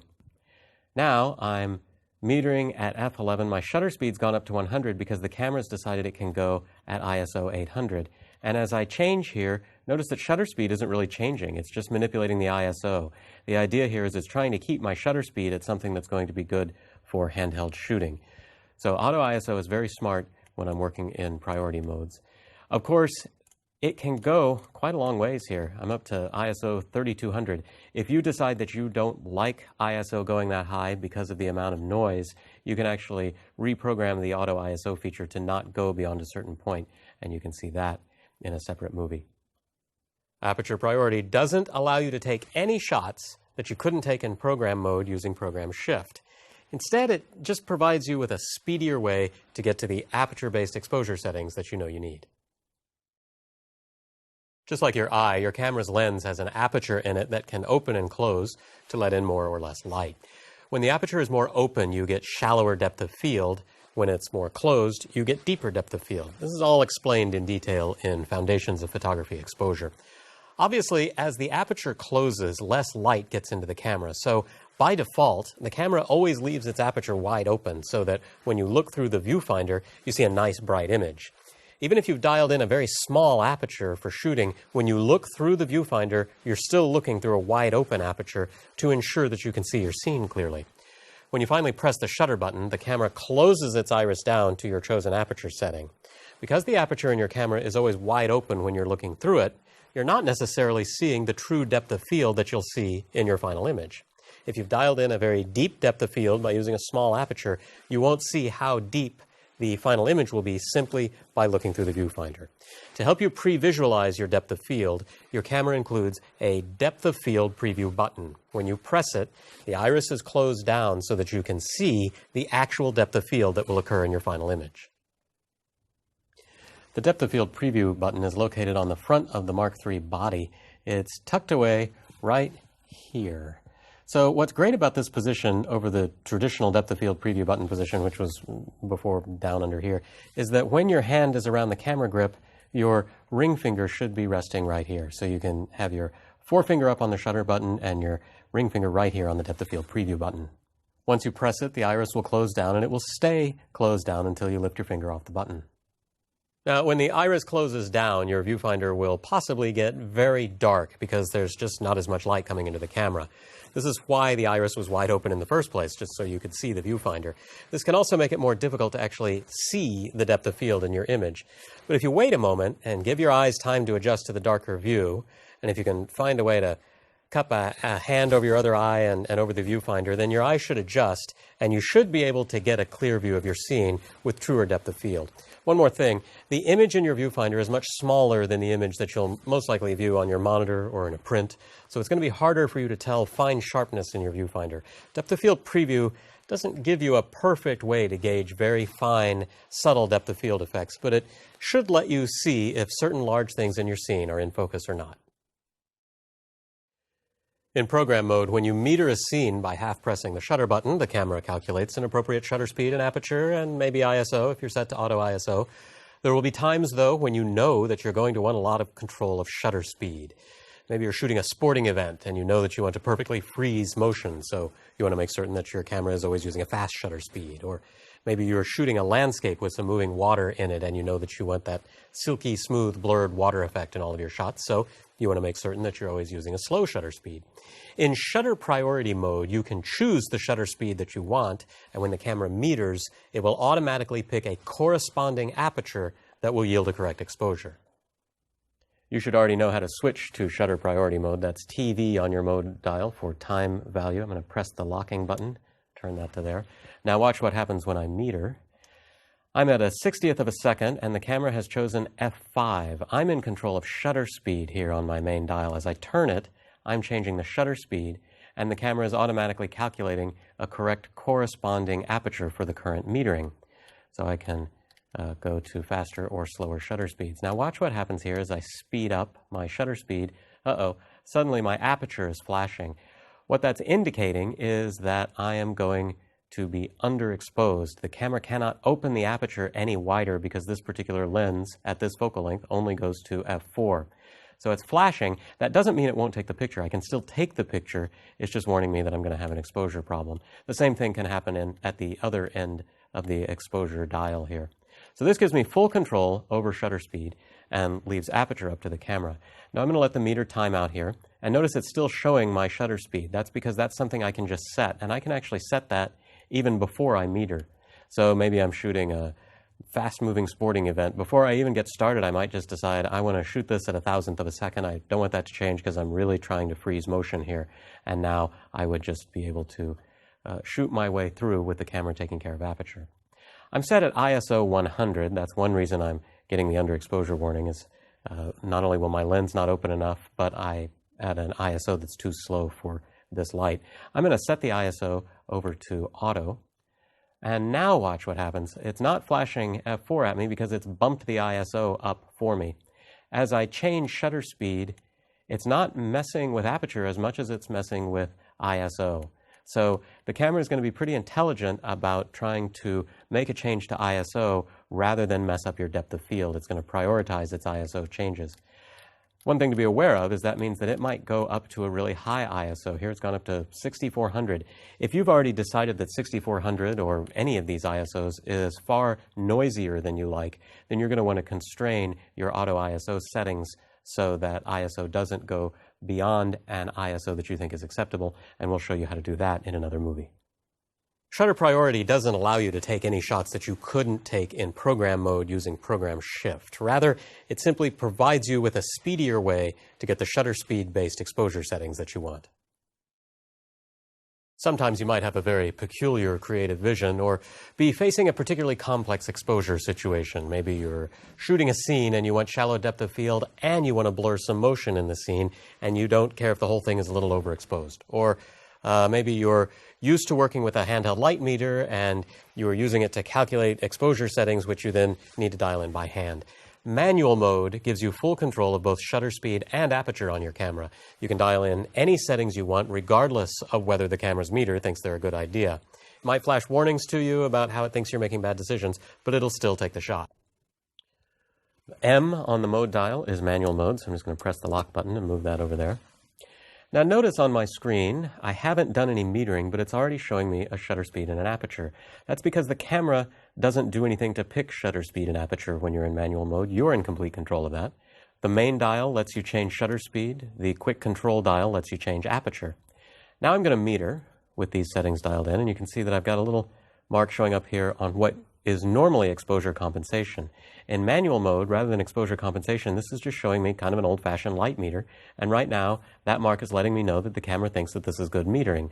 Watch what happens as I change shutter speed. As I slow shutter speed down, I'm getting overexposure. That's one stop of overexposure, two stops, and so on. I can also see underexposure over here. Same thing happens when I fiddle with aperture. So when I'm in manual mode, this just becomes a meter, not an exposure compensation control. So let's say that I'm facing a scene where I know I want some deep depth of field. I might come in here and say, well, I'm going to dial my aperture down to 11. And now when I meter, I find out that I'm 2 stops underexposed. Okay, well, I just changed my shutter speed to get it back to proper metering. I'm now at a 13th of a second. It would be up to me to decide if I can deal with that slow of a shutter speed. If I've got a tripod, I'm fine. If I'm hand-holding, that might be a little more complicated. Now, even if I see incorrect metering, or what the camera thinks is incorrect metering. Let's say I decide the 13th of a second is too slow, so I'm going to back up here, maybe a 50th of a second. I can still shoot this way. The camera will still take the shot. It's just going to come out dark, and as far as the camera is concerned, it's going to be 2 stops underexposed. I might be able to brighten that up in post without suffering too much noise. I'm at ISO 100 so far for all of these. Let's go back to a decent metering and change the ISO setting here. I'm going to put it on auto. And now, as I manipulate these, the camera is automatically changing ISO to preserve good metering. It will do that as far as it can. Let's see if I can get it to, there we go. It's decided it can't go any higher with ISO, so now it is starting to show me underexposure. And as you may have already encountered, you can control the range of your auto ISO function, and you can see how to do that in a separate movie. Manual mode does not open up any hidden power in your camera. The only thing that it gets you that you can't get in any of the other modes is the ability to over or underexpose in a very particular way. On very rare occasions, this will be the only way to get the shot that you want. Bracketing is the process of shooting the same scene with different exposures to improve your chances of going home with a shot that's correctly metered. You might also use bracketing, though, when you're shooting a scene with a lot of dynamic range, so that you go home with at least one properly exposed image of all of the different bright and dark bits in your scene. You can use the Mark III's auto bracketing feature in program mode, either priority mode or manual mode, and of course you can build it into any custom modes that you define. I'm going to go ahead and set up an auto bracketing sequence here. I'm going to hit the menu button. On the second page of my shooting menu, the very first item is Exposure Comp AEB. AEB stands for Auto Exposure Bracketing. And I have this little readout here that shows how this tool is currently configured. So I'm going to hit the Set button, and I get this thing. There are two things you can do from this screen. You can set exposure compensation or auto exposure bracketing. By turning the quick control dial, you get an exposure compensation adjustment. This works just like it does on the readout up here. Each little mark is a third of a stop, so that's 1 full stop, 1 1/3, 1 2/3, 2 stops. You can change this if you like, and we'll see how to do that later. As I mentioned before, the difference here is I can go beyond 3 stops to up to 5. Now watch what happens if I dial in 4 stops here and set that. My readout up here now has a little arrow that's off the right side of the scale. That indicates that I've got more than 3 stops. If I meter and start to dial that backwards, you can see it comes back in, and as I go off, it continues to go up. So I've actually got that full range of exposure compensation at my disposal, even outside of that screen. I just can't see exactly where I am up here. But if you're really paying attention, you can keep track. That would be 3 1/3, 2/3. That would be 4 stops right there. I'm just counting the clicks that I'm turning. If you really need more than that, it's going to be easier to set it in here. I'm going to put that back to 0.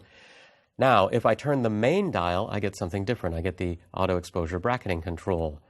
So this lights up this additional meter, which shows what my bracket is.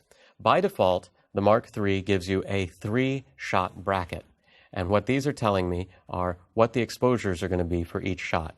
The first shot taken is this long bar, and right now it's going to be shot as metered. That's what the 0 is. The second shot is going to have 1 stop of underexposure, and the third stop is going to have 1 stop of overexposure.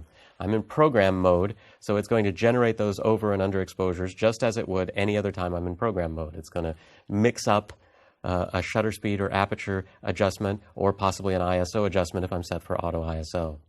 So right now I've got 1 stop of underexposure, 1 stop of overexposure. I can change that. That would be 2/3 of a stop in either direction, 1/3 of a stop in either direction, and so on. I cannot have an asymmetric adjustment. I can't say, well, I want 1 2/3 stop underexposure and only 1/3 stop overexposure. They're always going to be equal. After I've defined a bracket, I can then add exposure compensation to move the whole thing around. So now this is going to say that my first shot is going to be underexposed by 1 stop. My second shot is going to be 1 stop under that, and my final shot will be 1 stop over that, which happens to be back to normal metering. By default, it always goes in that order. The first shot is always the middle bar, the second shot is always the underexposure, the third shot is always the overexposure. It is possible to change that if you want. I'm going to set this back to the middle here. And I'm going to accept this, and let's actually shoot this bracketed set. I'm back here, ready to go, and you can see my bracketed set dialed in there. Same readout that I got back here. So I'm going to half press to focus and meter and take my first shot. So that was shot as metered, and now all this stuff up here is flashing. My exposure compensation readout is flashing, and this auto exposure bracketing icon is flashing. That means that I'm in the middle of a bracketed set. So if I take another shot, you can see it lights up my second option, which is the underexposed shot. I'm going to shoot that. This one comes out a little bit darker. Everything's still flashing because I'm still in a set, so I'm going to take my third shot, and that's now highlighting the overexposed exposure. I'm going to take that. There's my third one, which is overexposed by one stop. Now all this stuff has stopped flashing because I'm out of bracketing and back into normal shooting. So if I start again, now I'm into a new bracketed set, so it's going to be 3 shots before I get out of it. An easier way to work with auto exposure bracketing is to turn on drive mode. So I'm going to press my autofocus drive button, turn the quick control dial back here, and now I'm into high-speed bracketing. So now if I just press the shutter button and hold it down through 3 shots, I just knocked off a bracketed set. I might want to use the slower drive option if I don't want if I want more change between my shots. But most of the time you want your shots to be pretty much identical, so the high speed is a good way to go for there. Once I'm done with my bracketing, I need to turn it off because it's a real drag to shoot your bracketing, turn the camera off, go home, come out later to shoot something else that you don't want bracketed, and then immediately find yourself, oh wait, I'm in this bracketed set now. So I'm going to go in here to the menu, come back to here, and I just turn my main dial until I'm back to no bracketing at all, hit my set button, and I'm back to normal shooting. As I mentioned, it's possible to change the number of shots in a bracketed set and the order in which they are shot, and you'll see how to do that in the customizing chapter. Your camera's built-in meter cannot specify a shutter speed over 30 seconds. Whether you're in program mode, shutter priority, or manual mode, 30 seconds is as long as it can go. If you're shooting in extreme low light, 30 seconds might not be enough to capture the scene that you're aiming for. For those times, you'll want to turn to the camera's bulb mode. You get to bulb mode the way you would any other mode. Press the lock button on the dial and spin it over to the B. The status display shows you that you're in bulb mode. I don't get to pick a shutter speed because my shutter speed is bulb. That means it's going to stay open as long as I hold the shutter button. I can control aperture, so I can dial my aperture into whatever I want. And now for as long as I hold the shutter button down, the shutter will stay open. And it's nice, you can see the Mark III gives you a counter, or a timer rather, so I can see exactly how long I'm exposing for. I don't need to hassle with a stopwatch or anything. And that will go until I let off the shutter button, and then my image is stored. If I have long exposure noise reduction turned on, note that there might be an additional time period here where the camera is processing the noise in the image, and that time will be as long as whatever my actual shutter time was. Now, normally when you shoot in bulb mode, you're not going to stand there and hold your finger on the shutter button because, for one thing, your finger will get tired. Two, that can lead you to shake the camera. So normally you will use a remote control of some kind. This is one of the Canon wired remotes. I don't have it plugged in right now. This one also has some additional features such as an intervalometer for doing time-lapse. What's nice about using it for bulb mode is when I press the shutter button, I can slide it up to lock it, and then I can walk away. Now it will stay open until I come back and slide that back down. You can get third-party remotes that do the same thing. You can also get wireless remotes, which can be nice for working from farther away. When you're working in bulb mode, you might also want to use your viewfinder cap. This should be attached to the strap of your camera. You can see that the strap threads through right there. And what this does is I can take the viewfinder cover off and slide this on, and that will keep me from getting light polluting the inside of the camera through the viewfinder. I say I can slide that on, but I'm using the wrong side, so let's just put that on that way. Note that you don't need to take it off the strap to use it. Even with the strap still threaded through, you can put this on and that'll keep light from getting in there that way. You're going to learn a little bit more about the remote control when we get to the self-timer movie later in this course. Your eye has an incredible ability to see in low light. This means that you can very often see details in shadow areas with your naked eye, while your camera will render those areas as black and featureless. The auto lighting optimizer applies post-processing to your image in camera to brighten shadow areas in your image. Note that it doesn't just brighten the blacks in your image. It actually figures out where the shadowy areas are in your scene, and it brightens those without washing out all of the blacks in your picture. The auto lighting optimizer controls are located in the second page of the shooting menu. They're right here, auto lighting optimizer. I can see that I'm currently set to a middle setting, what Canon calls standard. I've basically just got 3 settings, low, standard, and high, and off. I can also tell it to disable the auto lighting optimizer during manual exposure. By default, auto lighting optimizer is turned on for program, shutter priority, and aperture priority, and disabled during manual, I can turn that off and then it's on all the time. This is another case where you might want to do some experiments to decide what you think about the amount of brightening that the auto lighting optimizer is doing. Set up a scene with a good amount of dynamic range, some nice shadows in it, some bright areas, and shoot it with all 4 settings here and see what you like better. Remember, the auto lighting optimizer is only affecting JPEG images. It has no impact on RAW, so if you're a RAW shooter, you don't really even need to think about this at all. If you're a JPEG shooter, though, the auto lighting optimizer can really make a big difference in high dynamic range situations, so it's worth doing a little experimenting to see how you would like it set. Sometimes optical problems in a lens can create visible artifacts in your image. Lens aberration correction attacks 2 different kinds of optical problems. Vignetting is a darkening that can occur in the corners of your image. Vignettes most often occur with wide-angle lenses, and sometimes a vignette can add a nice effect to an image. It can bring attention to the center of the frame. Most of the time, though, you don't want vignettes in your image, and your camera has a feature to remove these when you're shooting JPEG images. Chromatic aberration occurs when the lens doesn't focus all wavelengths of light to precisely the same point. The practical upshot is that you'll see colored fringes around some areas of your image. As with vignetting, your camera can address these issues when you're shooting in JPEG mode. Lens aberration correction, which is in the first page of the shooting menu, is where you will find controls for both correcting vignettes and chromatic aberration. This big thing up here is showing me the lens that I currently have attached. I have the Canon 24-105 f4, that's the kit lens that comes with the Mark III, and it says correction data available. The Mark III has a database of 25 Canon lenses in it that are profiled so that it knows exactly what its vignetting and chromatic aberration characteristics are. So here I've got peripheral illumination. That's basically a vignette correction. I can turn it on or off. So if you're finding a vignetting problem, this defaults to enable. If you're finding you still have a vignetting problem, you might want to consider looking at a different copy of your lens, because the camera should be able to correct a good amount of it away. If you're still getting it, there might be something wrong with your lens. If you like having the vignette in your image, you can simply disable this. Or if you find that it's a little too aggressive and it's brightening the corners, you could disable this.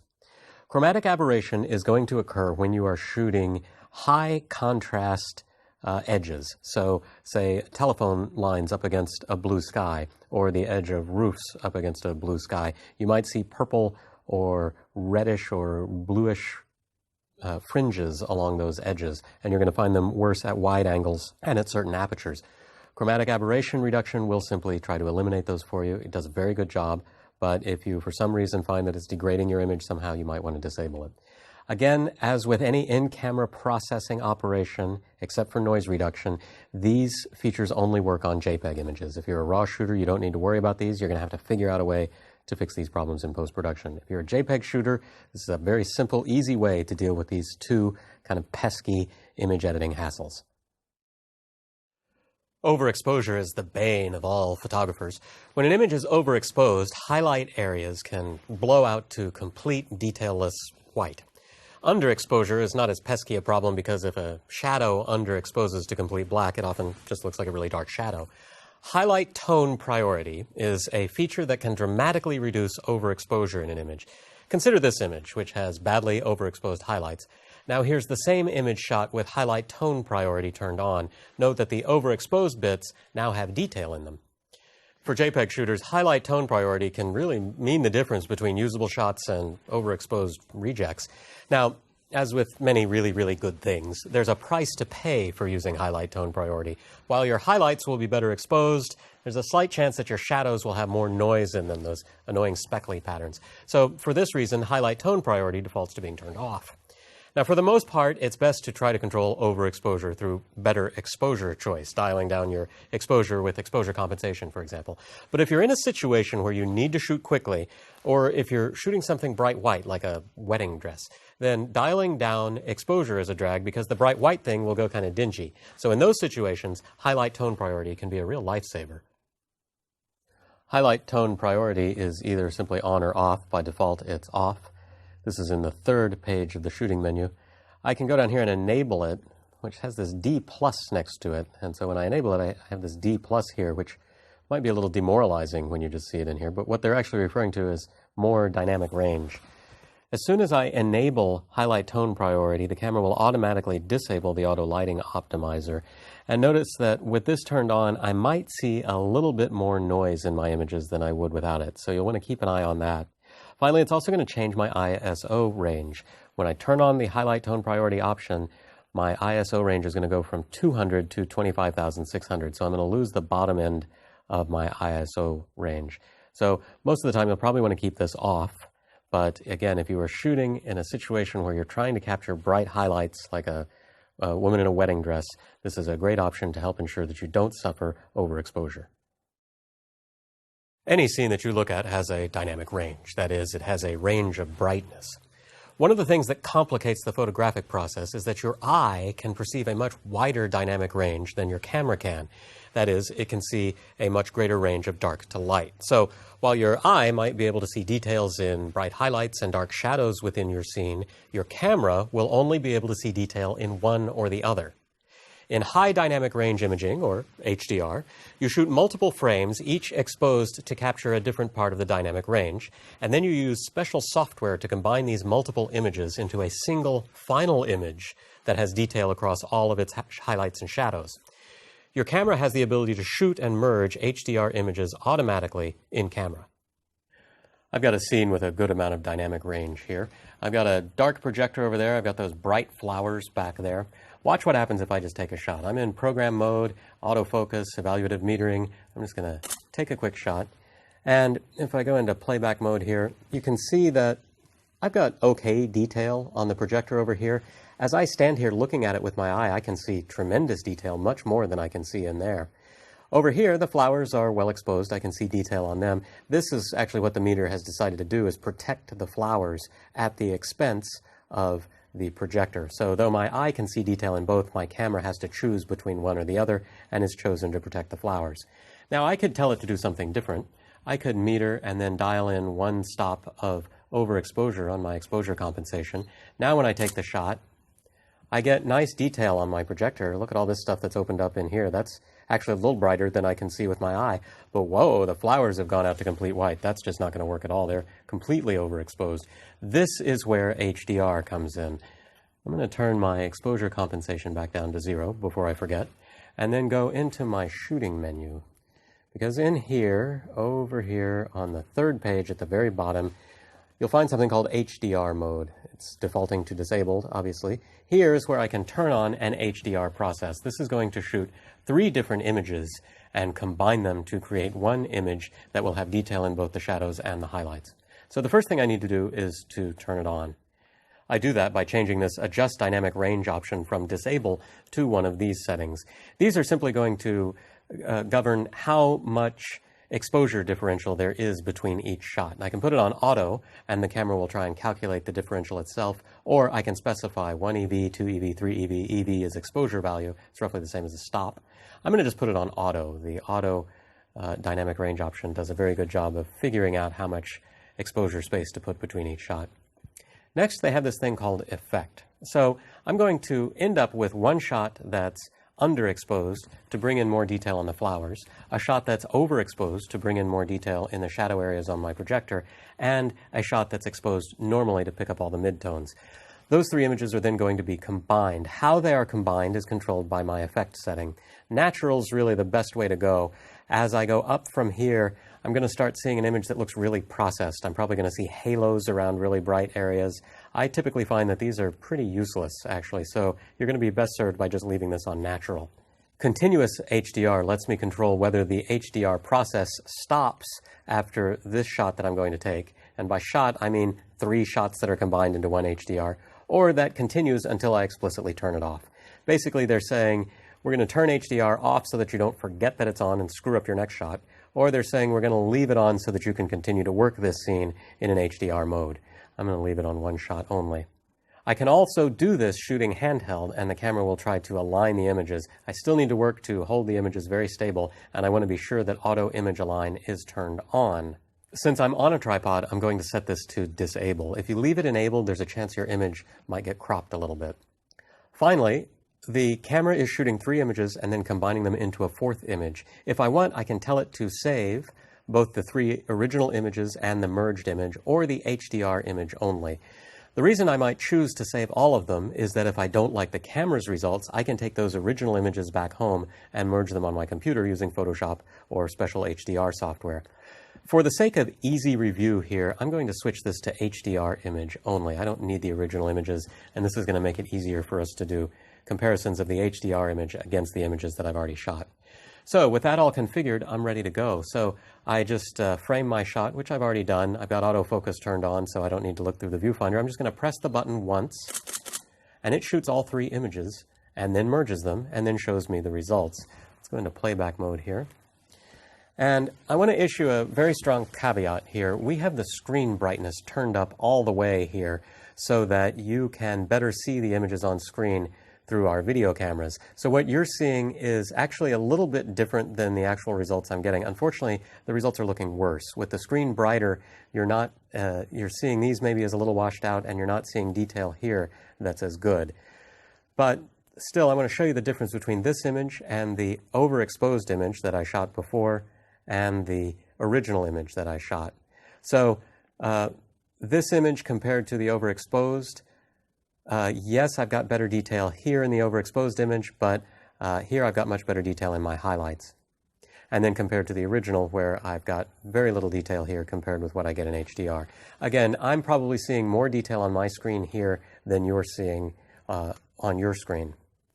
I want to look at the histogram to give you a better idea of what I've captured. You can see that though these might look blown out, they're actually not, and I've got a nice range of data across my entire histogram.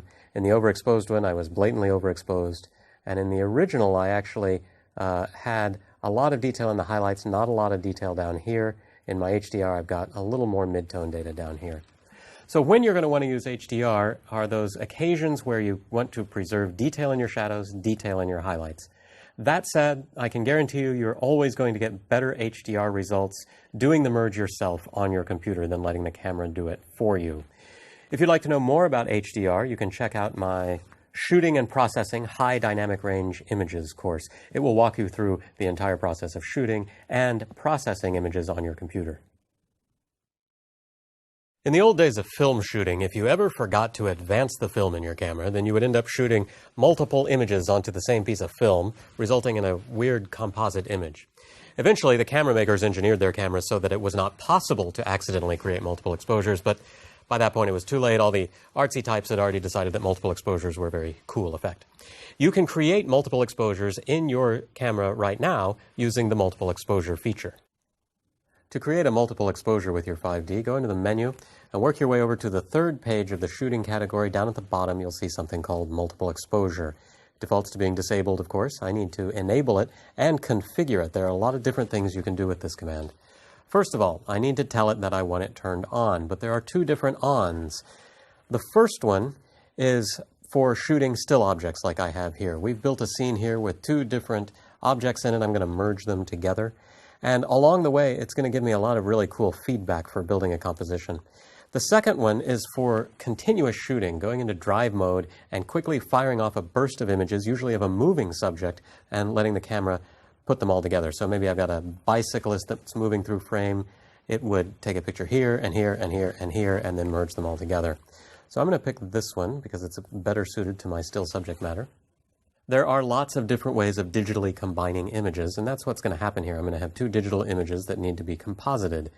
You can see I've got these 4 different methods. If you've ever worked with blending modes in Photoshop, then this should be familiar to you. These are simply different ways that the numeric values in each image can be combined. If you look on page 178 of your 5D manual, you'll see descriptions of all of these. I'm going to go with dark right now because that's going to be the best for the subject matter that I'm working with. And this is going to give us a fairly clean composite. Next, I need to tell it how many pictures I want in this particular multiple exposure. I want 2. I can save all of the source images, that is the 2 shots that I'm going to take, plus the final composite, or I can save the result only. I'm just going to go with the result only because I think the original images are actually going to be kind of boring. I won't need them. Finally, I have this continue multiple exposure. It defaults to continuously, which means when I'm done shooting this 2-shot multiple exposure, the camera will simply stay in this mode with these parameters so that I can just go right into doing another one. What's nice is that Canon's given you the option of saying, nah, when I'm done with this one, turn off the multiple exposure thing. This is a great way of protecting yourself from forgetting that you're in multiple exposure mode and accidentally starting another one. So I'm going to go here. You might want to use this if you think, well, I'm not sure that I can get this right on the first try. I'm going to want to really be experimenting with this, but I'm feeling confident that I can nail this one. Finally, it won't always be the case that I want to create a multiple exposure out of things that are in the location that I'm at right now. Maybe I want to combine something that is in front of me right now with something I shot somewhere else earlier. If that's the case, I can choose this, Select Image for Multiple Exposure. This lets me pick an image that I've already shot as my first image. I will still be doing only a 2-shot multiple exposure in this case, but the first image will be one that I select right now. The second one will be one that I shoot. Obviously, that's not relevant to what I'm going to do here. So I'm going to half press the shutter button to accept all of those. And I'm going to turn on live view so that you can watch what I'm doing. Live view is not necessary for multiple exposures, but it's going to make it easier for you to see how I'm setting this up. And also, if you do this with live view, you get some really cool additional aids for building your multiple exposure. So the first thing I'm going to do is just frame my shot just like I normally would. Really, right now, all I'm doing is all the same normal photography that I would always do. I'm thinking about focus. I want to focus right there on the end of the lens. I'm thinking about exposure.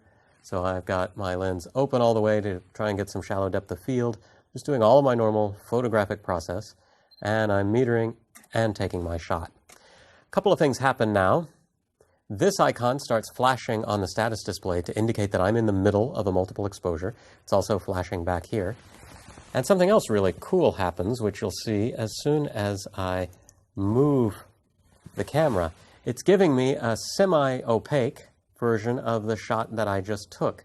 This makes it much easier to compose my composite. I can get this merged with these flowers exactly the way that I want, and when I get it where I want it, I think about taking this shot. Now, just because I'm seeing this camera here, remember, I still need to think about all of my other photographic concerns, so I'm going to make sure that it focuses on this part of the flower. I'm going to half press to focus and meter, and now I'm going to take my second shot.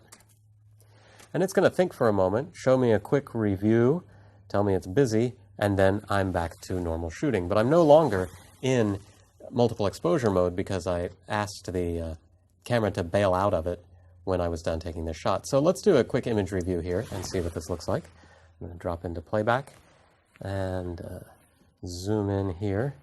Oh, we don't want to zoom in that far. So you can see that it has merged these two images. And where there are darker pixels in my second image, they override lighter pixels that were underneath. So it's really just laid the other right on top. Other modes are going to create more of a blend. So this is a really interesting way of getting some abstract stuff in camera. Now, of course, I could set this same thing up in Photoshop. I could shoot my two images, put them in layers, and merge them together. What's nice about this is there's a little bit of a random element to it, so it's more like shooting multiple exposures used to be. Plus, if I use the continuous option, I have the ability to very quickly create multiple exposures of a moving object, taking different slices of time and merging them into a single image. So to get a handle on this, take a look at the manual and do a little practicing with it. You'll probably find it's an interesting thing to play with. When you're shooting an exposure of a second or two long, you want to be very careful to ensure that the camera doesn't shake. So typically you put the camera on a tripod and maybe you use a remote control to ensure that your hands don't touch the camera. But even with all that, the camera can still pick up some vibration from its mirror flapping up and down. Depending on the length of your exposure, that little bit of vibration can cause a softening in your image. Your camera includes a feature that can help you prevent this problem. The mirror lockup feature is located here in the first shooting menu down at the bottom of the page. If I just scroll down here, you see that the default is off. I'm just going to hit the set button to go in here and hit enable. And now I've got my mirror lockup icon. That's supposed to be a little mirror hanging down, and there's an arrow indicating it's swinging upward. So you can just imagine what's happening in the camera when this goes on. Here's my mirror lockup icon on the status display.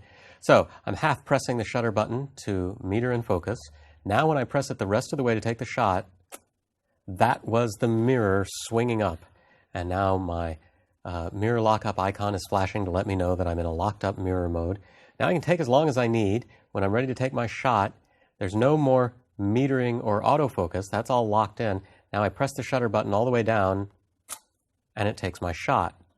It takes my shot and the mirror comes back down, which means the next time I take a shot, because I'm still in mirror lockup mode, when I press the button, it's going to go up again and wait for me to go the rest of the way. Notice that if I switch the power off and turn it back on, I am still in mirror lockup mode. So that's going to stay there until I explicitly go in and turn it off. It's important to remember after you've been using mirror lockup mode to turn it back off. There's nothing more frustrating to go out, say, the next day and take a shot that's passing by very quickly only to find that all you've done is lock up the mirror.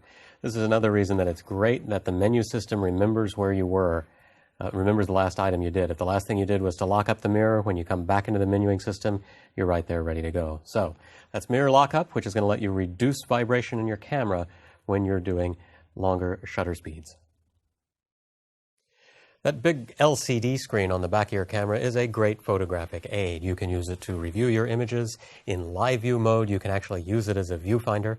But there are some things to understand about it. It is not an accurate way of assessing tone or color in your image. So if you're trying to figure out if something is over or underexposed, just looking at that image on the back of your viewfinder is not the way to do it. Similarly, if you're trying to decide if colors are accurate or if you've got a level of saturation that you like, still don't want to go with the LCD. One thing to understand is that the camera might be brightening up the image that it puts to the LCD to make it easier to view in brighter light, and that can cause a shift in tone and color. So we never use the LCD as a really accurate way of assessing anything other than composition. Now, you can change the brightness of the LCD, and this is a good thing to do if you find yourself in direct sunlight and your screen looks washed out. Brightening it up can make a big difference. Similarly, if you're shooting in a dark room, a performance or a museum or something like that, you may want to turn the brightness down.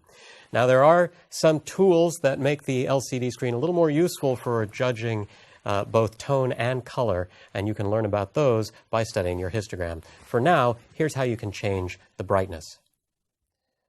Over here in the second page of the Tools menu, you'll find an option for changing the brightness of the LCD. And as you saw earlier, we've got the brightness of this LCD turned up all the way because we've got it under really bright lights, so it was getting washed out. That's a perfect example of why you might need to change the LCD brightness.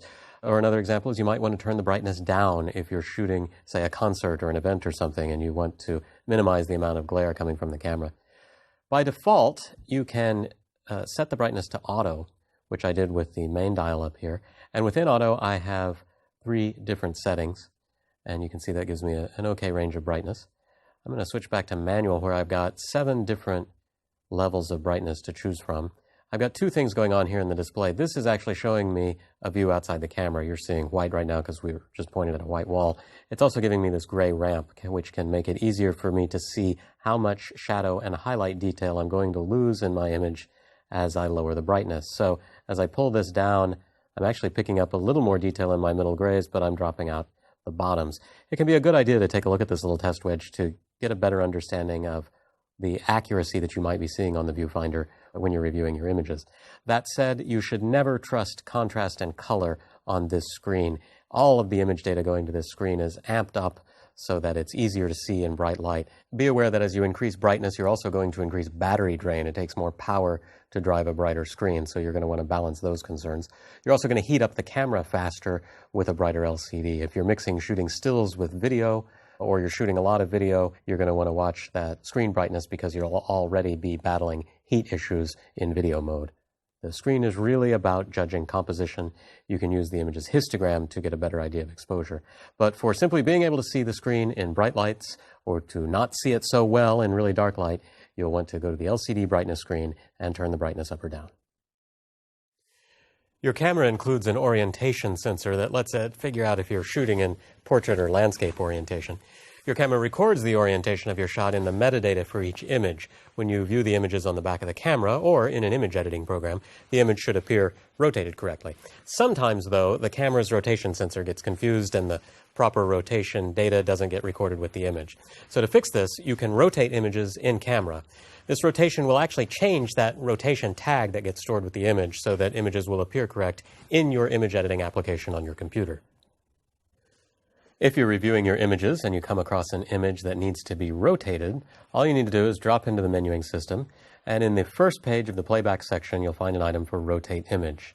Just hit the Set button to go into there. And now what I've actually got is a full image browser here. I can scroll through my different images and find anything that needs to be rotated, such as this image, which was actually shot in a landscape orientation. And this tells me that if I hit the Set button, I'm going to rotate 90 degrees. So that's not quite right, and there we go. That'll just keep rotating the image around until it looks right. Now remember, this rotation tag is stored with the image, so when I get this into my image editor, it should have the correct orientation. Another rotation feature that I find very handy, consider this image that I shot in portrait orientation. Now the camera has correctly rotated it so that it's upright, so that when I'm holding the camera like this, I see the image in its proper orientation. However, I'm wasting all this screen space. My image is kind of small after it's rotated. I'd really much rather have it be displayed this way at full size, because since I'm just holding the camera, I could always rotate it and have a much nicer, larger view of my image. I can actually tell the camera to start doing that instead. If I go into the menu and go here to the first page of the Setup category, I have an item called Auto Rotate, which is currently set to on for both the camera and computer, meaning images are going to be rotated for display on the camera, and they're going to be tagged for rotation on the computer. If I pop that open, I have two choices. I can turn off rotation altogether, or I can say, actually, go ahead and tag the images for rotation on the computer, but don't rotate them on the camera. There's no camera icon right there. So I'm going to hit Set to take that. And now when I play back that image, aha, it's filling the whole screen. It's sideways, but that's okay because I can always just rotate the camera and look at it that way. This gives me a much nicer, larger view. It's a setting I really recommend. It's going to make it easier to review fine details in your images. You've seen the level and grid display that you can use while you're shooting. There's also a grid display you can use in playback mode if you want to really double check whether an image is level or not. If I go in here to the menu, to the third screen of the playback section, I have playback grid. I can turn that on and I get the same options that I get in the normal grid display. I can control the frequency of the grid and whether I want diagonal lines. I'm going to go ahead and set this up to 6x4. And now when I go into playback mode, I get a grid displayed over my images. This is going to be displayed over every image. So this is a way that I can go in, check whether an image is level. If it's not, I can decide whether I want to shoot it again. There are a few reasons that you might have an image that's out of focus. One, you might have a slow enough shutter speed that your hand shakes the camera and blurs your image. Two, you might have a shallow enough depth of field that things in your image that you want to be in focus are actually falling out of the range of depth of field. And three, your autofocus just might not be focused in the right place. If you're reviewing an image and finding that it's a little soft and wondering why it's out of focus and there's no immediate explanation, such as a conspicuously slow shutter speed, you might want to go in here into the third page of the playback category to AF Point Display and set it to Enable. This will now show you which autofocus point was used when the image was taken. Here I can see that there's one on my thigh, and here's one on this tree branch, and here it was right in the center. So this is a way of reviewing where autofocus was working, and that can cue you in as to whether maybe you're not using autofocus properly, maybe you had your camera set to a weird focus point, or maybe autofocus is working fine and you need to look for another explanation such as slow shutter speed or shallow depth of field. So it's a nice kind of forensics tool that can help you get an understanding of what's going wrong when you get an image with soft focus. Rating your images is a critical part of effective post-production workflow. If you're doing your job as a photographer, then you should be shooting lots of images of every scene that you shoot. This process of working the shot is how you explore a subject and eventually find the best image. Working the shot this way also means that you'll be going home with a lot of images, most of which will not be keepers. By rating your images, you can easily filter out the good ones and not have to waste time reviewing or editing lesser shots. You can start your rating process in the camera itself by applying ratings of 1 to 5 stars. These ratings can be read by many image editing applications, including Adobe Photoshop and Photoshop Elements and Lightroom. The ability to rate images in camera means that you can rate an image as a keeper while still on location when the shoot is still fresh in your mind. Or if you're sitting in an airport waiting to go home, you can go ahead and start reviewing and rating your images without having to drag out a computer. The rating interface on the Mark III is a little goofy, so follow along closely here and we'll take a look at it. I'm going to go into the menu, and here in the second page of the playback screen, I have an item called Rating. If I go in here, I see the last image that I was looking at. I can scroll around through other images, And I've got this thing up on top, which is an interface both for assigning a rating while simultaneously looking at how many images on the card currently have each rating. In other words, right now I have 0 images with any rating of any kind. Here's 1 star, 2, 3, 4, and 5. So let's say I want to give this 3 stars. I'm going to hit the set button, and I'm cued for that right there. And then it changes to this up and down thing. Now watch where it says off. I'm going to go 1, 2, 3. So now I've got 3 stars. Also, over here, I can see that I now have 1 image on the card with 3 stars. I'm going to hit the set button to take that and move on to the next image. I don't want to do anything with that. Not crazy about that. Oh, that's a nice enough picture. I'll give that 3 stars also. I'm going to hit set again, dial up to 3 stars, and now I've got a 2 over here. So then maybe I decide that's a little overexposed, but maybe I could fix it later. I'll give that 2 stars. Hit set, dial it up to 2 stars. And now I've got 1 image with 2 stars and 2 images with 3 stars. This gets a little confusing because you see the 1 and the 2 and the 0 and you think maybe those are ratings, but those aren't. The ratings are the little star icons in brackets. There are a lot of different rating strategies. I typically don't get so granular as 1 and 2 star images. I typically go through and find the images I like and give them 3 stars. Later, if it turns out that there are some of those that I like more than others, I've got some kind of rating headroom that I can use to dial up higher ratings. Again, you'll probably do the bulk of your rating on your computer, but this is a nice way to, if you need to deliver a batch of images quickly to someone and need them to know your selects, you can quickly rate them in camera. Or if you've got some downtime on your vacation or on a job, you can go ahead and start your post-production right here in camera by getting started with your ratings. There are a few different philosophies about deleting images. Some people like to delete images that they think are bad so that they don't drown in image glut when they start their post-production. Other people say you should never delete an image because you never know whether it might be useful or not until later. For the sake of this discussion, let's split the difference and say that there will occasionally be images that you know will have 0 utility later. Those images where your finger's in front of the camera or you left the lens cap on or something like that. Your camera provides a number of ways to delete images as well as to lock images so that they can't be deleted. Earlier, I was very adamant about how after you've dumped the images from your card and you're ready to erase the card, you absolutely need to use the Format Card command, and I stand by that. That's still true. Nevertheless, there are still times when you will find a use for the Erase Images command, which is here on the first page of the playback section. Let's go in here and you'll see a few different options. First one is Select and Erase Images. This allows me to select and erase specific images on the card. I'm going to select that. And now what I've got is a normal playback interface. I can scroll around and find an image. Here's one that's blatantly out of focus, so I would like to delete that. If I hit the Set button, it marks it for deletion. So it puts a check mark on this image and shows me that I currently have 1 image that I want to delete. So I'm just going to keep looking around here. Here are 2 images that are mostly the same. I don't need both of them, so I'll go ahead and hit the Set button. Now I've got 2 images to delete. Once I've picked all the images I want to get rid of, I simply hit the Trash Can button, and it asks me to confirm. I'll say OK, and it erases those 2 images. So that's a way I can selectively erase, and of course different people, as I mentioned earlier, have different philosophies about erasing.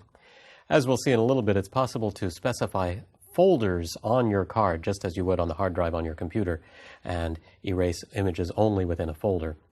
Then we get down here to delete or erase all images on a card. Now I've already said you don't want to use this. If you need to erase the whole card, use Format. However, consider this. You're out shooting one day and you shoot 600 pictures. You take them home, you dump them onto your computer, and you forget to erase the card. The next day you go out and you start shooting again, and you get maybe 20 images in, and you realize, oh my gosh, I forgot to delete those 800 pictures that I took yesterday. Now when I dump the card, I'm going to have all this extra stuff, and also I've got less space on my card. I've got 800 images less on my card. I need to fix this somehow. Well, you could go in and selectively erase those 800 pictures that you took yesterday, but that would take a long time. A better way is to go up here and go to Protect Images. If I choose this, I have all these different options for selecting images that I want to lock or protect. I can select images, I can lock all the images in a folder, I can unprotect all the images in a folder, I can protect everything on the card, and so on. I'm just going to select a couple of images, and I do that by, again, I'm in a normal navigation scheme here. I just hit the Set button, and that locks an image. It's got a little key on it now. Now what's cool about this is that the Erase command won't erase protected images. So if I go in here to Erase now, and say Erase all images on card, it will erase everything except for the locked images. So in the scenario I described earlier, I could go through and lock those 20 or so images that I've shot today and then hit erase all, and it will erase everything that I shot yesterday. I'm not going to do that erase. After I had done that, I could then come back up here to protect images and say unprotect all images on card, and that will unlock all of those images so that they will be erasable later. Note that a format will wipe out protected images, so that really does truly wipe the card. So these are some easy ways for managing images while you're shooting. If you find you're running out of space, you might need to go in and selectively erase some images. If you've got some images that you know are just absolutely duds and you don't want to hassle with them later and you've got some time now, you can deal with that on the camera using the Select and Erase Images command. Finally, there's another way of erasing images, and that's from within the playback mechanism itself. So as I'm reviewing images, if I come across one that I don't like, I can simply hit the trash can button, confirm, and that image will be erased. So this is a way that I can erase images as I'm reviewing if I come across a dud. So again, a lot of different philosophies about whether you should erase images or keep everything. If you decide you need to erase something, you've got several really handy mechanisms for doing that right in camera. You've seen how you can use the quick control button, this little button with a Q on it, while you're shooting to get a single interface to a lot of different shooting controls. It'll do the same thing in playback mode. If I'm reviewing images, I can hit the Q button and get this single interface to a lot of things that I might want to do to an individual image. So, for example, right off the bat, I can protect the image. Now, the way this interface works is the wheel here lets me control my confirmation or not, while the multi-controller lets me move up and down my selection over here. So I've got rotate, I've got ratings, I've got the ability to process a RAW file into a JPEG. If this was a JPEG, the next item would be lit up, which is resizing. I can enable highlight alert, I can enable autofocus point display, or I can jump forward, or I can control my, my jump interval down here. So this is just a really nice way to quickly get into a bunch of different functions. I don't have delete on here because I get delete simply from the delete button down here, so there's no need for a shortcut. So as you're reviewing, you might find the quick control an easier way to get to some of the features that you're using more often, quicker than digging into the menu system. When you take a picture, your camera has to give it a name of some kind, and as you've probably already discovered, it tends to give it a name that's mostly numbers. In fact, though, they're sequential numbers. Every time you take a picture, the camera increments its image number. By default, these numbers keep going up until you hit 9,999, at which point they roll over to 1 and start over. The images are stored inside a folder on the camera's media card, which is inside of another folder called DCIM. Each folder can hold up to 9,999 images. If a folder fills, a new one is created with a sequential number of its own. You can change the numbering scheme, though, so that it resets every time you put in a new card or create a new folder.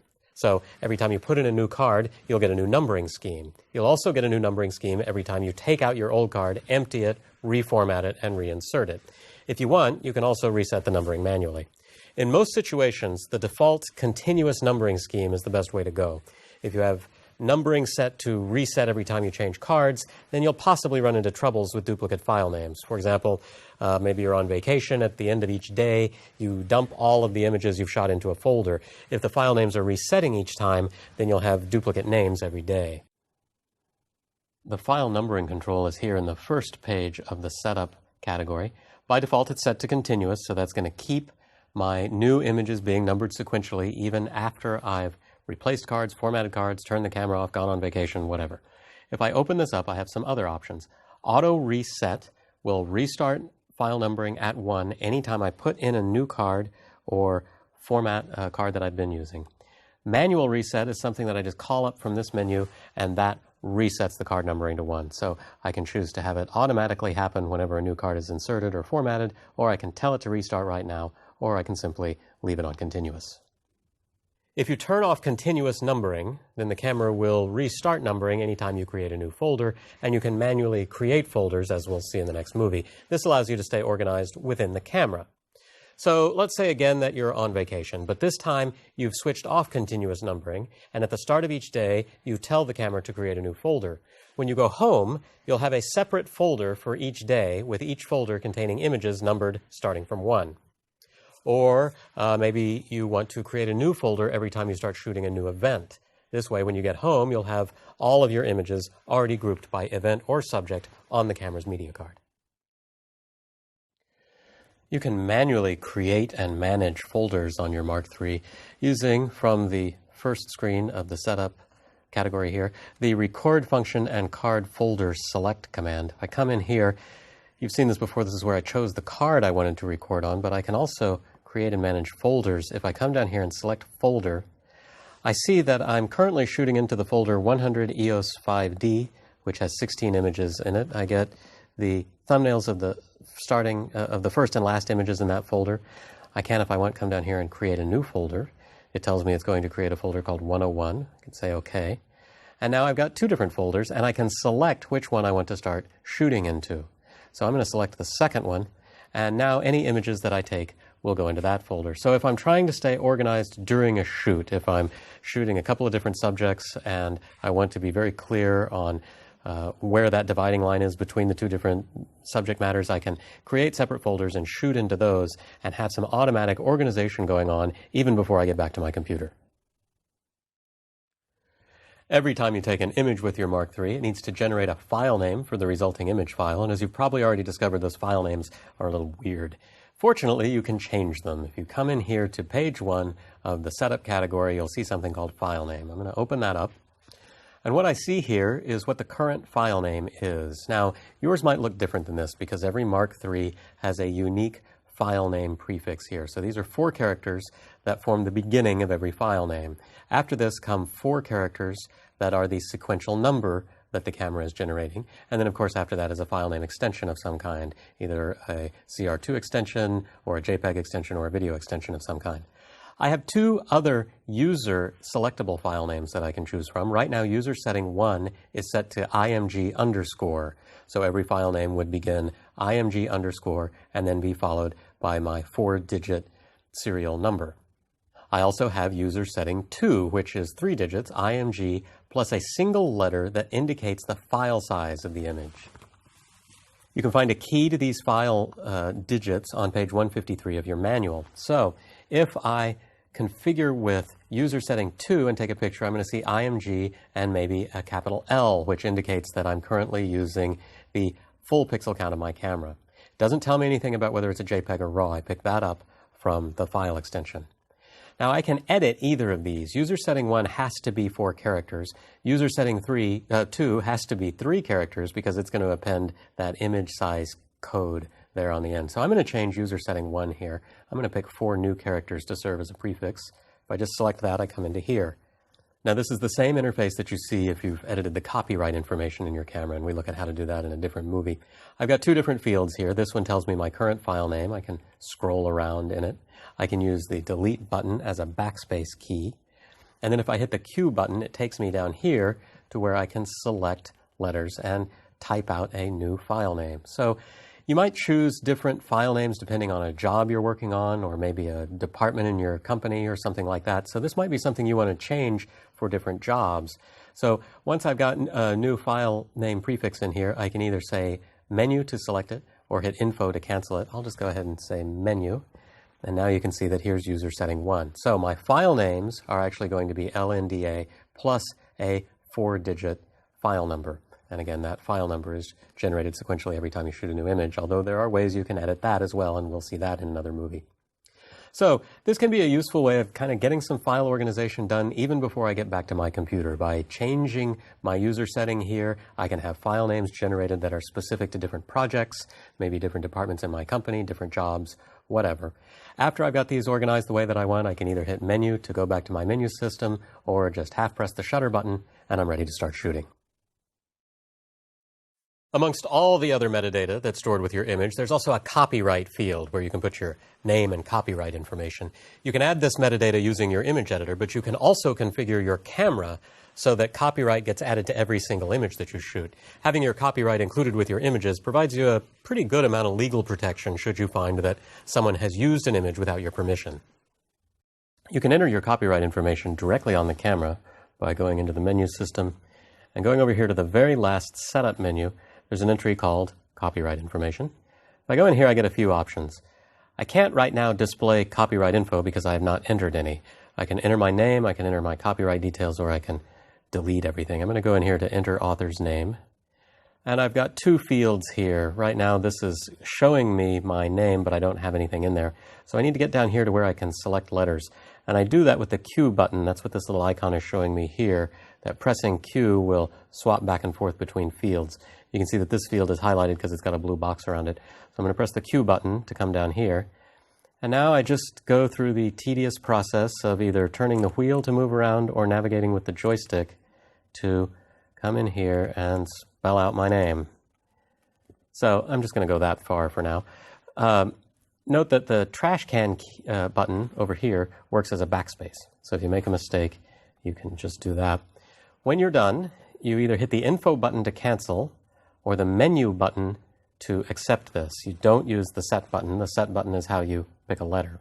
So I'm going to hit the menu button, and that should save my name. Yes, now I can say display copyright info, and you see that author is set. So I would also like to enter copyright details. Same interface here, but what I'm going to do here is spell out copyright and the year and probably a copyright symbol and all of that kind of stuff, and put all that stuff in here. Actually, they don't have a copyright symbol, so I'll probably use parentheses and a C to do that.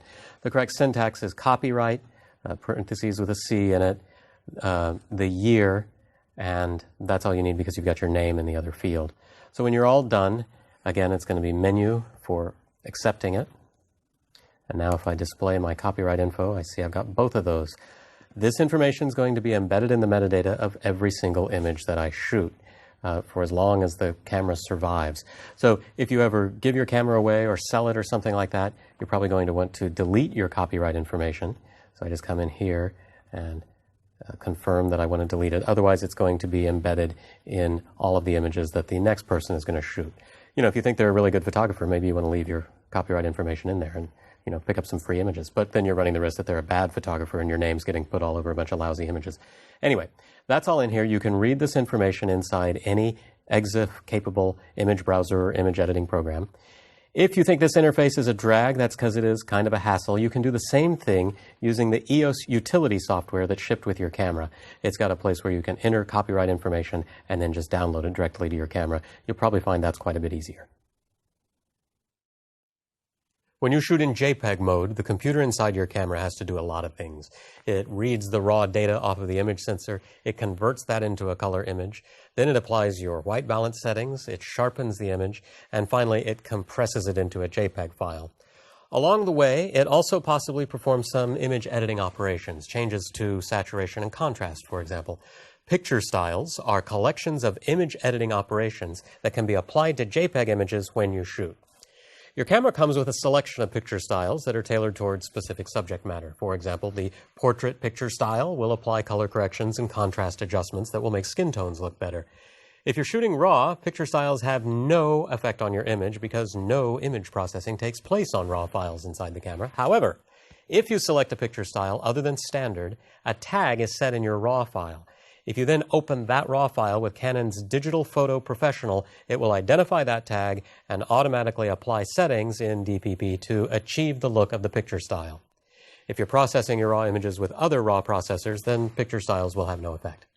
If you regularly shoot in the same environment, say you're a wedding shooter or an event shooter, and you routinely shoot the same types of subject matter in the same type of light, then it's worth trying to define a picture style that gives you results you like. If one of the default picture styles works for your common shooting locations, or if you can craft a picture style that does, then you can save yourself a tremendous amount of post-production time.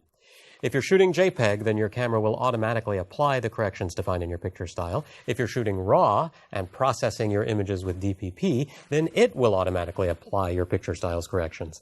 If your picture style is configured properly, this might mean that you don't need to do any further adjustment.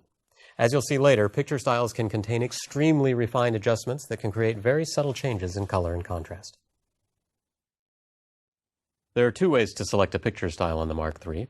First, I can press this Creative Photo button here, which brings up a menu with a few different effects options. I've got picture styles, multiple exposures, or HDR. We'll be looking at these in other movies. So I can select picture style, hit the set button, and that takes me to this picture style selection screen. I'm currently set to a portrait picture style. I have other choices: standard, auto, landscape, neutral, faithful, monochrome, and 3 user-defined picture styles. Each one has a separate setting for sharpness, contrast, saturation, and tone, and there are numeric values for each of these, so that I can see that portrait has a sharpness setting of 2, whereas landscape has a sharpness setting of 4. Let's find a more complex one here.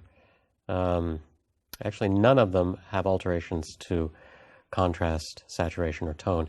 I also have this auto setting, which applies some sharpness and also automatically makes a color adjustment to try to improve saturation and make colors more vivid. So I can simply choose the one that I want, and now if I'm shooting JPEG images, those settings will be applied to any image that I shoot. Another way that I can choose a picture style is to go into the menu, and here in the third shooting menu, there's a picture style option. Pick that, and I get a scrolling list of picture styles, and I can see their settings all arrayed here. One note for RAW shooters: though no image data is altered by your picture style selection, your RAW file is still tagged with your chosen picture style. If you're using Canon's DPP software, it will automatically adjust your RAW image according to the picture style, just the way that your camera would.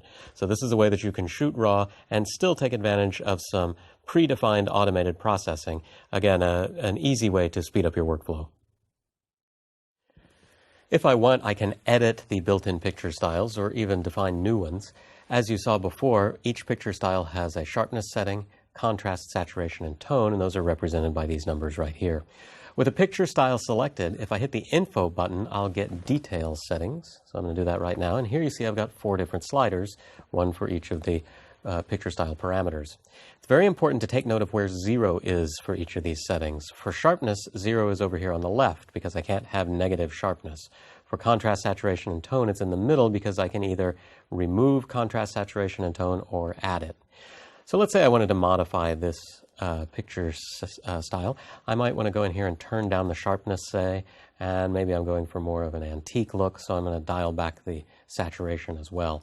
I'm going to now hit the menu button to go up a level, and I can see that sure enough, I now have a sharpness setting of 2 and a saturation of -1. If I wanted, I could come down here to these user-defined picture styles and start completely from scratch. That would allow me to create picture styles without messing up the default ones. It's worth noting that the CD that came with your Mark III includes software for building picture styles with a far more extravagant level of control. You can go in and perform very sophisticated color adjustments to very specific tonal ranges. So, for example, you could create a picture style that makes very particular color and hue adjustments to, say, skin tones. And then you can upload those picture styles into the camera. So if you're a serious JPEG shooter and you want to be sure that you can get images of a particular type looking a very particular way, that's a good way to do it. It's fairly complex software, so you may want to look at it before you get too married to that idea. Still, the ability to tweak and adjust picture styles can really help improve your JPEG workflow. If you scroll down the list of picture styles, you'll find this monochrome entry. This automatically converts your images to black and white. Now, personally, I would not recommend ever using this. If you've watched my Foundations of Photography black and white course, then you know that black and white conversion is a really important part of the black and white shooting process. It's where you have a tremendous amount of creative control. It's where you really get to define what colors equate to what grayscale tones. If you just choose this picture style, then you're getting a default recipe-based kind of cookie cutter conversion. That might look okay, but it might not be the best conversion you could have. Still, one advantage to shooting this way is if you're in a hurry or if you're not in the practice of visualizing in black and white, this is a way of seeing your images in black and white on the LCD screen. Notice I've got these ends here. That's because if I go in and edit the monochrome picture style, I have some different options here. I still have sharpness and contrast, but instead of saturation, which would be irrelevant to black and white shooting, I have filter effect. So if I come down here, I can say yellow, orange, red, or green. This is just like shooting black and white film with one of these filters over the lens. So if you're used to doing that, this is a way that you can regain that level of functionality and actually have some control over how different colors are toned in your final image. Finally, I have a toning effect here, which allows me to apply sepia, blue, purple, or green tones. Sepia is going to give me an old-time look. These others are going to give me more of a stylized look. So all of that's built in right here. I can dial those in and have those features automatically applied to a monochrome conversion of every image that I shoot. Again, not the best choice for black and white shooting, but perhaps a good option if you're in a hurry or just curious about experimenting with black and white and you're having trouble visualizing it through the camera. As we've seen, one of the great advantages of an SLR is that you have a viewfinder that looks through the same lens that exposes the sensor. However, there are times when looking through that viewfinder is actually a hassle. Maybe the camera is up on a tripod in a difficult-to-see position, or perhaps you're shooting a portrait and you would prefer to look directly in your subject's eyes rather than through the viewfinder. For those situations, live view might be a preferable way to work. In live view, the camera's LCD screen becomes a viewfinder, just like on a point-and-shoot camera or on the camera on a cell phone. The camera takes the image that's being captured by the sensor and puts it immediately up on the screen so that you can see exactly what it's capturing. To activate live view, you go to this weird-looking little control right here. I say it's weird-looking because it's actually two different controls. There's this rocker switch, which goes left and right, which changes me from live view to movie shooting mode. And then in the middle of it is a button. For live view, we want it in this straight up and down position. And to actually activate live view, I just press the start button. Now, listen carefully as I press this. That was the sound of the mirror in the camera flipping up and the shutter opening. So with all of that stuff out of the way of the sensor, light can now get through the lens, back to the sensor, and the camera can create an image here on the screen. By default, I get this status readout here, which is the exact same one that I get in my viewfinder, with a couple of little variations. I'll get my shutter speed and aperture over here. I'm not seeing a shutter speed right now because I haven't metered. I have an exposure compensation display. This is the number of shots remaining on the card, an estimated number of shots remaining on the card. Now, this number differs than the number that I see up here. Here I'm seeing 1,999. Here I'm seeing 6,400. I like this number better. It means more storage on my card. Fortunately, this is the accurate number. This display simply can't read out higher than 1,999, so I actually do have an estimated 6,400 images available on this card. I'm currently in auto ISO mode, and here's my battery meter. As you may have noticed, live view just turned off. This happens if I don't touch the camera for a while to save battery and to keep the camera from heating up. We're going to talk more about heat issues in a minute, so I'm going to start that up again. I've got other information readouts that I can get here just by pressing the info button. So if I press it once, I get this. This shows me my shooting mode. I'm currently in aperture priority. And I've got my drive mode here, which is in single shot mode, white balance, picture style, auto lighting optimizer, which card I'm shooting on, my format, and it's showing me that I'm in live view mode here, autofocus live view mode. And then down here I see this badge for exposure simulation. We're going to talk about that in another movie. So just some simple status readout there. I still change these things the way that I always would. For example, if I went to change white balance, I press the white balance button on the top of the camera, and now I get a white balance menu here that I can choose from. I'm going to stick with auto white balance. If I press the info button again from here, I get to a histogram display where I can see that I have no clipped highlights or shadows, a real testament to the Linda lighting crew that this set is so well lit. I'm going to press the info button again, and now I get my level. This works just like it does in the normal shooting mode. One more press of the info button wipes everything off the screen, giving me a nice clean view for composition. I'm going to stick with the default view showing my exposure parameters. Now, in the middle of the screen, I have a single focus point. I don't get all those multiple focus points that I get when I'm shooting in normal mode. I only get the one. So let's go ahead and try an autofocus here. I'm going to shoot just the way that I always would. I'm going to half press the shutter button to focus and meter. So you can see that it's metered, but autofocus is going very slow, and it's giving me a big red box, and it's left me an image that's very blurry. As I mentioned before, when the mirror flips up, the autofocus sensors, which are up here in the pentaprism, go blind. So my normal speedy autofocus doesn't work. Instead, what happens is the onboard computer in the Mark III is reading this image off the sensor, analyzing it, and driving the focus motor in the lens according to what it finds off of its analysis. My problem is, since I've only got the one focus point, and since that focus point is currently sitting on something with very little contrast, the camera is not able to focus. So I can't switch to a different focus point, but what's cool about live view is I can actually just put this focus point wherever I want. Using the multi-controller, I can just drive it around here. And I'm going to put it on that camera right there, half press my shutter button. Aha, and now I get focus. My image brightened up also because this is also my metering point. This is what it's basing its metering off of. If I want metering that's different than that, I will need to use exposure compensation or put it into some manual control and just take control of on my own. I can also put it on this camera over here, any part of that camera, and that again is going to change my focus and my metering. What's cool about this is I can actually put this anywhere in the frame that I want. I can put it in places where I normally don't have focus spots. So it's actually a pretty versatile focus tool. It's just a little slow, but still very accurate. Earlier we saw that I was in an exposure simulation mode. We saw a little badge down here. What that means is that the camera is actually trying to simulate the exposure of the final image, which is something that I don't get to see in my normal viewfinder. For example, let's say that I dial in some underexposure in my exposure compensation. The image is actually getting darker. I can see the changes that have been made to my exposure. It's changed the ISO because I'm in auto ISO mode, but I'm also seeing the overall effect on my image. Conversely, if I go the other way, I see a simulation of what would happen if I dialed in 2 stops of overexposure. So this is a really nice way of pre-visualizing my final scene. I also get, if I want it, depth of field preview, just like I would in normal shooting. I don't get it through the exposure simulation. As you can see, my depth of field is very shallow, but I'm at f11, so it should be deeper than that.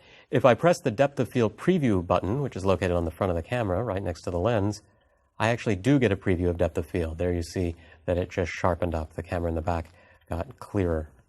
So I can get a very nice final preview of my image before I shoot, something that I can't do in my normal viewfinder. For the most part, all of the other exposure and shooting controls that you have will be the same in live view as they are when you're shooting normally. Running the LCD screen and the image sensor generates a lot of heat inside your camera because heat is bad for electronic components and because it makes your image more noisy. Your camera will begin to show you warnings as it heats up. First, you'll see this white icon. This indicates that image quality might be degraded. As you continue to shoot, that white icon will turn red and then it'll start flashing. Eventually, the camera will just stop shooting altogether and you'll have to shut it down to let it cool off. Now, how quickly that will all happen varies with the ambient temperature that you're shooting in. You can avoid these overheating problems by turning off live view when you're not actively shooting, especially if the weather is hot.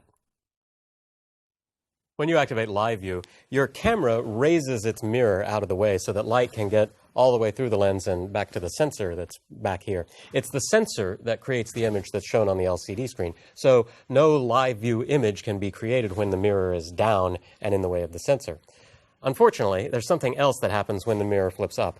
The autofocus sensors in your camera are located up here in the camera's pentaprism. Light from the lens gets bounced up here, and the autofocus sensors analyze it to calculate focus.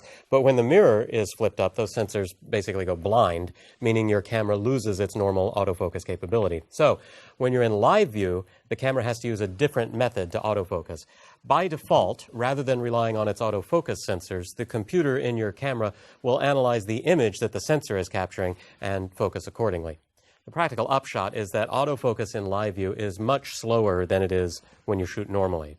Your camera has some additional autofocus modes, though, that you can activate to help deal with this problem. In the last movie, you saw how the Mark III's default autofocus works, and while it's good for a lot of situations, the camera does offer a couple of other live view autofocusing options. I'm going to go into the menu here.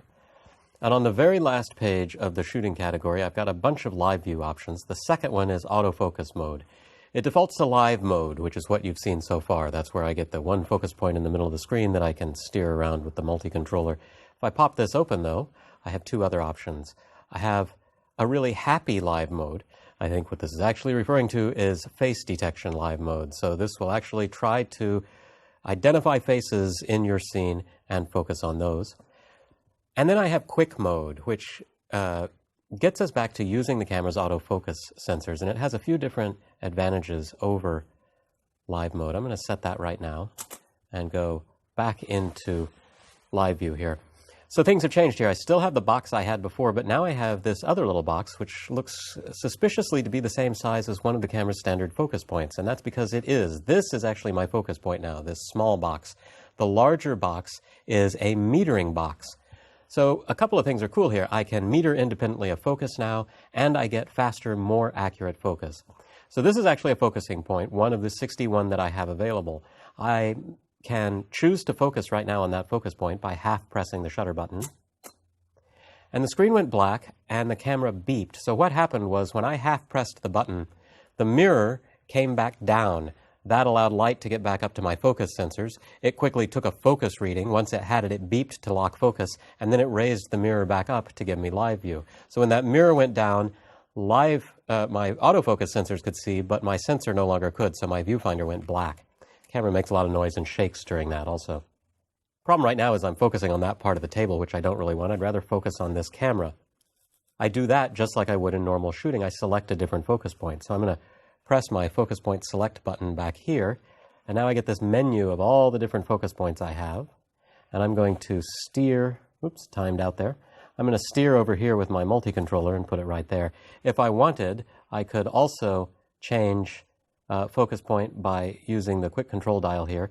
If I use the main dial, that'll steer it around also, and this is showing me what focus mode I'm in. I can change that by pressing my multi-function button up here and get all of the normal focus modes. In other words, I have the full autofocus system that I would normally have in normal shooting. So I'm going to accept that, and now when I autofocus, you can see that it lit up green there. It is autofocused on this point, which is great. That's where I wanted. My metering box is still where it was. I can just drive that around with the quick controller, and if I put it on the camera, notice how my exposure brightened up so much because now it's metering specifically off of the camera here. I think that's a little bright, so I'm going to ask it to underexpose and try to pull it back down to a more reasonable exposure. If you're not sure of what a more reasonable exposure might be, then you'd probably want to bring up your histogram, because your histogram will update in real time as you dial in your exposure compensation. If I didn't want to do exposure compensation, I could try to position my metering square somewhere else in the frame, an area that's not so black. So I kind of split the difference here between the really bright where it was and the really black over here, and I'm getting a different exposure that way. So these are all ways that I can control exposure in addition to just changing shutter speed and aperture. It's difficult to tell whether this is a faster way of focusing than using the normal live mode. Live mode can take time to search around, but with this I've got to wait through the process of it raising and lowering its mirror. Most of the time this probably will be a little bit faster. More importantly, it's going to be more accurate. There are going to be many times where you cannot get the live focusing mode to work. In fact, our original example was that way. Live focus could not focus on this point of the table, but in the regular quick focus mode I can. So if you're having trouble focusing live view, you might want to change to this focus mode because it's far more capable. You can also focus manually in live view, and sometimes this is a way to work around the camera's autofocus not being able to lock focus on what you want. I'm going to start just like I always would by switching the manual focus switch over to manual, away from autofocus, and I'm going to activate live view. So here I see my scene. Now, the problem with manual focusing in live view is I've just got this 3-inch LCD, so it can be kind of difficult to know if I've actually got focus set properly. Fortunately, I have this button with a big magnifying glass on it. If I put my focus spot on top of the area I want to focus, which I'm doing with my multi-controller, and then hit the magnifying button, that takes me into approximately 5 times magnification, and that bumps me up to 10. So I'm going to put that right there, and now I've got a really clear view of my focus. So I think it's going to go about right there. Press the magnifying glass again, and I come back out to full size, and now I'm ready to take my shot. Metering will still be based on this square, so the same square where I was focusing is also going to be the source of my meter. So manual focus in live view is often a good way to work around autofocus problems. It's going to be much easier if you zoom in first. Trying to judge focus on the screen could be very difficult. The ratio of the length to width of your image is defined as its aspect ratio. For example, your HD TV has a different aspect ratio than what your camera shoots. With its 16:9 aspect ratio, your HD TV shows a wider image than the 3:2 aspect ratio of your camera.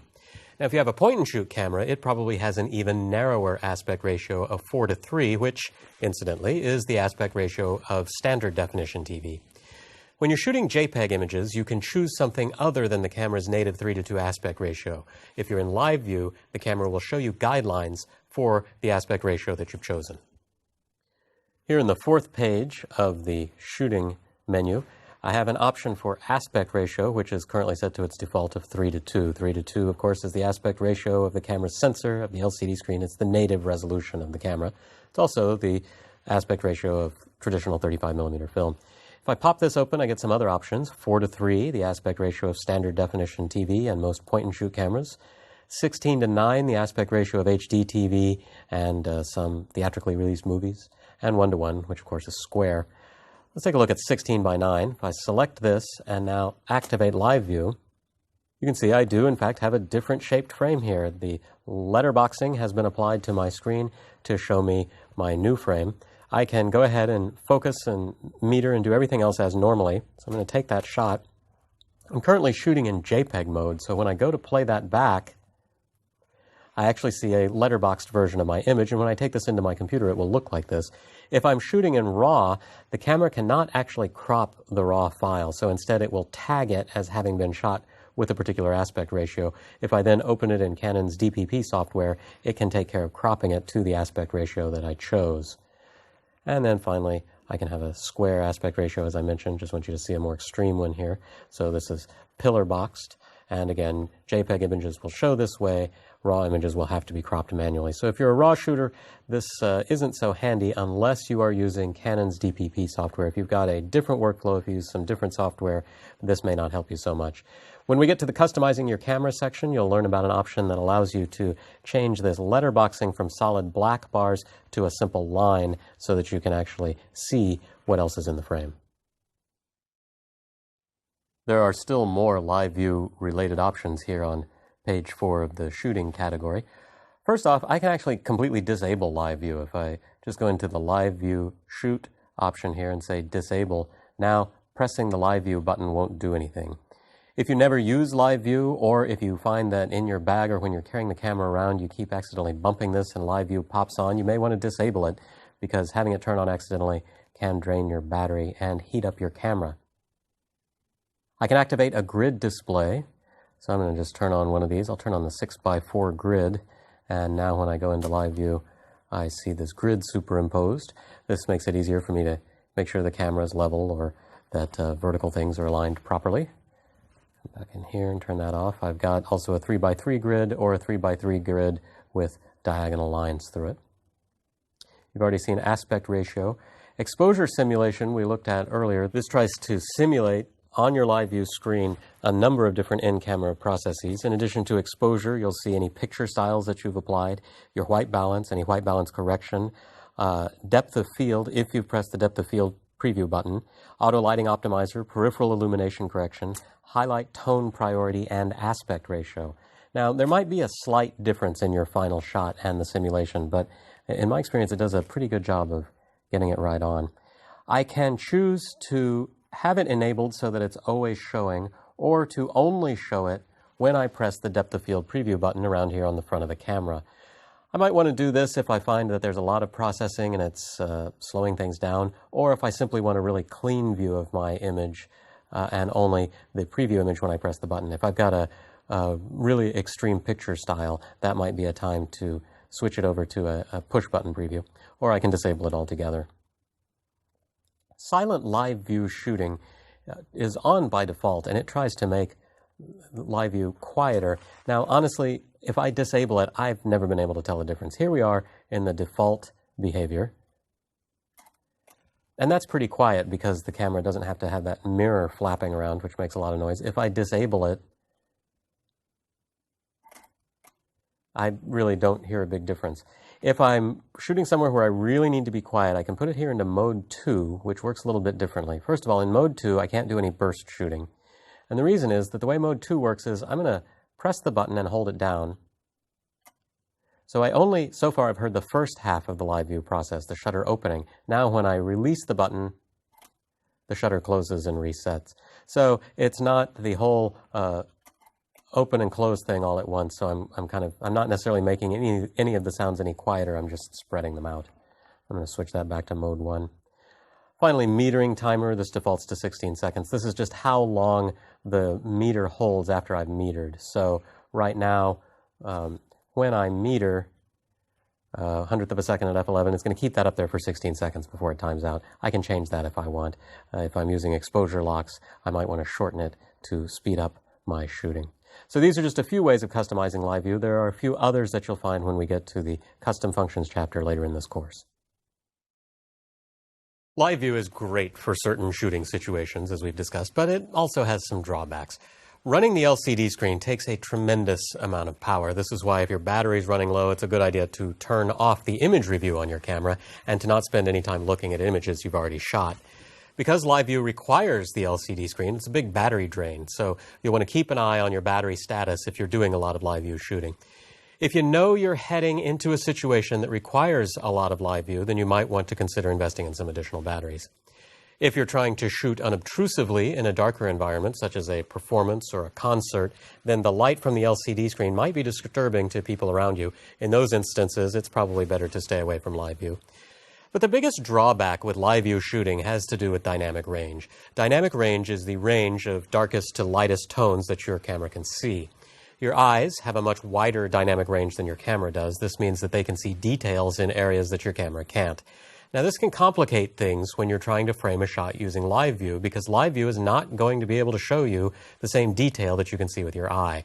If you're wanting to compose around those details, you may find yourself frustrated. Say, for example, that you see a scene like this, where your eye can see detail in all those shadowy areas. When you look at the scene using live view, you'd see something more like this. Now, if you were thinking about those shadow details as elements you wanted to compose around, then the fact that they're invisible in live view might be confounding to you when you're trying to frame your shot. A big part of the artistry of photography is knowing which parts of the dynamic range that you want to capture from the full range that your eye can see. If the camera is only showing you its limited view of that full range, then compositional decisions become more complicated because you won't necessarily notice all the possibilities in a scene. This is all true for any camera that uses an LCD screen for a viewfinder. One workaround is, when you're using live view, be sure to look often at your scene with the naked eye. Then you can take note of details that you can't see when you're looking at the live view screen. With the release of the 5D Mark II, Canon revolutionized video production. The combination of a 35mm sensor and high-quality removable lenses brought a film look that video shooters simply couldn't get before. With the Mark III, Canon has greatly improved on the video interface on the camera, making it even easier to get the control you need when shooting video. Your Mark III offers a few different options for video sizes and frame rates, and you can change those from the video menus. But I want you to notice something. I'm currently not in video mode. My camera's just hanging out like a normal camera. If I go into the menu and look at my shooting category, I have 4 pages of menus, and the last page has nothing to do with video on it. If I switch over to video mode, which I can do by changing the live view switch here from the still camera to the video camera, my live view activates, the mirror goes up, the shutter opens, and now when I go to the menu, there's an additional 5th page. So I'm going to come over here, and here I've got some video options, and down at the bottom of the 4th page I now have some video options. Movie recording size is going to let me change the size and frame rate of the video that I'm recording. By default, the Mark III sets you at 1920 by 1080, 30 frames per second. It's saying that I'm going to be able to get about half an hour on the space that's available on my card right now. It's also saying that I'm using a higher compression, something called IPB, or interframe rate compression. This is going to possibly degrade my image quality a little bit, but it's going to afford much more video on a card. However, it's possibly going to complicate the editing process. So I can switch up here to a lower compression, intraframe or all-eye compression. I've got the same pixel dimensions, the same frame rate, but you can see I'm down to only 10 minutes. I've got only about a third the time that I had with the other format. Some other options I have here are 1920 by 1080 at 24 frames per second, and I have the same 2 choices for compression. Or I can go over here to 1280 by 720 at 60 frames per second, which gives me a nice slow motion. This is using the all-eye compression. That's the lower compression, which means better quality, better editing capability. I can get those same video specs with my higher compressor by going here. Or finally, if I really want to be able to knock out a lot of video, I have a 640 by 480 with a high compression at 30 frames per second. This is going to be fine for shooting stuff that I know is maybe only destined for the web. I'm going to stick with my default settings for now and hit the Set button, and that configures my movie recording parameters. I'm going to want to also think about sound. There is a microphone built into the Mark III, and while that's fine for just simple point-and-shoot kind of video, for serious work, I'm going to want to add an external microphone, which can plug into the mic jack over here on the side. Whichever microphone that I'm using, I'm going to want to think about sound levels. By default, I'm set to auto, so it's automatically going to determine what it thinks are the proper levels. And here I get this nice audio level meter here, and you can see that it's picking up my voice right now. I can change it out of auto mode to a manual mode, and now I get control of the recording level. All I have to do is move down here and go into this control, and I can turn it up and down to lower the level, and here you can see I've gotten quieter, or raise it back up. The blue indicator is showing you my original position. Hit that. I can, if I want, turn off sound altogether. Now that is also going to disable the external mic if I have it connected. If I'm just shooting stuff where I don't need the sound, this might actually save a little space. I'm going to put it back on auto. Finally, I have another option if I'm using the internal microphone, and that's to activate a wind filter, which is a little virtual wind filter that's going to try and cut down on some wind noise. Again, that doesn't work with an external microphone. I'm inside right now, so I'm not real worried about wind, so I'm going to turn that off. A press of the menu button takes me back out to my menus. I'm going to jump over here to the last page because I want to show you this silent control feature, which is a really nice feature on the Mark III. This gives me silent control of some shooting parameters. Which shooting parameter is going to vary depending on what shooting mode I'm in. Once I've enabled it, which I'm going to do right now, all I have to do is tap on the wheel here to make changes to whatever parameter the shooting mode I'm in gives me access to.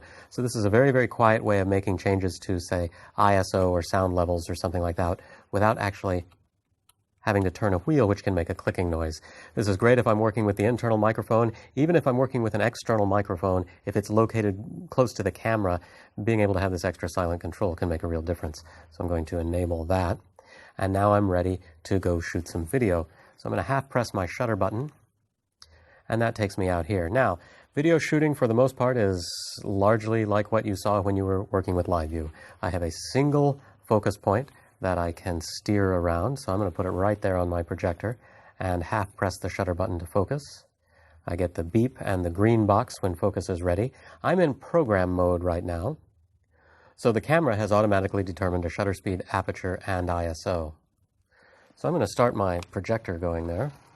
Now, to start shooting video, all I have to do is press the start and stop button right here.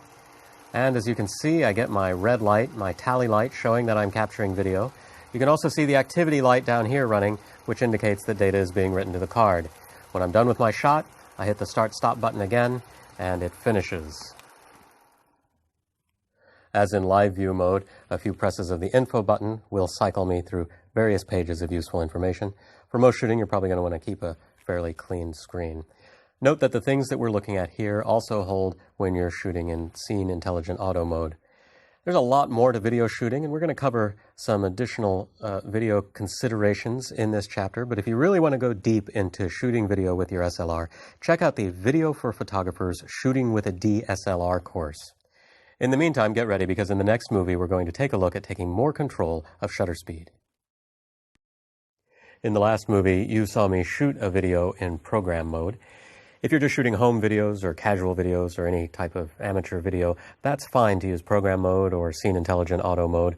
But if you want to be serious about video, and with this camera you can be very serious about video, you're going to want to give some more thought to shutter speed. So I'm going to switch over to shutter priority mode. Now, ideally, when you're shooting video, you want to use a shutter speed that is double your frame rate. That's going to give you the best quality of motion in your video. Earlier, you saw me configure the camera to shoot at 30 frames per second. So I've dialed in a 60th of a second for my shutter speed. This is just like working with shutter priority when shooting stills. With my shutter speed selected, when I meter, the camera's automatically going to choose an aperture, and it's chosen f10 here. And ISO is set to auto, so it's chosen an ISO of 800. Thanks to the Mark III's great high ISO capability, I don't really have to worry about noise at ISO 800. If I want to brighten or darken my scene, I can simply do that with exposure compensation. And as I do that, you can see that it's getting my exposure compensation changes through ISO changes. In a pinch, it might fall back to changing aperture, but because I'm in shutter priority mode, it's not going to change shutter speed. Now, if I wanted, I could even go here into aperture priority and take control of aperture. However, if I do that, I'm giving up my control of shutter speed. For example, if I decided I wanted really shallow depth of field, I could open up my lens all the way, but look what's happened to my shutter speed. And again, if I'm serious about video, I'm going to be wanting to ride my shutter speed correctly. So I would not recommend using aperture priority to take control of depth of field. Instead, move on over to manual if you really need depth of field control. That's going to let you set your shutter speed to a 60th of a second and then take control of aperture just as you normally would. Now, the way that I'm getting my aperture changes here, again, is through auto ISO. Notice that I can change this around and my ISO is changing, but because I'm in manual mode, I've got a fixed shutter speed. So that's giving me the shutter speed that I want to get good quality motion in my video, but I'm still getting the depth of field control that I want through changes in aperture. It is possible that I might get to an aperture that the camera cannot compensate for with an ISO change. If that happens, then it's going to show me on my meter, just like it would when I'm shooting manual mode for stills. If the image ends up overexposed or underexposed, this little mark is going to move back and forth, and I'm going to need to make an aperture change if I want to get things back to being properly metered. Now, it might be that the camera's being more conservative than I would normally be, and I'm willing to put up with some video that's slightly dark or slightly light. The point is you've got that level of control when you're shooting in manual mode. You've seen how autofocus works both in the first movie in this chapter and in the live view chapter. You can, of course, also use manual focus. Just switch the lens over to manual focus, zoom in on your image, and focus carefully. The thing to remember when you're shooting video is that it is not going to autofocus while you move the camera around. So you've got to be very, very careful about shooting video with an SLR. You've got to think of it more like an old school movie camera where you lock it down and you treat focus very, very seriously. We've got some video on the card. In the next movie, we're going to take a look at how to review it using the playback features. Videos appear in my playback system alongside stills, but where stills fill my entire LCD and have my exposure settings up here, videos are a 16:9 aspect ratio. They've got a duration up in the corner, and they have this little movie camera icon. Right next to it is an icon for the set button, indicating that if I hit the set button, I get here to my movie playback controls. I can step through them, the different controls, using the quick control dial. If I just put it on the play button and hit the set button, my video will play. I can then bring the controls back up again, which pauses. I can step through in slow motion. I can jump to the first frame, which is basically rewind. I can step through one frame at a time or jump to the last frame. I even have editing capabilities. I can trim clips. Needless to say, editing video on a little 3-inch LCD screen with dubious controls is not the best idea. You're probably going to want to stick to your computer for serious editing. But if you need to trim the ends off a clip or something because you're running out of disk space or because you need to send a video over the internet or something like that, this might work just fine in a pinch. Notice, too, that I can control volume using my main dial up here. When I'm done viewing my movie, push of the menu button takes me back out to my normal playback interface where I can continue to step through different pieces of media. Deleting works the same way for movies as it does for still images. I can use my delete button here. I can also use the delete menu command for batch deleting movies. If you're going to be very serious about reviewing your movies, you're probably going to want to plug some headphones into the camera to get a better sense of your audio. You can do that in the headphone jack over there. There are one or two other movie-related features that you may want to know about. You can find out about those in Chapter 8 of your manual. You'll even find a section in there on enjoying movies, so if you're finding you're not enjoying your movies, you might want to check that out. By now, you should be comfortable with the idea that different modes leave different decisions up to the camera, allowing you to take more or less control. You've also seen that your camera has a lot of different features that can be turned on or off within any mode. Now, there might be a combination of features that you regularly switch on and off. For these instances, you might want to create a custom mode which will allow you to immediately activate specific features. The custom modes on your mode dial are these C1, C2, and C3 modes over here. When I switch to one of those, any settings that I have embedded in that mode automatically take. So by default, these three modes are really just program mode. They work exactly the way that program mode does. To get them to do something more useful, I have to configure them. So let's look at a typical case here. I very often shoot HDR images, high dynamic range images, and I need my camera configured a very particular way to do that. So I would like to store all of those settings in a custom mode because they're kind of spread all over the camera and they take a while to get set exactly right. So the first thing I do to build a custom mode is simply set my camera the way that I want it. And I'm going to start by switching to aperture priority mode because in HDR shooting, I always want control of aperture.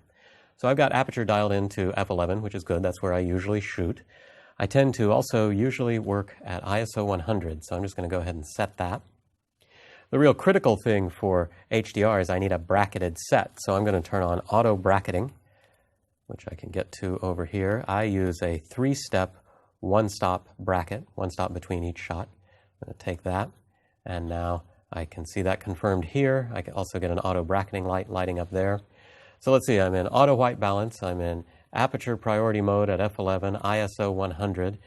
I'm still on large quality JPEG. I would much rather shoot these in RAW. So I'm going to come back over here and change this to RAW format. I would also like burst mode. I need those 3 shots to be taken quickly because I want to minimize movement between frames. So I'm going to go here to drive and turn on my high-speed drive mode. I'm not going to use the slower drive mode because, again, I want my frames as close to identical as possible.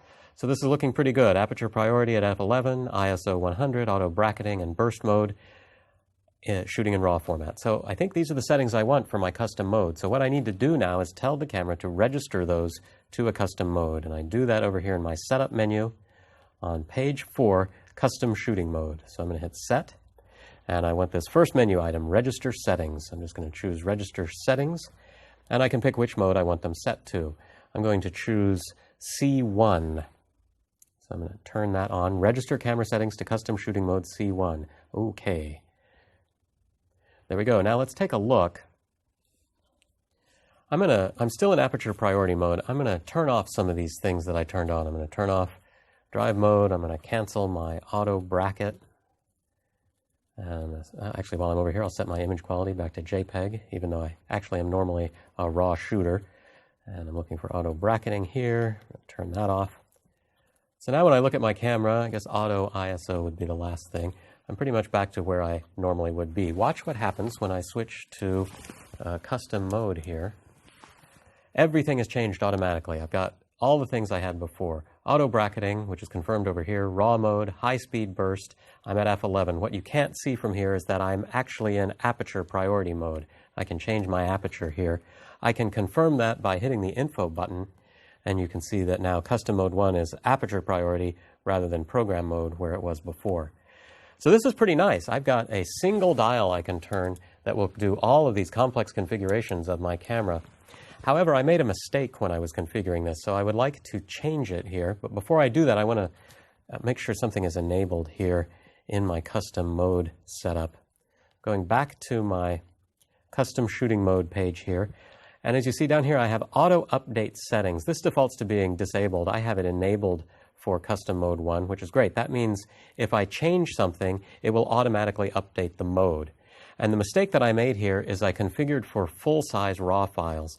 My experience when working with the Mark III or the Mark II is that a full-size RAW file is too big for Photoshop's HDR merge feature to accurately align. So I want to change this. I'm going to come back here and change my image quality from RAW to a medium RAW file, which is only 10 megapixels. In my experience, Photoshop does a good job of merging these files. I'm going to take that, and now my custom mode is updated to medium RAW.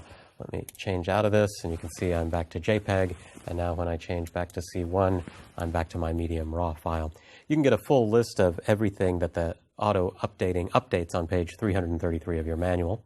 Some other things you might use custom modes for, panoramic shooting. If you regularly find that you want a higher ISO in a particular aperture, something like that, you can embed those in there. 3 custom modes is a lot of customization power, and if you get these set up right, you can really save yourself a lot of time when you're shooting in the field.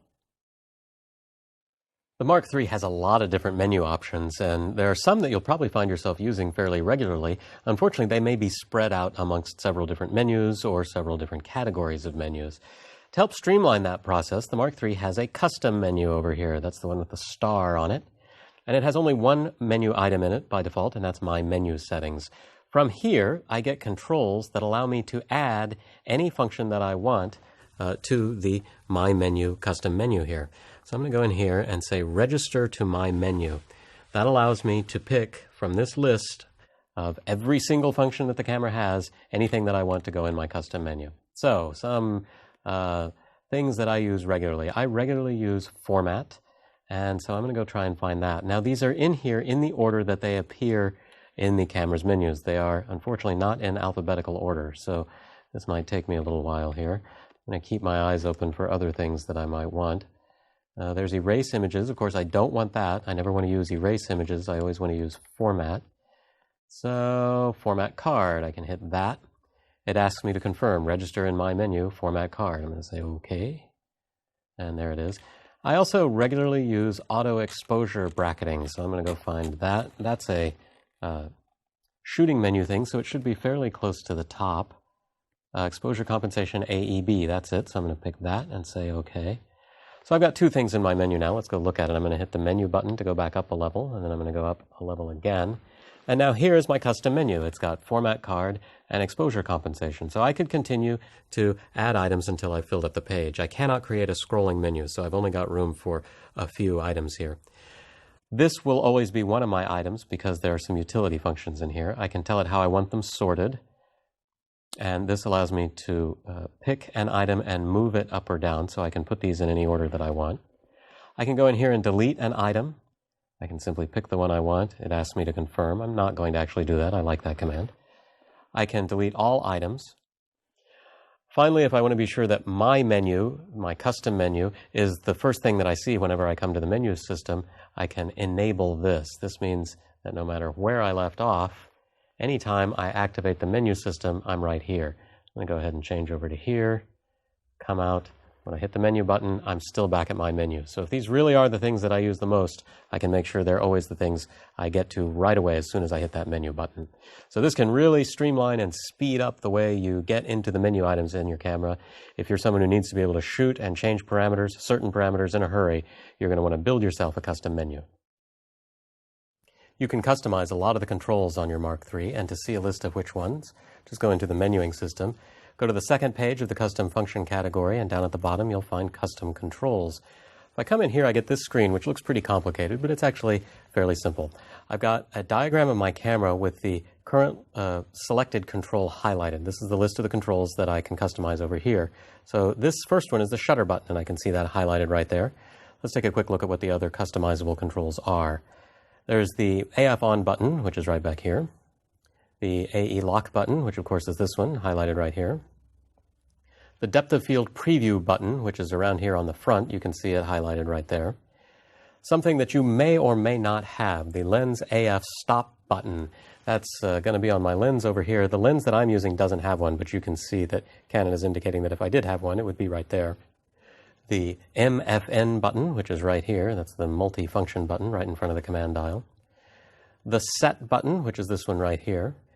The main dial, my dial on top here. My quick control dial, which of course is this one back here. And finally, the multi-controller. So even these three controls can be customized. Now, each of these controls gives you a different set of options to assign to them. So let's start by looking at the shutter button. I'm going to select that and hit the set button. And you can see that by default, it is set the way that you're probably used to it behaving, which is that when I half press it, I get metering and AF start. I have the option of changing it to metering start or AE lock. I'm going to put it on metering start. I'm going to show you a different way of using your camera, one that you might find pretty useful. Now I'm going to come down here to the AF on button. That's this button right here. And before we get to it, I want you to realize that when I'm holding the camera, I've got my forefinger here, and my thumb is just right here on this AF on button. So with that in mind, I'm going to leave it where it's set right now, which is to be the same as the shutter button was originally, which is metering and AF start. I have other options, though. These are different than what I had on the shutter button. I've got AE lock, autofocus stop. If you're ever in a situation where the lens starts grinding back and forth and is slowing you down because it can't lock focus, you could set this button to just cause it to stop doing that. I have a flash exposure lock, I've got AE lock, and I can set it to no function at all. But I'm going to leave it where it's at right now. Now, with the camera configured this way, what happens is when I press the shutter button, all I get is a meter reading. Let's go ahead and come on out of here. So all I get is a meter reading. There's no actual focusing happening. To get focus, I have to press this button. So I've separated my metering and focusing operations. When I press this, I get focus and metering, but when I press this, I override the metering. This is great for times where you're shooting a lot of pictures of something at the same distance. Maybe you're shooting a landscape or a portrait or something, and you're doing a lot of subtle recomposition. You only have to focus once, but you can keep metering as you take shot after shot. So a lot of people really prefer working that way. Let's look quickly at some of the other things you can do because, as I said, a lot of these buttons have different functions that you can assign to them. The AE lock button can be configured with the same options as the AF on button. The depth of field preview button gives you a lot of different options. I've got depth of field preview, I have autofocus stop, AE lock, switching from one shot focus to servo focus, turning image stabilization on or off, switching to a different autofocus function, changing the quality settings. There's just all sorts of things I can do. I can bring up my level. So you're probably going to want to dig through all of these different customization options because there are a lot of different things that I can do with everything from the wheels to the buttons. So you can really get controls that you find yourself regularly using that might be buried in a menu up on top of the camera into a button that allows you to activate them on the fly whenever you need. So dig through these, see if you can find changes that you might like. If you Google around on Mark III custom controls, you'll find a lot of discussions in forums of different configurations that users have used, and you might get some ideas there for some other ways of configuring your camera. By now, you've probably come to realize that your camera has a lot of functions and features. Many of these functions can be modified and customized through the use of custom functions. For example, maybe you'd prefer your exposure compensation changes to go in full stop increments instead of 1/3 stop increments. Or maybe you want to change the behavior of the auto bracketing feature. These are things you can easily change through the use of custom functions, allowing you to tailor your camera to your particular taste. Custom functions are not available in auto mode. You'll need to be in program or a priority or manual mode to get to the custom functions menu. By default, your exposure compensation indicator works in 1/3 stop increments. So when I move one click after metering, that means 1/3 of a stop of overexposure, 2/3 of a stop, one full stop, 1 1/3, and so on. If you want, you can change that. If you go in here to the first page of the custom function category, you get exposure level increments. If I come in here, I can change from 1/3 stop to 1/2 stop.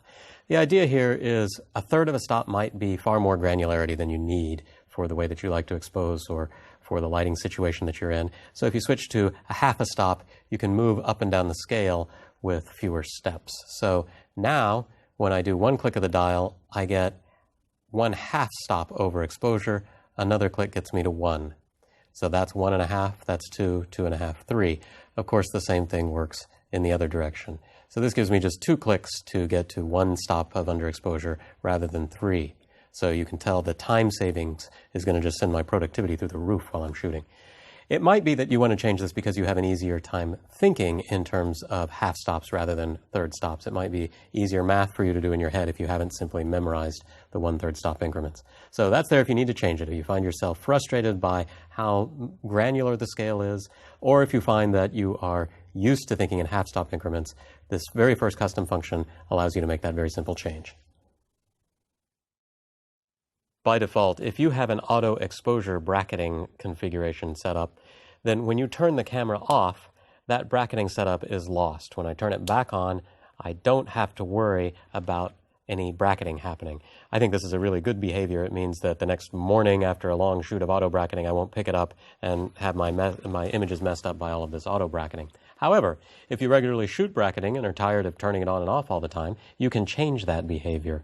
I'm going to go over here to my custom functions, and on the first page I have something called bracketing auto cancel, which by default is set to on.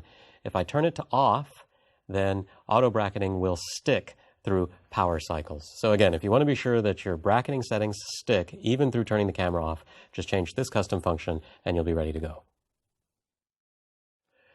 By default, your Mark III's auto bracketing feature is configured for 3 shots, but you can change that if you want using this custom function. I'm here on the first page of my custom functions tab, number of bracketed shots. I can choose between 3, 2, 5, and 7.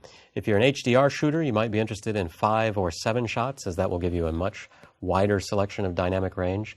I really like the two-shot option. Very often when I'm looking at a confusing exposure situation, usually what I'm confused about is only one direction or the other. I'm not sure if this shot should be taken as metered or if it should be a little overexposed or maybe a little underexposed. So with just two shots, I can knock off those two different options, which I find very handy. And of course, there's the default for 3, which is also, I think, a perfectly useful bracketing sequence for HDR. Note that you do also have the option of changing the bracketing sequence. I'm not going to go into that here because I personally don't find it that useful, but you can find out more details in your manual. Number of bracketed shots, though, is a really handy option to have. By default, your ISO control lets you change ISO in third stop increments. In other words, if I press the ISO button and turn my main dial, I go from 100 to 125, then to 160, and then to 200. 200, of course, being a doubling of my original ISO, or one stop. If you don't like going in third stop increments, either because you're used to thinking in terms of whole stop increments, or you feel like it takes too long to get to the ISO that you want, you can change this so that it goes in whole stop increments. Go into the menu, go to the first page of the custom function screen, and you'll find ISO speed setting increments, which defaults to 1/3 of a stop. Go in there, bump it up to 1/1, or that is a full stop. And now when I come out here and hit my ISO button, I go from 100 to 200 to 400, and so on. If you're working in manual mode, you might have an easier time thinking in terms of full stops, particularly if you're not using third stop increments in your shutter speed and aperture. If you're coming from an older digital camera or for film, this is simply more what you're used to. You may find that you, when you're working on your own, just don't need that level of granularity. So this can be an easier way to work. Note that when I have this set to whole stops, auto ISO will still work in third stop increments. So here I've metered, and now I'm using exposure compensation, and you can see that it's going up and down in third stop increments. So I'm not losing that capability. I'm just changing basically the granularity of this one control. If you change the aspect ratio on your Mark III to something like 4:3 or 16:9, you can change how that aspect ratio is masked off when working in live view by altering the live view shooting area display custom function, which is located on page 2 of the custom function tab. Basically, I've got two options: masked, which completely masks the edge of the frame, or simply outlined, which just shows me a line where the edge of the frame would be. The advantage of outlined is I can still see things in that part of the frame. So if I'm wanting to keep track of things that are off camera or about to move into camera, I can still see those things. Masked makes it a little bit easier to visualize exactly what the final frame looked like. I want you to consider a scenario with me. Just bear with me. I think you're going to find this a really gripping tale, and it's got a really nice ending. You're an aperture priority. You're shooting with a lens that can open all the way to 2.8. You've dialed in 2.8 on your camera, which tells your camera to shoot at f2.8, gives you super shallow depth of field, and your camera calculates a shutter speed that's appropriate for that aperture. In fact, it decides that 1/8,000th of a second, its maximum shutter speed, is the only one that's fast enough to give you a good exposure at f2.8. Then everything's going great, and suddenly in mid-shoot, the sun comes out from behind a cloud, and it makes your scene much brighter. But because your camera is in aperture priority mode, the camera isn't allowed to change aperture, and it needs to cut down the light, but it's already at its fastest shutter speed. It can't do anything. Your image will be overexposed. But if you enable the safety shift feature, then the camera is allowed to change aperture even when you're in aperture priority mode, and the shot is saved. Similarly, it's allowed to change shutter speed even when you're in shutter priority mode. When I'm in program, shutter, or aperture priority mode, if the camera needs to change ISO, and I'm not in auto ISO, it will be allowed to do so. So basically with safety shift, I can just give the camera a manual override capability whenever I'm in one of these modes. Most of the time, I leave this off because it's a better idea to just be able to know what you're doing, actually, and ride your exposure controls with some level of control and make sure that you're not getting over or under exposure. If you're in a rapidly changing situation or a really dynamically lit situation where it's possible for something to suddenly change brightness, like maybe a stage show or something, then safety shift can be a real lifesaver. Now don't worry, safety shift won't be wantonly changing your aperture. The only time it will happen are on those rare occasions where you're up against the wall exposure-wise and your current priority choice will result in an over or under exposure. If you would like to reset all of the camera's custom functions to their factory defaults without resetting all of the other commands and functions, you can come over here to the last page in the Custom Function tab, and you'll find Clear All Custom Functions. If I choose that, it asks me to confirm. I can say OK, and now all of my custom functions are back to where they were originally. So this is a nice way, if you get your custom functions a little messed up, you can wipe them back to where they used to be and not lose the other settings you've made in the other menus. Basic maintenance of your camera is pretty intuitive. Don't drop it, don't bang it into things. If you want to clean it, use a dry cloth. If you're going to store the camera for a while, be sure to take the battery out of it. You've already seen a little bit about how the camera cleans its own sensor, but there are some other built-in sensor cleaning options. By default, your Mark III cleans its sensor anytime you turn the camera on or off. You can change that behavior and take a little more control of the cleaning function by going to page 3 of the Setup menu and going to the Sensor Cleaning option. So I've got a few different choices in here. Auto cleaning can either be enabled or disabled. This simply controls whether the camera does clean its sensor when you turn it off and on. Clean Now simply goes through the sensor cleaning cycle right now. So if I've reviewed an image and seen a big dust spot on it, I would come in here and tell it to clean its sensor again. It's doing a slightly more thorough cleaning than it does when you simply turn it on or off. Or there's clean manually. This is what I use if I've got sensor cleaning equipment of my own. This involves taking the lens off and cleaning the sensor. This can be a kind of hairy operation. You can learn more about it in my Foundations of Photography Lenses course. So that's all ways that you can get the sensor clean. The camera also offers a feature that can help you if you've got dust on an image and you want to try to remove it later using Canon's DPP software. If I come in here into my menu and go to the Shooting menu category, over here on the third page, I have something called Dust Delete Data. So I'm going to select that, and it tells me what it's going to do here. It's going to obtain data for removing dust using software, and it asks me to refer to the manual, and it tells me the last time I did this. What it's going to do is it's going to make a map of the dust that's on the sensor. Canon's DPP software can later use that map to automatically remove the dust from images that I've already shot. So I'm going to tell it to go ahead and do this. I'm going to say OK, and it's going to go through a sensor cleaning cycle to try and get the sensor as clean as possible. So this means at this point that this dust map that I'm creating is not going to be good for any images that I've already shot. Next thing is I need to be pointed at something white and ideally evenly lit. I've got a nice white wall in front of me, so I'm just going to press the shutter button. It takes a picture. It's analyzing it, trying to figure out some dust delete information. It's not actually storing a full image. It's going to then sock that data away. Now, using DPP, I can pull that dust delete data image out and use it to remove any dust from images that I shoot from here on out. So if you're finding that you have a dust problem, what you want to do is go through this process, because first it's going to clean your sensor, which may take care of your dust problem. If not, it's going to sock away this delete data that you can use later just in case the cleaning cycle did not actually get rid of your dust. You can learn more about the Dust Delete Data feature on page 291 of your manual. The camera's built-in sensor cleaning is very effective, and because it runs all the time, it should mean that you rarely face a sensor dust problem. When you do, you'll need to resort to a more drastic sensor cleaning process, as I mentioned earlier. Your Mark III battery will get you through a lot of shooting on a single charge, but your battery will wear out over time. You can get some status info about your battery by going here to the Battery Info command, which is on the third page of the Setup menu.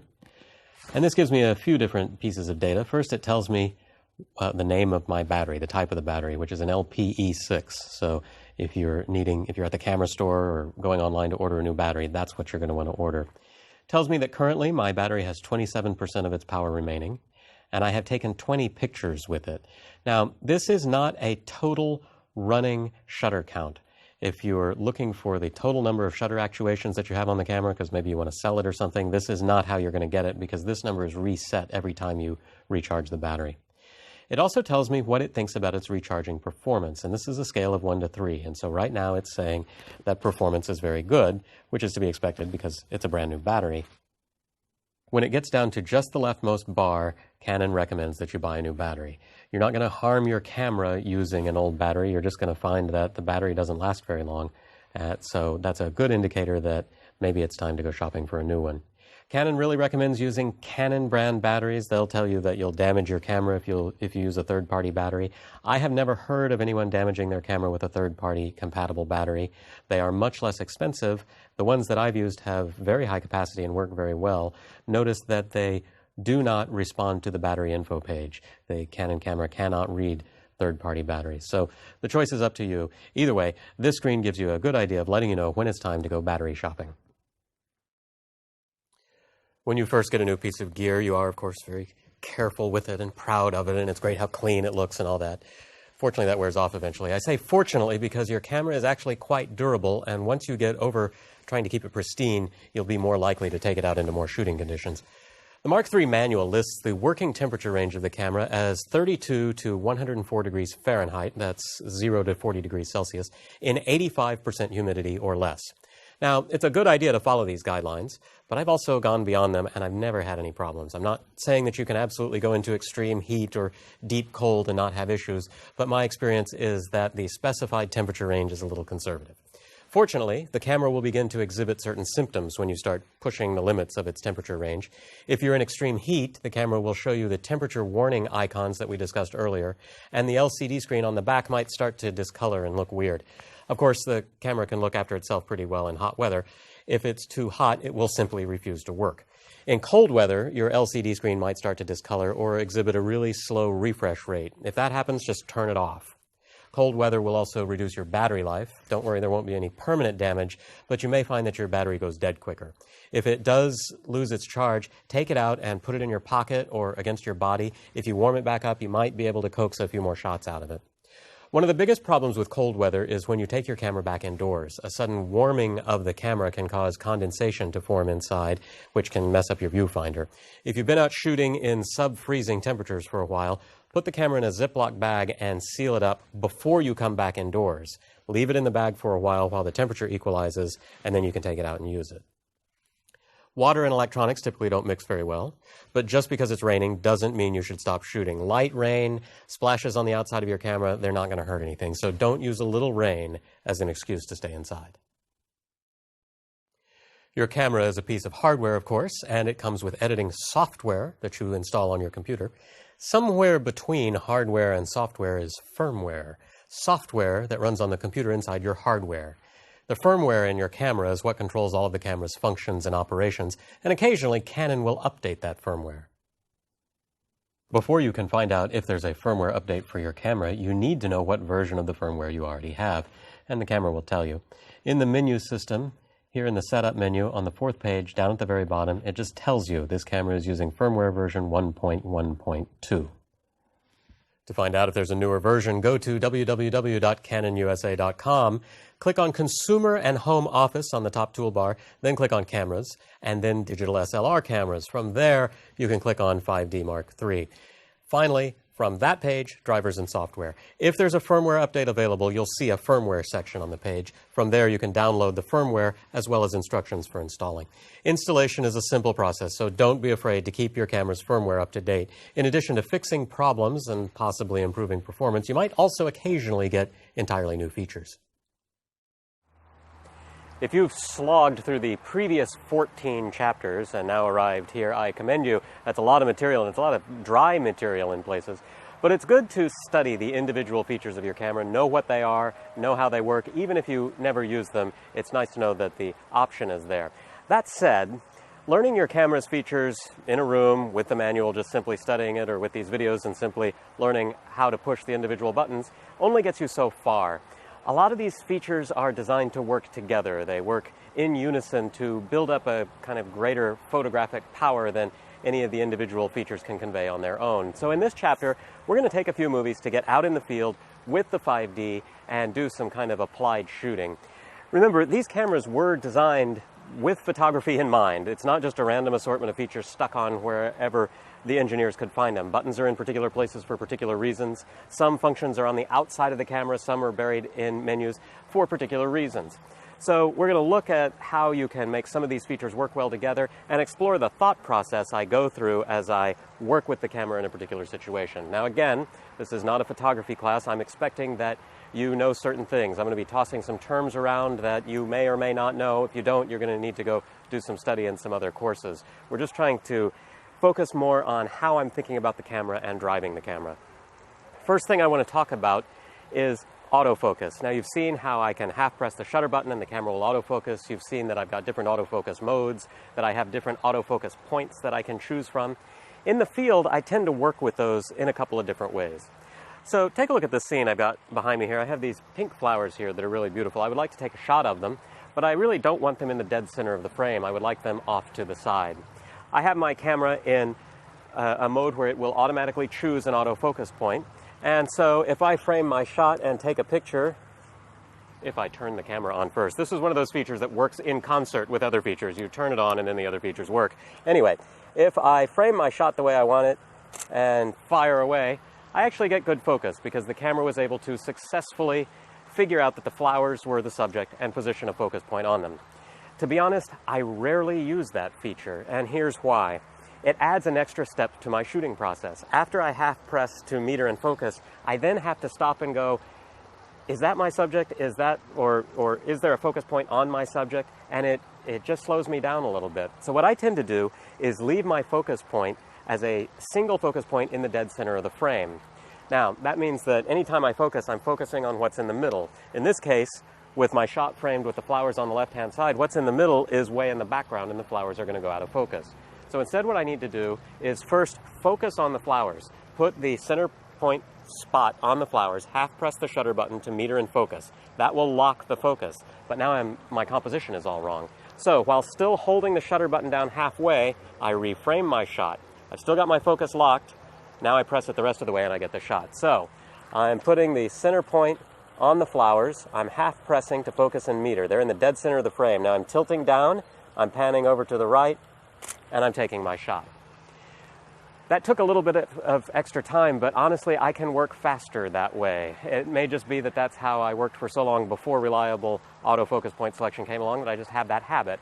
But I would recommend trying that because I think what you'll find is it partly changes the way you see your scene because you're really going, there's my subject. I'm putting the center spot on it and really looking at it. I'm thinking about the light on it. Great, I've got it. Now I'm reframing. I know that focus is going to be where I want it to be, and now I can fire. If I need to work quickly, that gets a little more hairy. If I'm in a rapidly changing scene, if I'm shooting a portrait where someone's face is changing all the time and I want them off to the side, I'm constantly having to re-grab focus and reshoot. At that point, I might want to switch back to autofocus point selection if I find it's choosing the right focus point. But another thing I can do is go ahead and center point focus on my flowers. So I did my focus, the focus racked to the right point. Now I'm going to switch my camera over to manual focus. That's going to lock the focus in there. So now I can frame however I want, and as long as the distance between my subject and the camera doesn't change, it will stay in focus, so I can just shoot away as much as I want. So it's worth experimenting with these different focus modes. Now remember, on your Mark III, when you choose an individual focus point, your metering changes. You're no longer in a matrix metering. You're in a matrix metering that's biased towards that focus point. So with it locked in the center, you're kind of shooting with a center weight focus. Personally, I never find this to be a problem except for very rare, very extremely weird situations where I've got something really bright in one part of the frame and something really dark in another. At that point, you can meter and adjust settings by hand or switch back to autofocus point selection. So play around with that style of shooting, see how you like it. What you'll probably find is you'll change back and forth. Most of the time I stay on center point focusing. For some situations where I need to work quickly and I know I can trust its decisions, I'll switch the camera back to automatically selecting a focus point. So I found this shot that I want to take here. I just like the composition of this triangle here with this stone path coming out of it. And I also like the difference, the dynamic range here. I like the dark shadow and the lit up path. So there are a lot of decisions that I need to make here. I'm not going to go into too many of the creative ones. I need to consider how dark do I want the shadows? Do I want detail back there in the shadows, or do I like it a solid black triangle? How much detail do I want on the path? Well, I know I don't want the path to overexpose. The great thing about digital is that it's not going to cost me anything to experiment. It's not going to cost me anything to shoot. So I'm going to try a few different exposures here. Now, the way that I would normally approach this is I would just start with the composition. I would get my shot framed the way that I want it, and I'm in auto mode here. So I'm just going to take that shot, and this is the composition that I'm thinking of. And the camera's auto metering is going to err on the side of making sure that the bright stuff is properly exposed. I'm not sure there isn't a better exposure in there, though. Maybe I want more detail in the shadows, or maybe I would like the highlights to be a little bit darkened. Now, obviously, I can take this image into Photoshop and play with it a lot, but even with that in mind, I want to be sure that I've captured as much exposure latitude as possible. If I look at the histogram on the back of the camera, I want data across as wide a range as I can get. Maybe I don't have time to stand here and do too much chimping on the back of the camera, too much studying histograms. I just want to shoot a range of shots that are going to get me some good exposure latitude. Well, that's really easy to do with my exposure compensation control. My next decision is going to be one of depth of field. I want to be sure that all of this is in focus. So I'm going to switch to aperture priority mode, and I'm going to dial in a depth of field of about 11.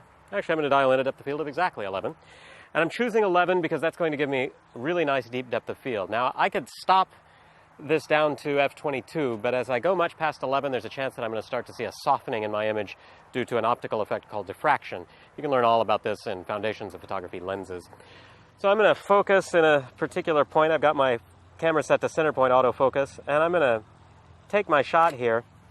Now I would like to do an overexposure of a little bit, so I'm just going to meter and then turn the rear wheel to dial in an additional stop of overexposure. And now I'd like to underexpose, so I'm going to do that again in the other direction. So now I've shot a bracket. So I've really got a lot to play with here in post-production if I need it. I'm not sure about my composition now, though. I think there's some other things I'd like to try. And you know, I could get that bracketing effect much easier by turning on the camera's auto bracketing feature. Now, I can do that from the menus, or before I left home, I happen to have built a custom mode that activates auto bracketing and high-speed burst. So now I can play with some other compositions. I can put the path off to one side and knock off a bracket. I can put the path to the other side and maybe play with that tree that's a different color there and knock off a bracket. As I'm doing this, I'm increasing my post-production complexity because now I'm shooting 3 times as many shots as I was before. So I don't recommend bracketing all the time. You don't want to just walk through the world shooting 3 shots of everything because really you're not going to need them. It's going to chew up your storage faster. And it's better to be a little smarter about how you shoot. I'm choosing to do it here because I know I've got a high dynamic range situation that I think I might want to play with. Now I have another option here, which is to actually let the camera take care of that high dynamic range stuff for me. I can turn on HDR in my camera. That's going to shoot 3 shots and merge them into an HDR image. Now, I don't get a lot of control over that merge, so I'm not sure that I'm really going to want the camera's HDR merging to be my final shot. So I'm setting the merge feature to save the original 3 shots. So that's going to give me a merge that I can see on the camera that's kind of a nice pre-visualization, but I've still got those 3 shots that I can merge back when I get home. So that's an array of different exposure options that I have on the camera that I can get to very easily. I'm kind of using a little bit in combination as I try to solve the exposure puzzle here. This big dynamic range that I'm not entirely sure how I want to represent it when I get home. Ultimately, this may become a black and white image, in which case the dark shadow may really be an important thing, or maybe I like the HDR look that's got a lot more detail.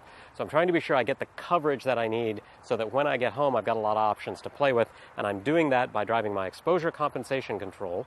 I'm in aperture priority, and I've got my aperture locked down, so exposure compensation is only going to change shutter speed. If I wasn't in such bright daylight, I might then need to ride the ISO a little bit because my shutter speed might need to be a little bit low. And I'm also playing with the camera's HDR feature just because it's giving me some pre-visualization tools, and it's allowing me to have some more imagery to play with when I get home.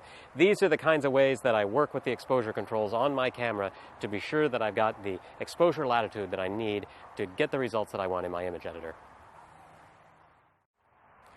I've noticed that some people think that as you work your way up the mode dial further away from auto mode, somehow they think that you're unlocking extra features in your camera, or you're becoming a more sophisticated photographer, and none of that's necessarily true. All modes really are equal in terms of their ability to yield great shots.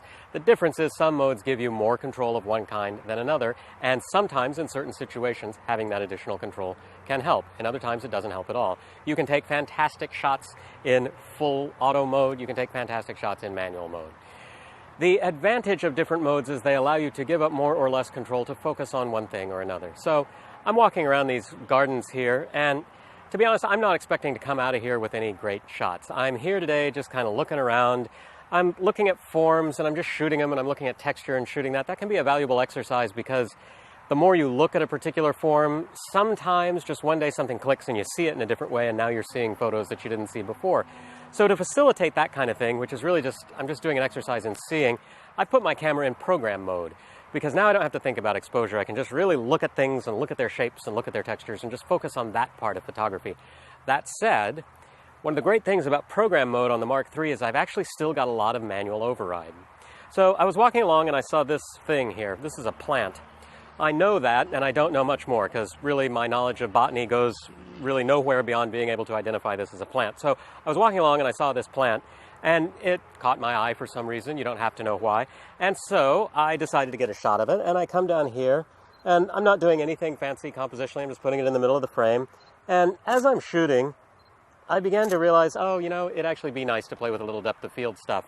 What's great about the Mark III is that without taking my eye from the viewfinder, without breaking my composition, without leaving program mode, I can actually play with my depth of field. I'm just going to turn my main dial here all the way to the right to get my aperture all the way open. Now I'm going to spin it out to about f11 to get me a lot of deep depth of field.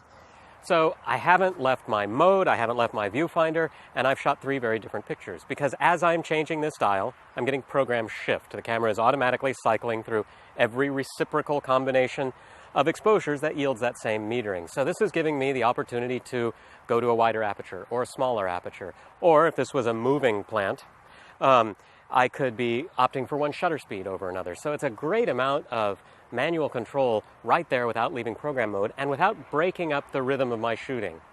Now, as I'm looking here and playing with depth of field, I might also think, boy, there's this nice shadow being cast halfway across the flower. I would like to exaggerate that some more, and I want shallow depth of field still. So I'm going to meter, I'm going to turn my main dial here to get the aperture all the way open, and then I'm going to dial in one stop of underexposure, and I'm just doing that with my thumb. So I've got my forefinger up here controlling aperture and my thumb controlling over or underexposure. I've never left program mode. So this is just a really nice way to be able to stay in program mode where I've got the freedom to just shoot without thinking that much about technical stuff. I can really focus on seeing and whatnot. But then when there are those moments where I do have a technical impulse, I can just do it. So as my day would probably progress from here, if I was going to stay here shooting this stuff, I would probably begin to realize, I'm really just doing depth of field control all day long. So now I'm going to leave program mode. Now I'm going to go to aperture priority mode, because now when I'm working, I've just got control of aperture. If I decide, you know, actually everything I'm shooting today, I'm shooting shallow, then I would just open the lens up all the way and shoot that way for the rest of the day. I would still have my thumb to control overall brightness with exposure compensation. So these are the ways that I'm thinking about mode as I move through the day. Most of all, I'm not thinking about mode. I'm either staying in program mode and taking manual override when I need it, or I've zeroed in on one parameter and I've dialed in the appropriate priority mode. So if there are things in there that don't make sense to you, you need to go back and review priority modes, exposure compensation, program shift, because those are the parameters that I'm working with together here.